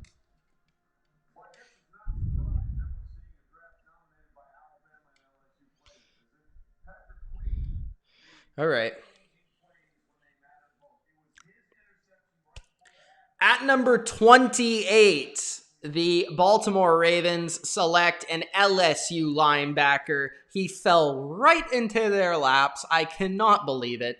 The Ravens, they're not even skilled at drafting. They just get this guy fall right into their laps because the Seahawks picked some guy I've never heard of. I'm just kidding for Seahawks fans. But Patrick Queen of LSU was my number 2 linebacker in this draft. And I think he got drafted as the 4th linebacker. And I want to say the only reason was because he didn't play a lot in college, but when he played, he was amazing. I mean, he was stellar. He made plays versus the biggest teams in college football on the biggest stage versus Clemson, versus Alabama. He shows up with great speed, great sideline to sideline ability, very good in coverage and the run game, very instinctual for the linebacker position. And man, the Ravens know how to draft linebackers. I don't even know why I'm telling you he's going to be a good player, because the Ravens always have good linebackers. And now they get the perfect piece for their defense. Honestly, this was too easy for Baltimore. They filled their biggest need on defense with a player that I thought was going to be drafted in the top 20. I didn't think he was going to be there for them. And of course they get him. Great player.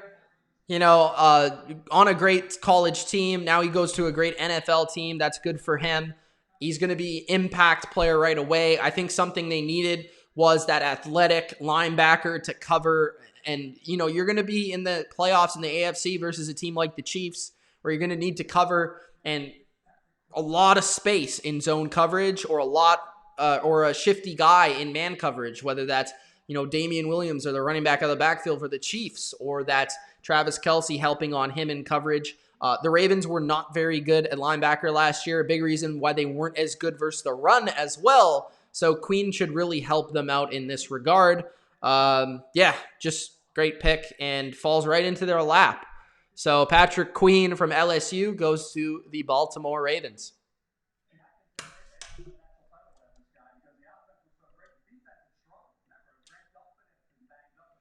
All right. Who's pick number 29? The Titans?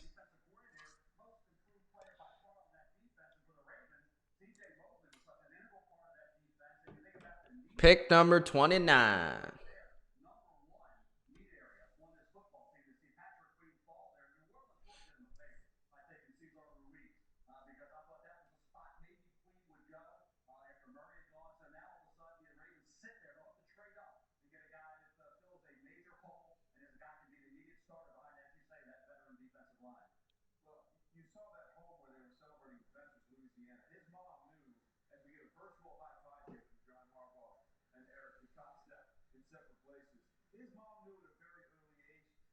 Aaron Rodgers going to hold out and get traded to the Patriots.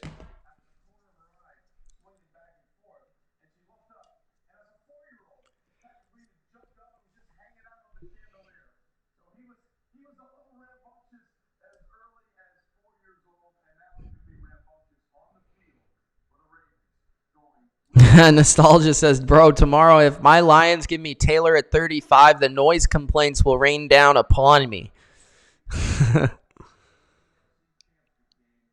I don't think. Yeah, no. I wouldn't be shocked here if the Titans pick a safety or a secondary player. Wouldn't be shocked at all.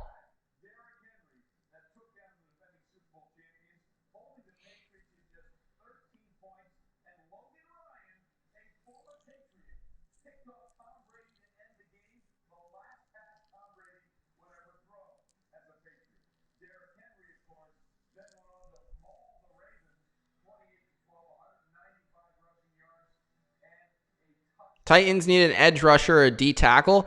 I could see Epinesa as well here. I could see an interior defensive lineman, or I could see a secondary player. I think it's definitely defense. I don't really see them picking the right tackle that some people suggest because I think they paid already. They paid Kelly.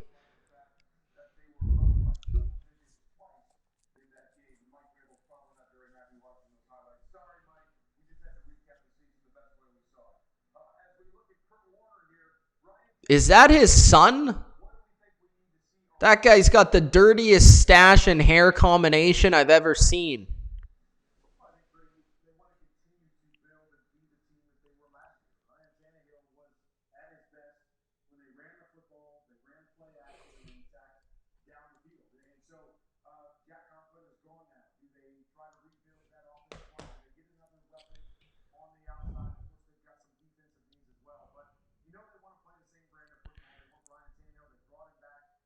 Busboy says Aquara. Is that the pick?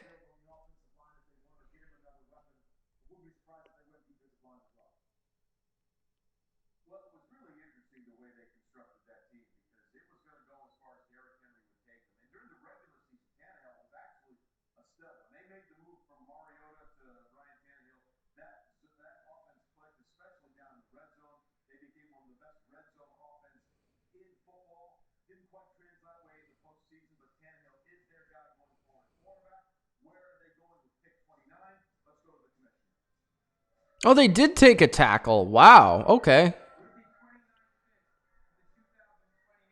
Why did they pay Kelly so much money? Really doesn't make sense to me. Huh. Okay. Kind of weird to me. Not saying he's a bad player, just saying. Weird strategy.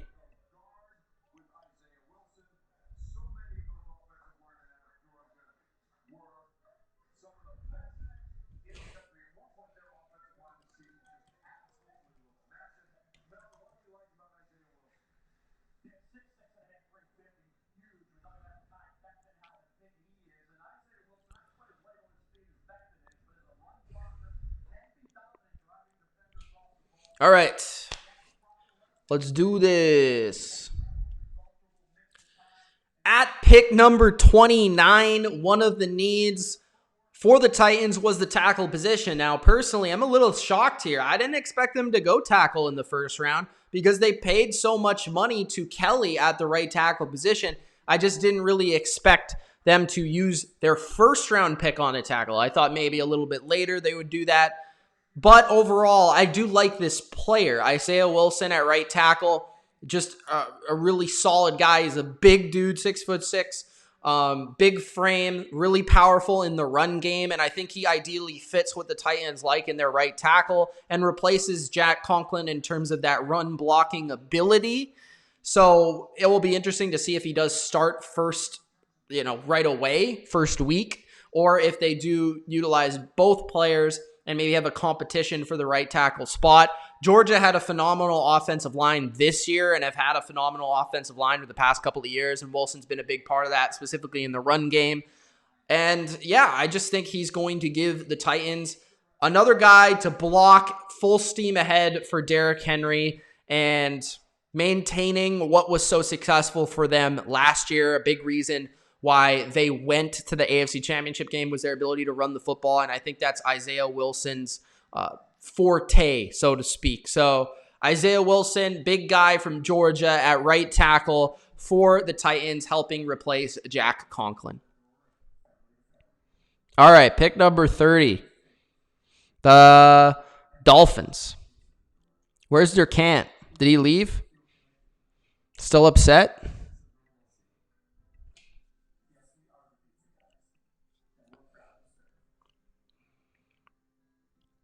Yeah, I thought they were going to go D-line or something.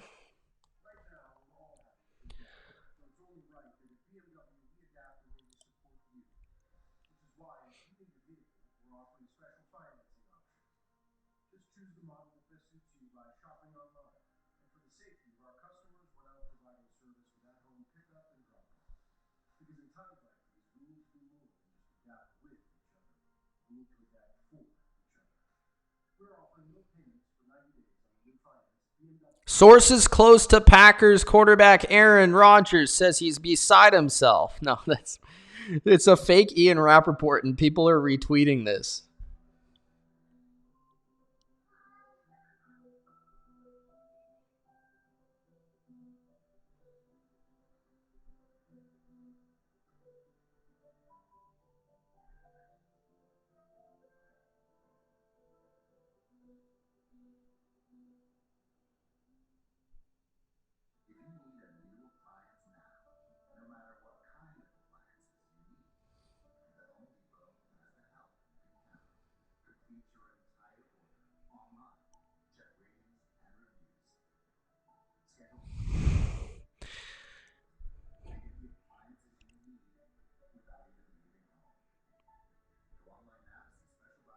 Big Boy says they get Xavier McKinney. I would rather have Winfield in this defense because McKinney is a lot like Kirkpatrick, and he didn't work out. So,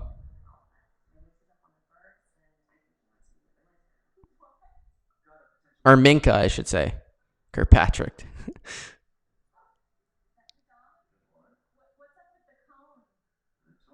Vikings going Matos. Who's pick 31? Is it Minnesota? Who is it?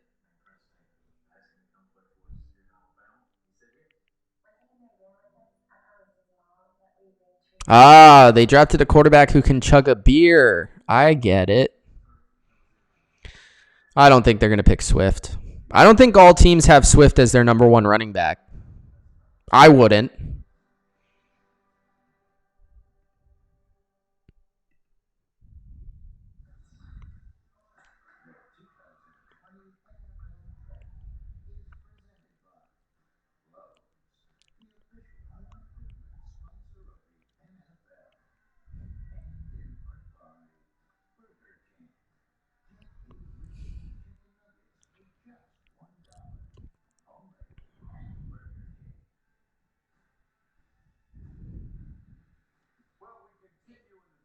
Bro, Warren Sharp tweeted the Ravens' history with first-round linebackers. They don't miss. Ray Lewis, Hall of Fame.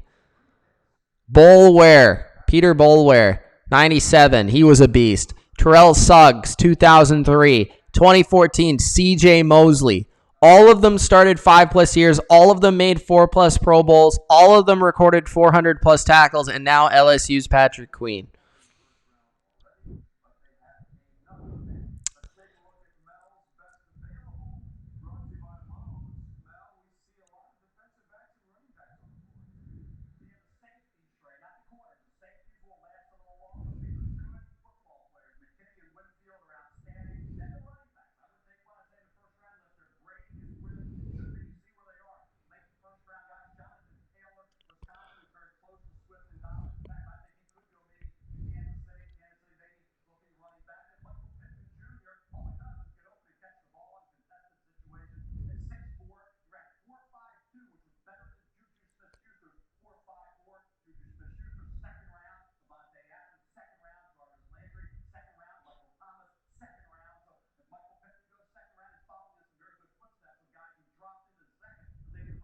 Dolphins at 30, Minnesota at 31, Kansas City at 32.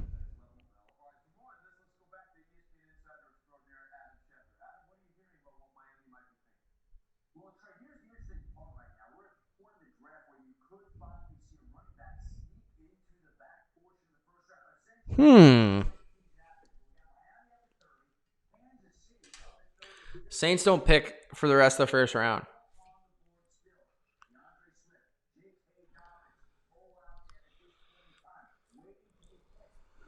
That's a dope background, dude. Okay, I like Swift now. He has a dope background.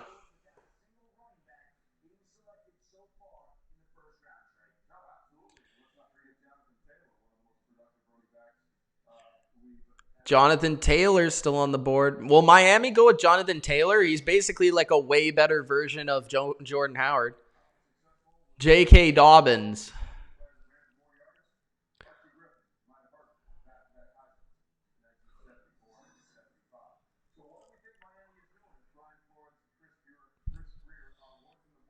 Are they going corner?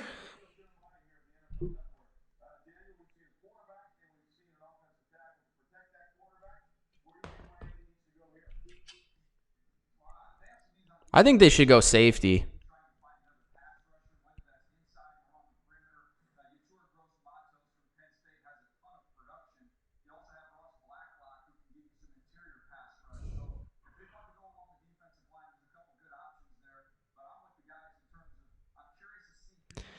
Oh, how do you even pronounce that guy's name?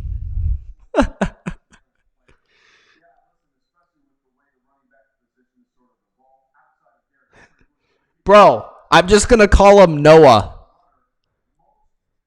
The friggin' boogeyman, bro.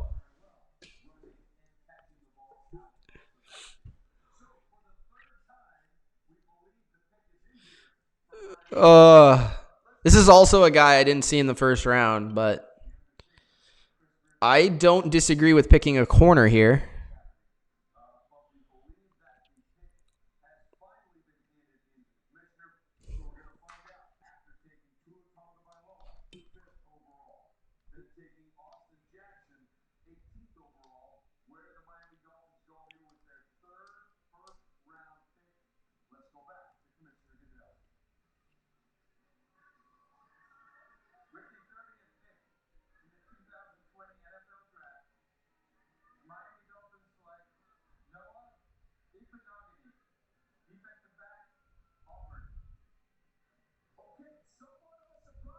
Iganobobi? How do you spell his? How do you say his name? All right, let's go.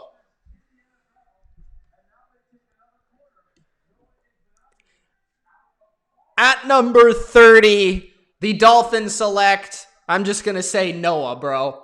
Noah, corner from Auburn. Shout out to my buddy Noah, who's also a Dolphins fan. Cornerback, and the number one thing that's really jumps out to me is the fact that this is Brian Flores defense. Patriot-style defense. What do you need? You need corners. You need guys in cover. You have Howard. You have Byron Jones. Now you stick this guy in there as well who could play in the slot or outside. He has gunner talent as well for special teams, return talent for special teams.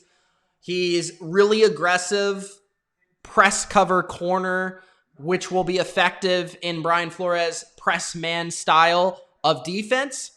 And I kind of see him as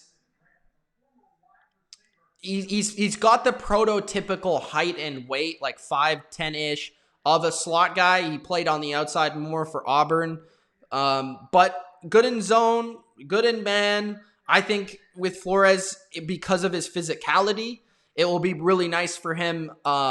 Just because you don't, like when they're going to blitz on third down and all of that, if he could just be physical at the line of scrimmage and not get burnt, which I don't think he will because he has decent enough speed at around 4.5. So he's not slow. He's definitely faster than some of the guys that have gone ahead of him. So he is comped by some people to like Darqueze Dennard, which is a versatile outside-inside type of corner. He's good. He's solid. I didn't have him going in the first round personally, but a lot of the corners have already gone, like a surprising amount of the corners. And for a team that wanted and really needs a lot of versatile defensive backs that can play a variety of different coverages and can be aggressive in man-to-man, I think this isn't a bad pick. Did it surprise me a little bit? Yes, but so has the Dolphins' entire draft. But we'll see if it works out. Cornerback Noah of Auburn at pick number 30 for the Miami Dolphins. Pick 31 coming up.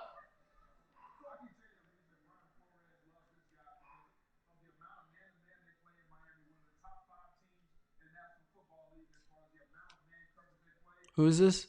Minnesota.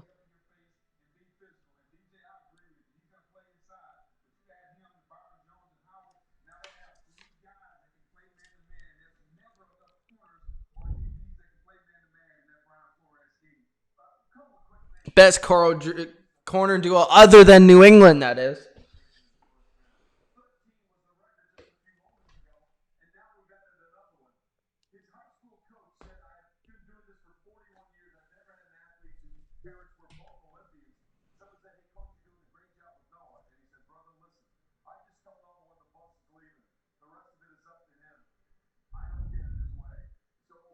Coach just texted me 14 players from the SEC in this draft. Already picked. He's from Auburn. What, didn't I say Auburn?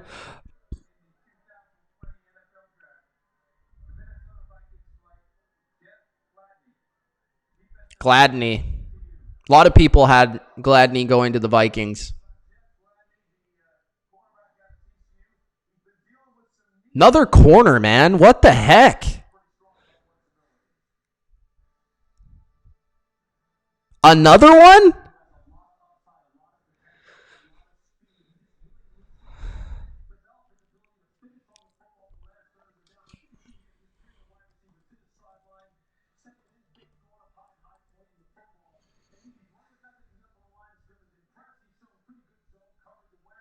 All right.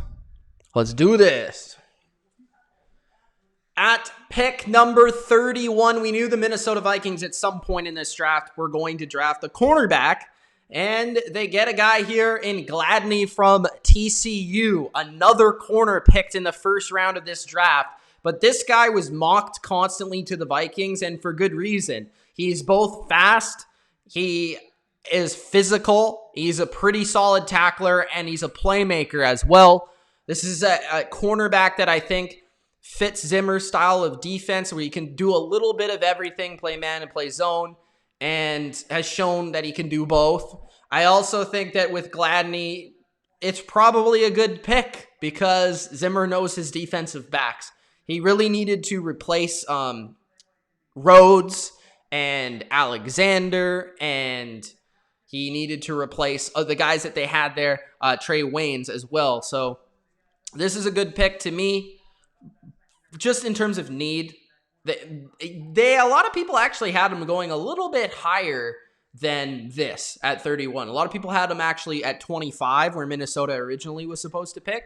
So in terms of value, it's about right. And considering all the corners that have come off the board, I thought that he would actually go a little bit earlier than some of the other guys that have gone ahead of him, because he has a little bit more potential in terms of, I think he still has yet to reach his ceiling. He's still a player that I think physically is a lot better than some of the guys at corner that have gone ahead of him. And for me, when I'm looking at corners, number one thing I'm looking at is, can you run? Because if you cannot run well, you probably aren't going to be that great, or you're limited in your game. And at least Gladney can do that. He's about 5'10". They might play him in the slot. They might play him outside. We'll have to see what they do with him. And I don't think they're done at all in terms of their corner play, but this will definitely help day one for them, and he'll definitely be a day one starter because they really needed help at this position. So thumbs up for the need, thumbs up for the fit. I feel like it's a good scheme fit for the player. And yeah, too bad they couldn't get an upper echelon corner in this draft, but I think they like what they have here in Gladney from TCU. All right, 32. Chiefs. Will they go with another corner? I don't think so. I don't think the value is there. Will they go running back? Will they go offensive line?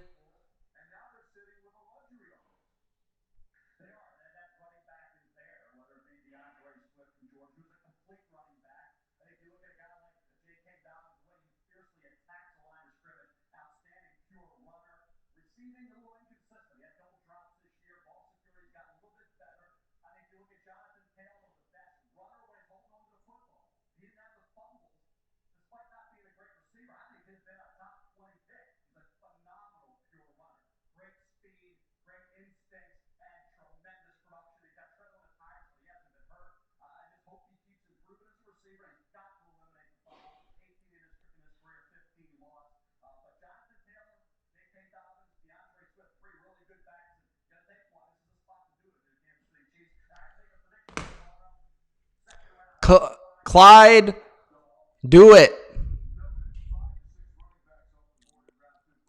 Edwards-Helaire, do it. Do it, Chiefs. Winners of the draft so far? That's a good question. 49ers are in there. Dallas, I think, had the best pick. Kind of disappointed with Miami. I like the Chargers draft.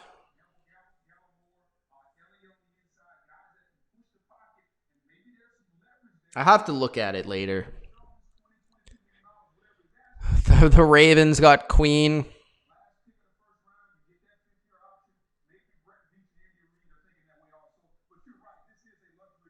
I like the Okuda pick. I talked about it earlier. I'll be releasing all my first round reactions to separate videos, so you can check that out later. But I like the pick. He'll be impactful day one. Pick is in for the Chiefs. I think, yeah. Donald said he thinks their Raiders had a bad draft. I don't hate it, but I don't love it either. Turtle says, you ain't know what a bust is, but claim to be a football fan.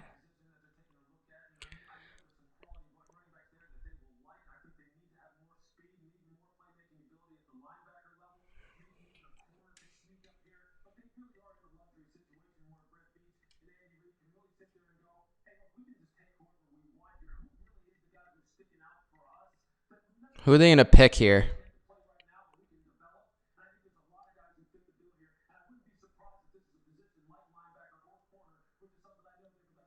No way. They're actually doing it? Oh, bro. If they actually do this game. If they actually pick Clyde Edwards-Helaire, I'm going to be so mad. Because then I can't really cheer for him that much, even though I don't... I don't hate the Chiefs. I'm just saying I don't want to cheer for them. Am I streaming second and third rounds? I don't know. Maybe. Do you want me to? I'd prefer just to watch it, honestly, by myself.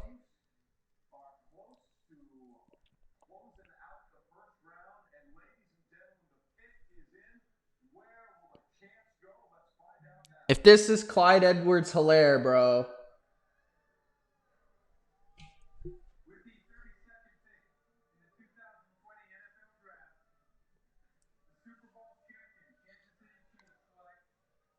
Of course it is.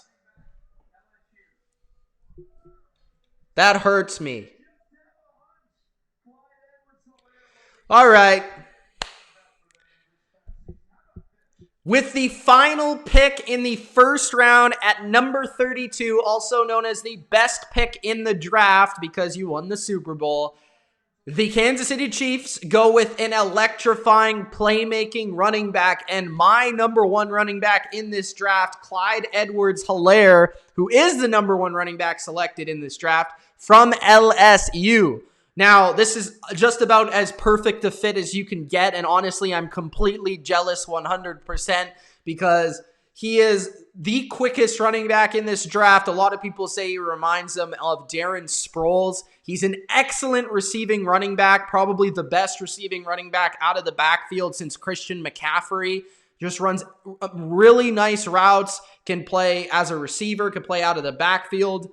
He's phenomenal. He has such quick feet. He can make jump cuts. He's going to be so good in this offense in Kansas City because there's not going to be loaded boxes. He can make these incredible cuts and make people miss with limited people in the box. He can get out of the backfield and burn linebackers and burn safeties as a receiver. I mean, you're talking about an absolute perfect fit. This might be the best pick of the entire draft, and it was the last pick of the first round to me. Yeah, he might not be like the best pure runner of this class, but I don't think that's what the Chiefs drafted him for. I think they drafted him for his quickness, his playmaking ability, and his ability to burn people in the receiving game, which it's only going to add to the best passing game in the entire NFL. I'm super jealous. He's a great player. LSU, another product from there, and the Chiefs kill it again in the draft. Just adding another weapon for Patrick Mahomes. It's going to be scary next year with him in the backfield. And then you also have Damian Williams there, who's not too shabby himself. So you split carries and split receptions from those two guys. And that's really the one thing that the Chiefs don't have is that pure receiving running back like Clyde Edwards-Helaire. So, man, this is a great pick, and this is a great way to end the first round. The Chiefs, the Super Bowl champs, just get more electrifying and absolutely difficult to stop on offense with Clyde Edwards-Helaire. Great pick, Chiefs fans. That's the first round, man. That's the first round.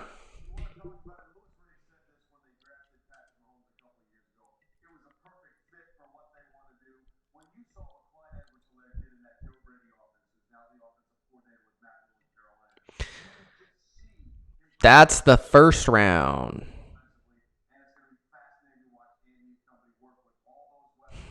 Now you got Queen one-on-one versus Edwards-Helaire, the teammates.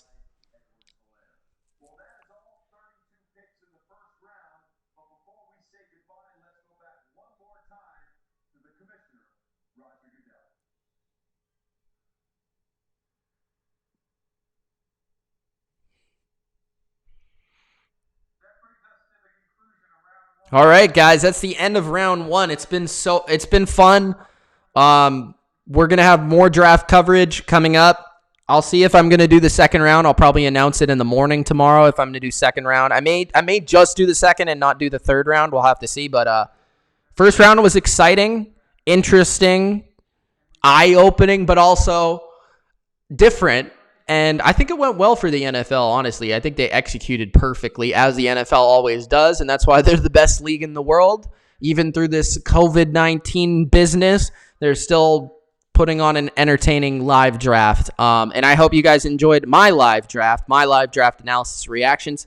If you did, again, Gronk spiked the like button and subscribe to the channel if you are new. Possibly see you tomorrow, but definitely I'll be doing other draft related things in terms of coverage. And if you missed any of the reactions, I will be releasing the entire first round individually on the channel probably sometime tomorrow. So thanks guys for watching, and it's been Mitch. Peace.